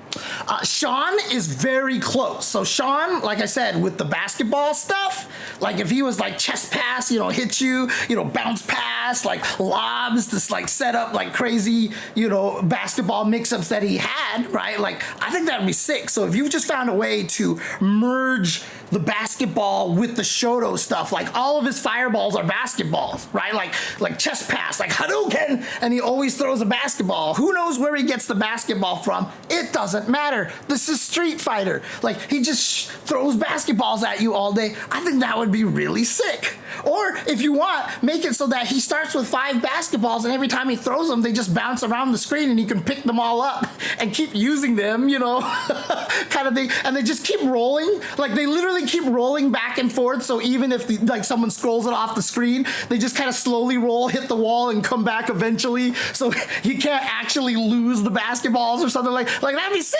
Like, just give him a bunch of basketball stuff and then combine it with the Shoto. Like, the thing is, he always had that uppercut and then he had the dunk afterwards, right? Which was taken away in Third Strike for some strange reason. I don't know why, but can you imagine if he actually uppercuts you, pull out a basketball, and actually like posterizes you? Like, he does the dunk, but this time with a basketball. Like, he one hand jams you like on the chest and just pow, instead of actually punching you down. He literally like windmill jams you down with the basketball. Like, that'd be so sick. I think that'd be so sick. So yeah, Sean's not far behind on my list, but I just don't want Ingrid. Any case, who would you like to see in Street Fighter 6 as a character showing up? And again, you know, obviously guest characters exist, but let's limit it to the Capcom world, right? Let's limit it to the Capcom universe here, and you know, not like, don't put like the main character from Onimusha in here, right? Like, let's try to at least make it make sense, right? Like rival schools characters or Power Stone characters or something like that. Like, let's at least keep it in that realm. Oh man, heck, I'd almost even accept, oh shoot, my brain just died. There was another Capcom franchise that I was gonna say I accept. Anyways, keep it a little bit like that. Yeah, I mean, even Darkstalkers, you could probably do something fun with that, but it'd be very weird. But yeah, who would you like to see? Let me know in the comments who you want to see in Street Fighter 6. And I'd love to hear your opinions. And if any of you say Ingrid, I am deleting your comment, okay? Like, straight up. If any of you say Ingrid, I'm deleting your comment on the YouTube chat, on the YouTube page. I probably won't actually do it, but don't put Ingrid there. Just don't put Ingrid. Any case, thank you guys for watching. I'll see you guys next time, and make sure you like and subscribe to the channel, and take care. Peace out. And the day that this podcast graced your ears was the most important day of your life, but for me, It was Tuesday.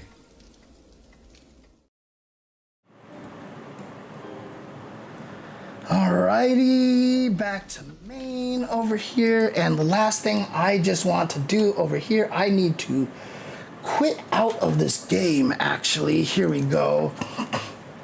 It's still Tuesday for us, Strider. Not for a lot of other people. Not for a lot of other people.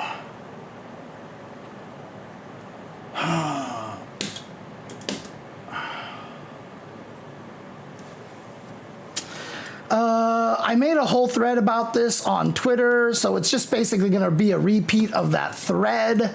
So I don't know if you guys are going to be super interested or what, but I'm just going to do this really quick because I posted up that giant thread and like my producer was like, turn that into a video. And I was like, okay. So this might be really fast. And I'm just going to try to make it as quick and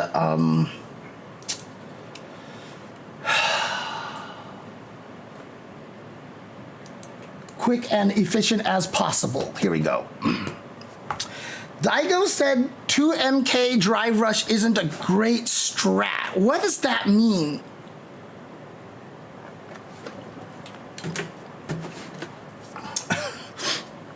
What does that mean? Look, as a person, because the thing about it is, if you use a character that has it, you're probably like, God, the scaling is so bad, blah, blah, blah. But when you're using a character that doesn't have it and has any effective lows at all whatsoever, dude, it feels like the most broken thing in the world. Freaking hate it. I hate it. I hate it. I hate it. Hate it. I hate it. Did I mention that I really hate crouch medium kick driver? Holy crap. Oh my God. It's so irritating. When you're a Kimberly player, trust me. It's super annoying. Where is the tab that I'm looking for? Oh, there it is. That's the tab I'm looking for. Okay. Okay, here we go. This is what I'm looking for. So I'm just going to do a video version of this. Okay. Oh, Jasmine, you stepped on my buttons. I know you're hungry. I'm sorry. I should get to a point where I feed them before I do the Tuesday show. The reason why I didn't is because before I always started a little bit earlier, but now that I start a little bit later most of the time, I should probably pay attention to that a little bit more. What the hell is happening? Why is my controller being weird? Okay, now it's not being weird anymore. Weird, okay. Who do I feel? Let's beat up on Jury because Jury is the one that makes me mad. Oh God, I love that Jury color. Okay, let's just do that. All right. So what we're going to do here is we are going to change the view to this, like so. Ta-da! Street Fighter 6. We are here at Street Fighter 6. Let's do this here. Let me change this like so. Pow. There we go. All right. Top 5 trading modes. No, well, I mean, kind of, in a weird way. All right, let's do this. Start new segment.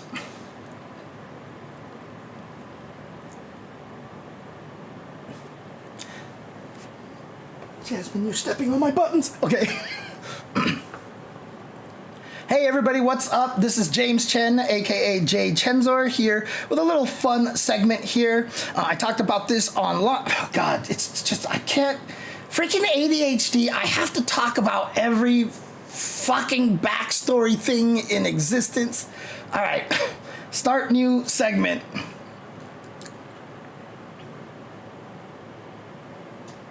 Hello, everybody. Welcome. It's James Chen, aka Jay Chenzor. I'm going to talk about the 5 or 6 things that I would really like to see most added to training mode in Street Fighter 6. Now, before I talk about the things that I want to add, I need to preface this. So this is like seriously one of the best training modes ever created.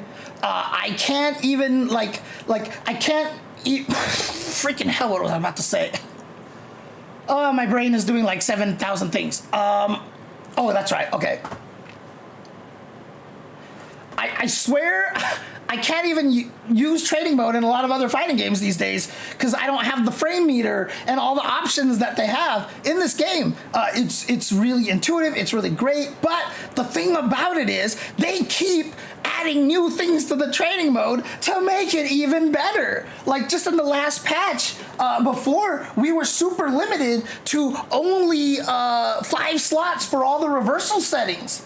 But now all of a sudden, now we have 10 slots, like out of nowhere. And that's not the only thing they've done. Like they don't even talk about it loudly. They just keep adding these quality of life features. So I would like to see some more stuff added to this.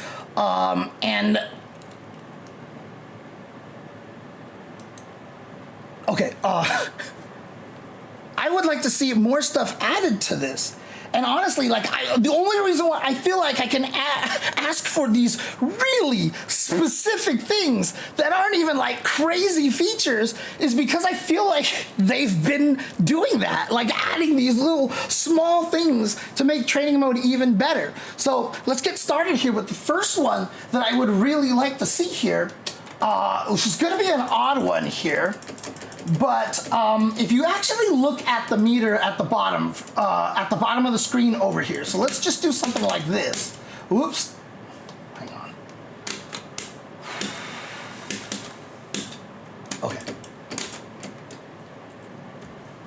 So the first thing that I would really like to add here, like for example, like let's just take a look at the frame meter here, right? If I, oh, Jesus Christ, what the hell? What are you doing? Why did you wake up with something? Okay, there we go. All right, let's start again. So one of the things that the thing that I really want to add the most, like this is my #1 request. It's a very odd one, but take a look at the meter at the bottom of the screen over here. So if I do something like this, you'll see that the hit stun in the air and the hit stun on the ground are just both yellow, right? You just see the yellow color down there. What I would actually like to see, so normally if you end a hit stun over here, you can actually see, I'm circling with my mouse over here, there's a little like white, almost like closing square bracket where it ends. I would actually like to see that the moment a character actually hits the ground.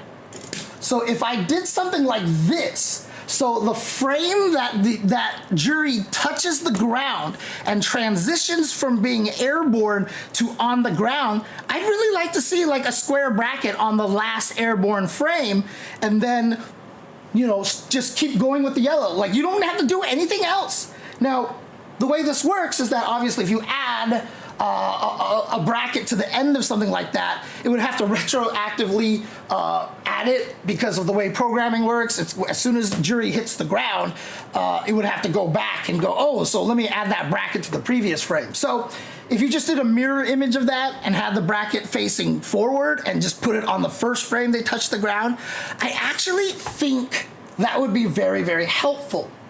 And so, for example here, let me give you a scenario over here. So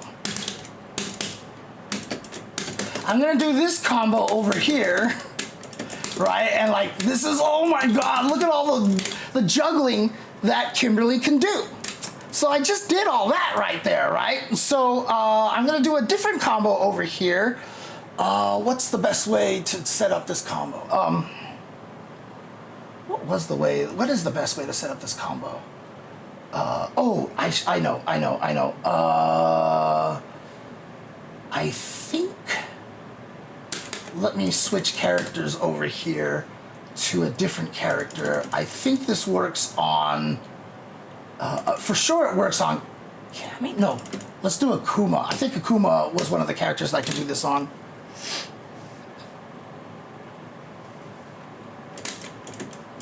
Let me just check here.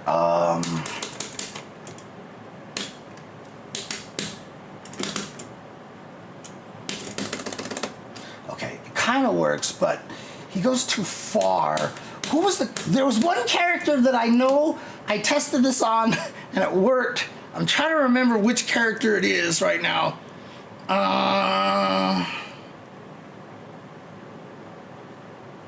Was it Mai that I did this on? Oh, yeah. Real training mode for avatars? Yes. Yes. I still don't know why they don't have that. Oh, it doesn't hit. Come on. I know I did this on somebody. Who was it? Okay, I'll do it that way. Okay. So let me show you this ODDP punishment combo here from Mai here. So I'm gonna do the same kind of thing here that you saw before. And what the hell? That's not supposed to work. Why did that work? Why did that work? Hang on a second. What was the combo that I did? Shit. I completely forgot what the combo was at this point. Oh, of course. It might be Cammy, I think. Let me see.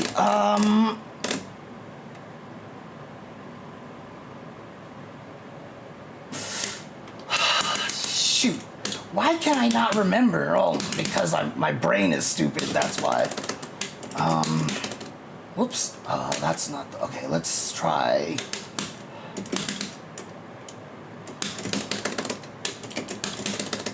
Okay, that doesn't even hit at all. Oh, you know what? Maybe this will do it here. Oh, that's right. Okay, yeah.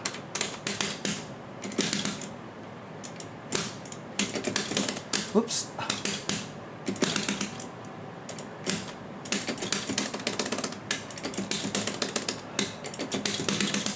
No, that wasn't the combo. Shoot, what the hell is the combo that I did?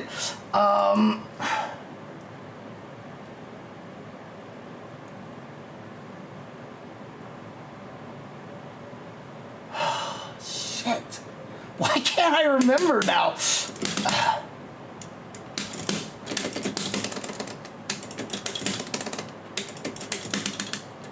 What the hell was my setup? Dude, I'm so upset right now. I apologize to everybody. I can't remember what the hell my setup was now. Was it Blanca that I was testing it on? Shoot.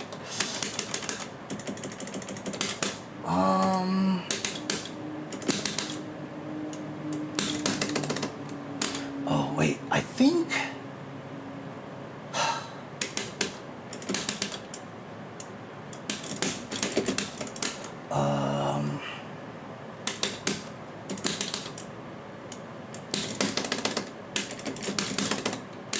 Jesus Christ, what was it?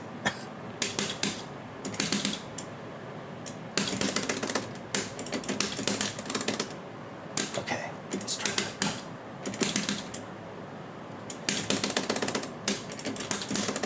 Ah! Oh my God, really? All right, I'm gonna have to find another combo. I gotta remember what the combo is. Shoot. What was the combo?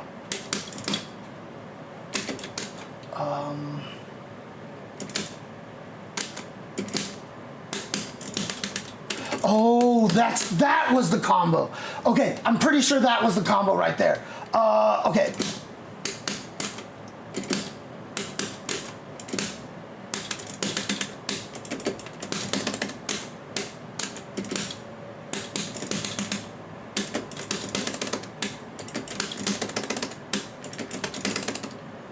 Ooh, yeah, okay. I mean, that could actually just work right there.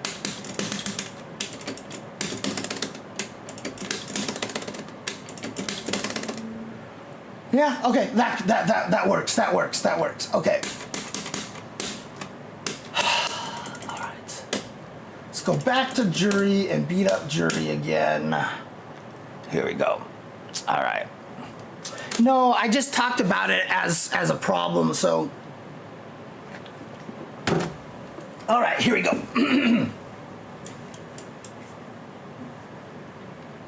So now let's go ahead and do the second combo here on jury.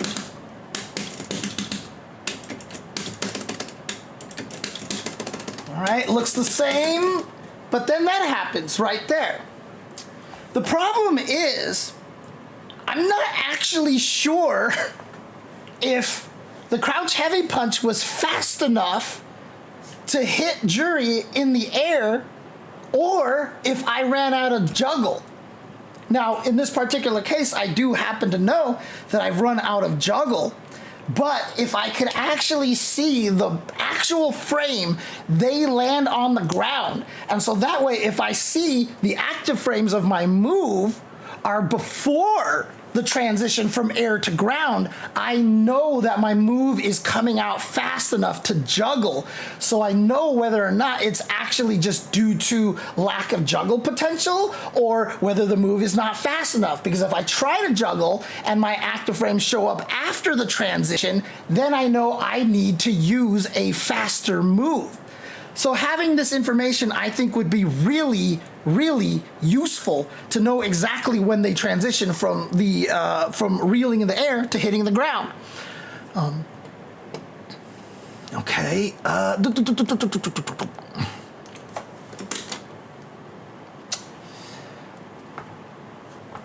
Another thing that I would like to see changed in training mode, and this one's a really small one over here. I love the shortcut settings, so I use the shortcuts all the time, like when I actually want to change the character's counter settings or the block setting, whether they're block or block all, whatever like this. I use this all the time, And unfortunately, I am also just like really bad at processing visual things. And a lot of times when I'm looking, for example, like block all, like I'll be here, like I'm like, wait, where's block all? Oh, there it is. And like I'm just really slow with it for some reason, and it just happens. And what I would actually like to see for everything that has these kind of shortcut settings is in front of the word on the screen that you see there, number the options. Just put the number there. So, for example, standard is the first option here. So this would be 1, this would be 2, this would be 3, and this would be 4. And then this is back to 1. For things like the blocking setting over here, this would be number 1, this would be number 2, number 3, number 4, number 5, back to number 1. And that way, when you're cycling through this, when you see the number, like, I will automatically know that block after 1 hit will be number 4. And so I don't actually have to read any of the text. I just look at the numbers, go find the number, and I'm done. And I just think that would make navigating these shortcut settings a lot easier. Again, super small thing. You don't need to change anything else. It doesn't have to be numbered in the menu here, only when we do this, so it's easier. Because again, like, they all say counter settings here, and so like having the number at the front would just make it instantly recognizable.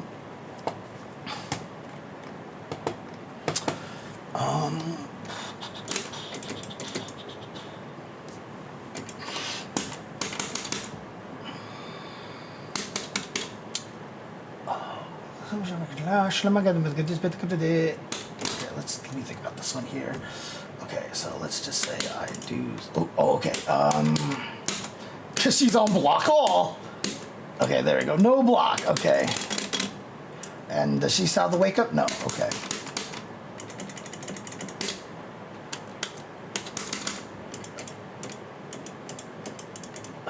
Okay. All right. Dude, the menu is a problematic thing. Okay, let's do this one here. Another thing that I would like to add here, so one of the key things about testing stuff in Street Fighter 6, say hello to my cat Jasmine. Hi Jasmine. Mwah. One of the key things about testing Street Fighter 6 a lot of the times is testing sequences, right? So you're not actually only testing one particular combo. So for example, if I have a situation like this, and I have Jury wake up like this, and I want to do a combo that has her knocked down, and then afterwards I want to do a mix-up on that character, the problem is that Jury will wake up with the ODDP every single time because that's what the setting is over here, right? So for example,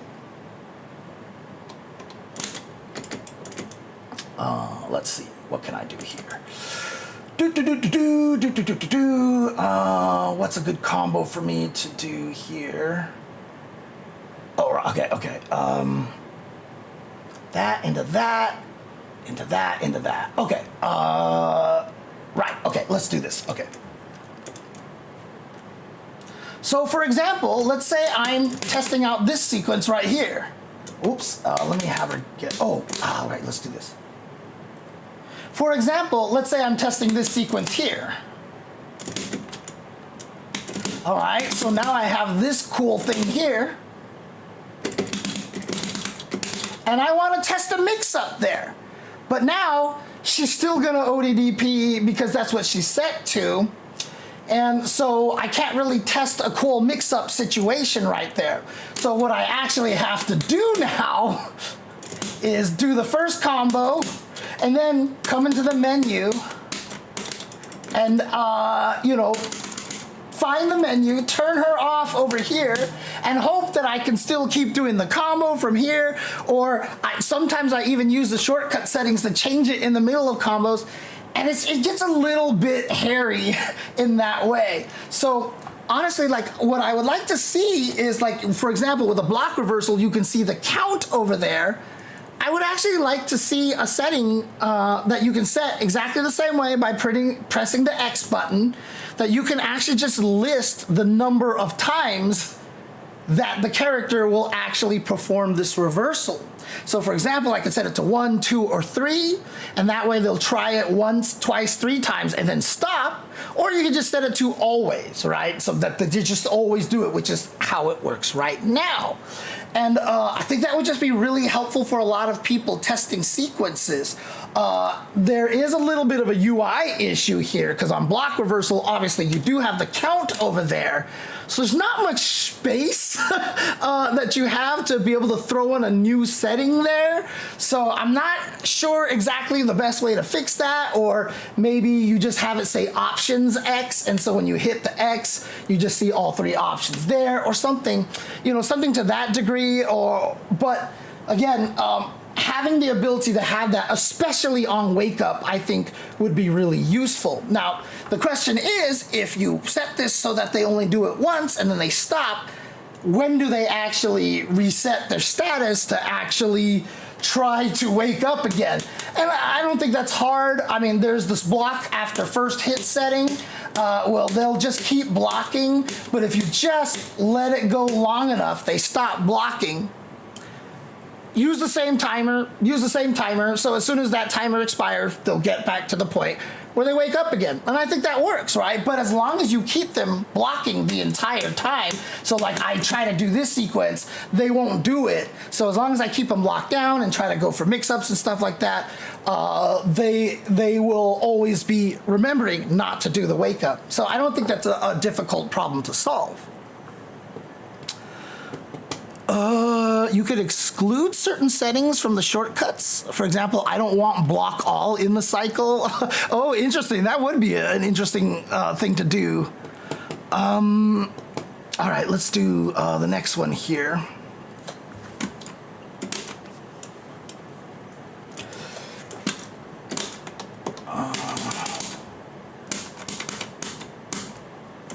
Okay, it's off.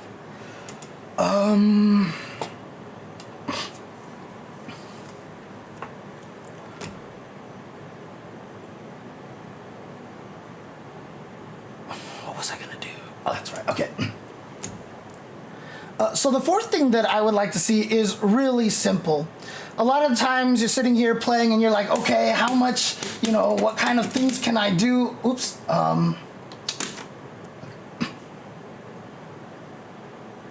The fourth one, this thing is very simple, very straightforward here, because a lot of times, again, as I mentioned in the last section, we like to test out sequences, right? So let's say I do something like this,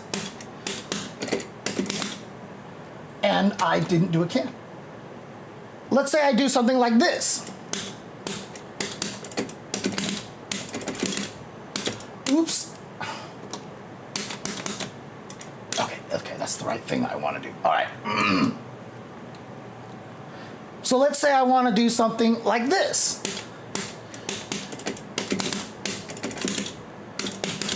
Ah, shoot, I just executed wrong that time. So let's say I want to do something like this.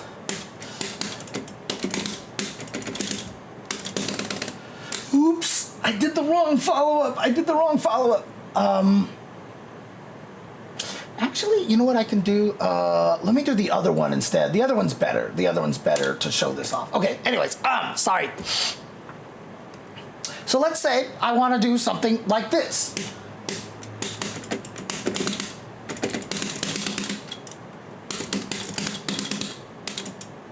I missed the combo. Okay, sorry.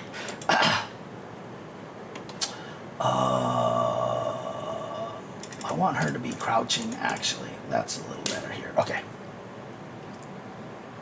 So let's say I want to do something like this. That's not the sequence. So let's say I want to do something like this. No! Okay. God damn it. Now I have pressure. So let's say I want to do something like this.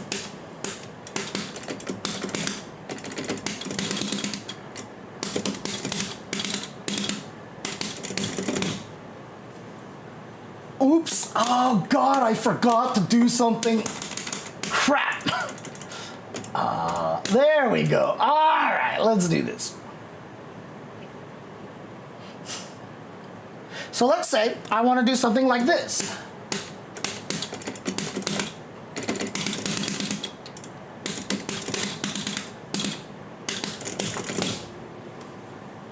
And what's cool about this is, there's a whole sequence of mix-ups over here. But in the end, I don't know how much damage I did. I actually have no idea how much damage I did and how much more damage I actually need to do to the opponent. So I feel like in training mode, it would actually be kind of nice if you just listed their health by the actual numbers above the life bars, right? Obviously that's where you would put wins and stuff like that, but that's not in training mode. And it would be really cool if we could list it as amount of health remaining and amount of health lost. So those two numbers will always add up to equal 10,000 for all characters except for the, Zangief and Akuma and such. But like to be able to see that so you know exactly how much damage you did and how much life they have left would just be a real nice touch, because you can also test all these sequences and you're trying to figure out which one does the most damage. And right now what you have to do is you have to go and set their life to certain amounts, and then you test one sequence and it doesn't kill, you test another sequence and it kills, you're like, okay, this one does more damage, etc., etc. It would just be nice to be able to see that right away. Now, obviously, it's more intuitive if you just list how much health they have out of 10,000 or whatever. So you could just have like 2,500 out of 10,000. Okay, I can do the math, 10,000 minus whatever's left, and I can figure out how much damage I did. If that just makes it so that it's more, clear to people using training mode what those numbers mean. But I do think that would be really helpful to have, because we are testing sequences like this very often in training mode.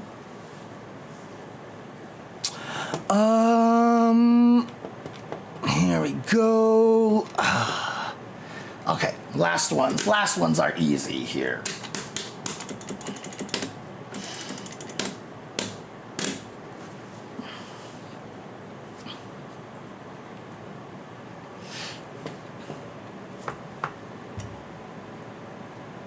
The last two enhancements that I would love to see are very, very simple things here, but a lot of people have expressed difficulty using charge characters. I'm not sure if it would just be something that you would put in the display settings here, but it only works for charge characters, or maybe even in character-specific settings that if you go to Guile, for example, you can add something under the solid puncher setting here, but just to be able to produce a charge meter. So actually, for example, maybe underneath Guile's portrait, you just have a charge meter that every time you start charging, and you would have two different meters, one for back charge, one for down charge. But if you just put that there, and every time you start charging, you'll see the meters go up, and when they fill up, you'll hear like a ding or something like that. And so what that means is that it'll help people visualize what's happening with charging, and also kind of get them used to the timing of charging. So for example, if I go bing, like now all of a sudden that length will actually kind of get memorized in my head, so that a lot of times I know when I'll actually be finished charging. And that way you can also learn that if I do this and start charging right away, you can see how much charge you can get in this situation. See, like this right now, I can't charge enough just off of the SOBAT here, but if I had a meter at the top, I could see clearly that I don't have that yet. And I think something like that would be very helpful, especially for a lot of the people you are trying to onboard on the game to understand how charge characters play. This is something that I've been wanting in fighting games for a very long time, and only be in training mode, obviously. But I think that would be a simple thing to put in there and make it really easy for people to understand how to charge, when to charge, and how to get used to the timing of it.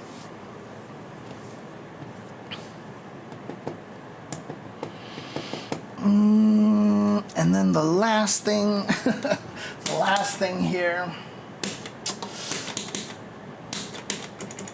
Let's do.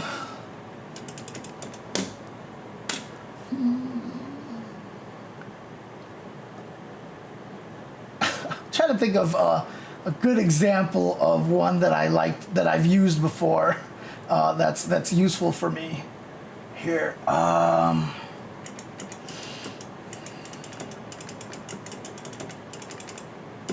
right, let's just do this one. This is going to be easy here.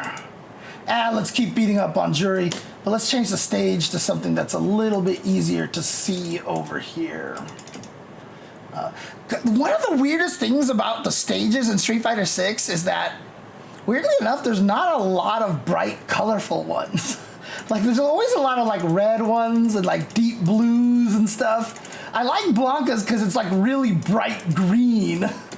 But there's not a lot of, crazy colors, Kind of would like to see more crazy colors here.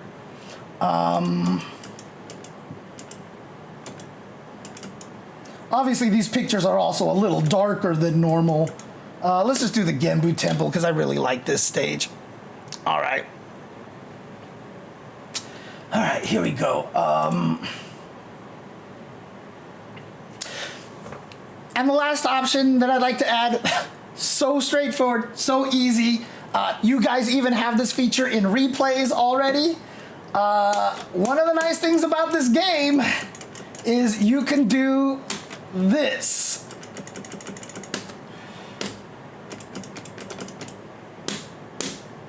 I cannot tell you how useful this is for content creation. Let me do something here quick first here, like this. Okay.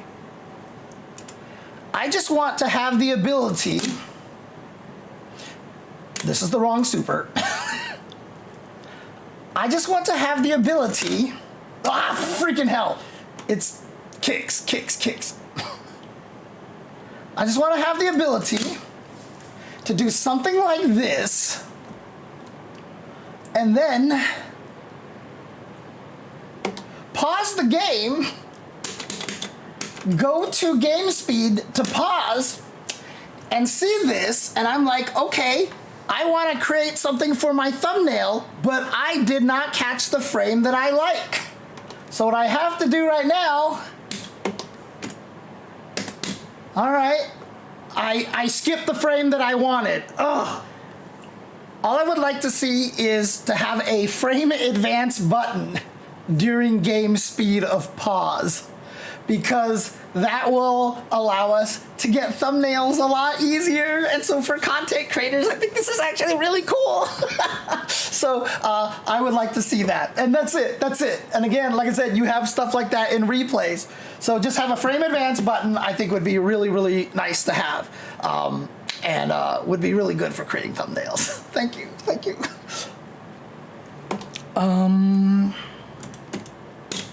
I don't know if you can actually get rid of the combo counter at all.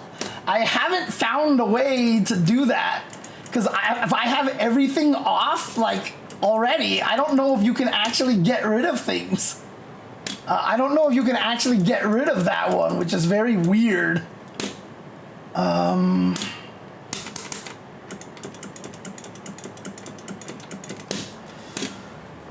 Anyways.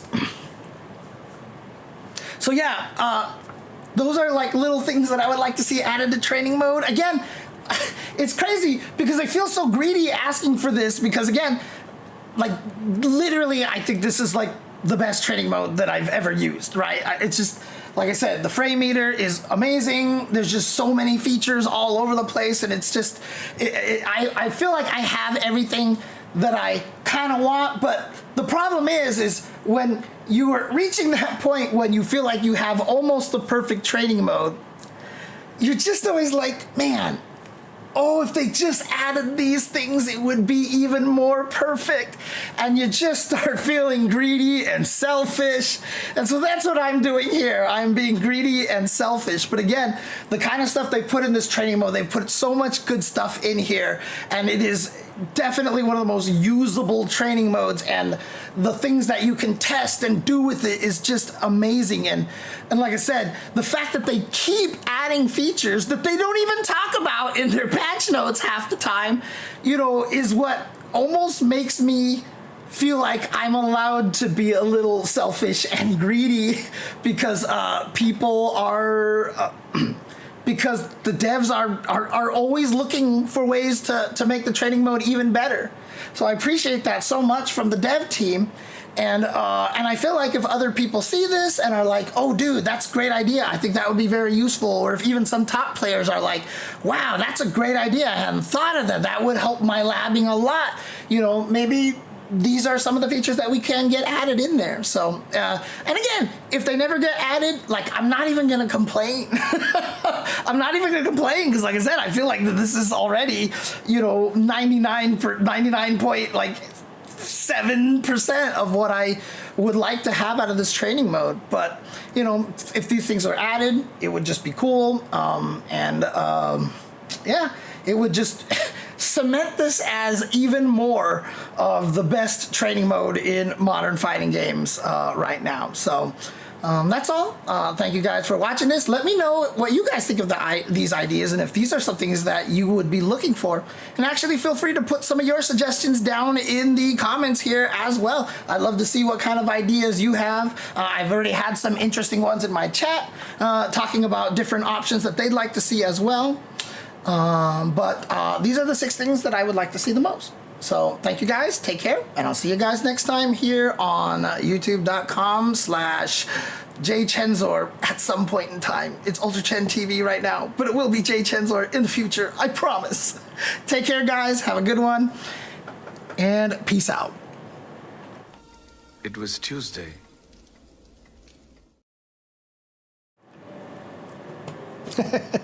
Are you back up north, JP? Are you back up north? But yeah, like I honestly think these would be cool ideas. I think that they would be helpful. So, in any case, I think that's it for me for now. So, I guess what I'll do, just say, take care, guys. It's very late. I need to get food. I need to feed cats.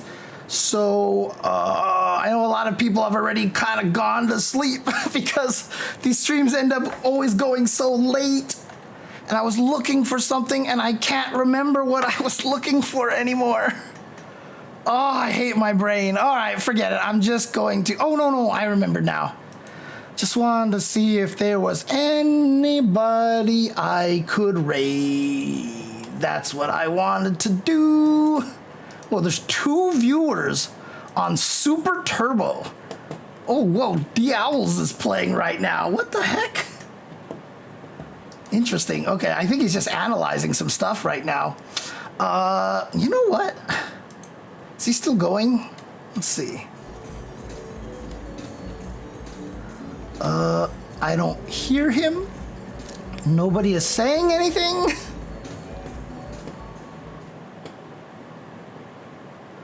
Oh, here, wait.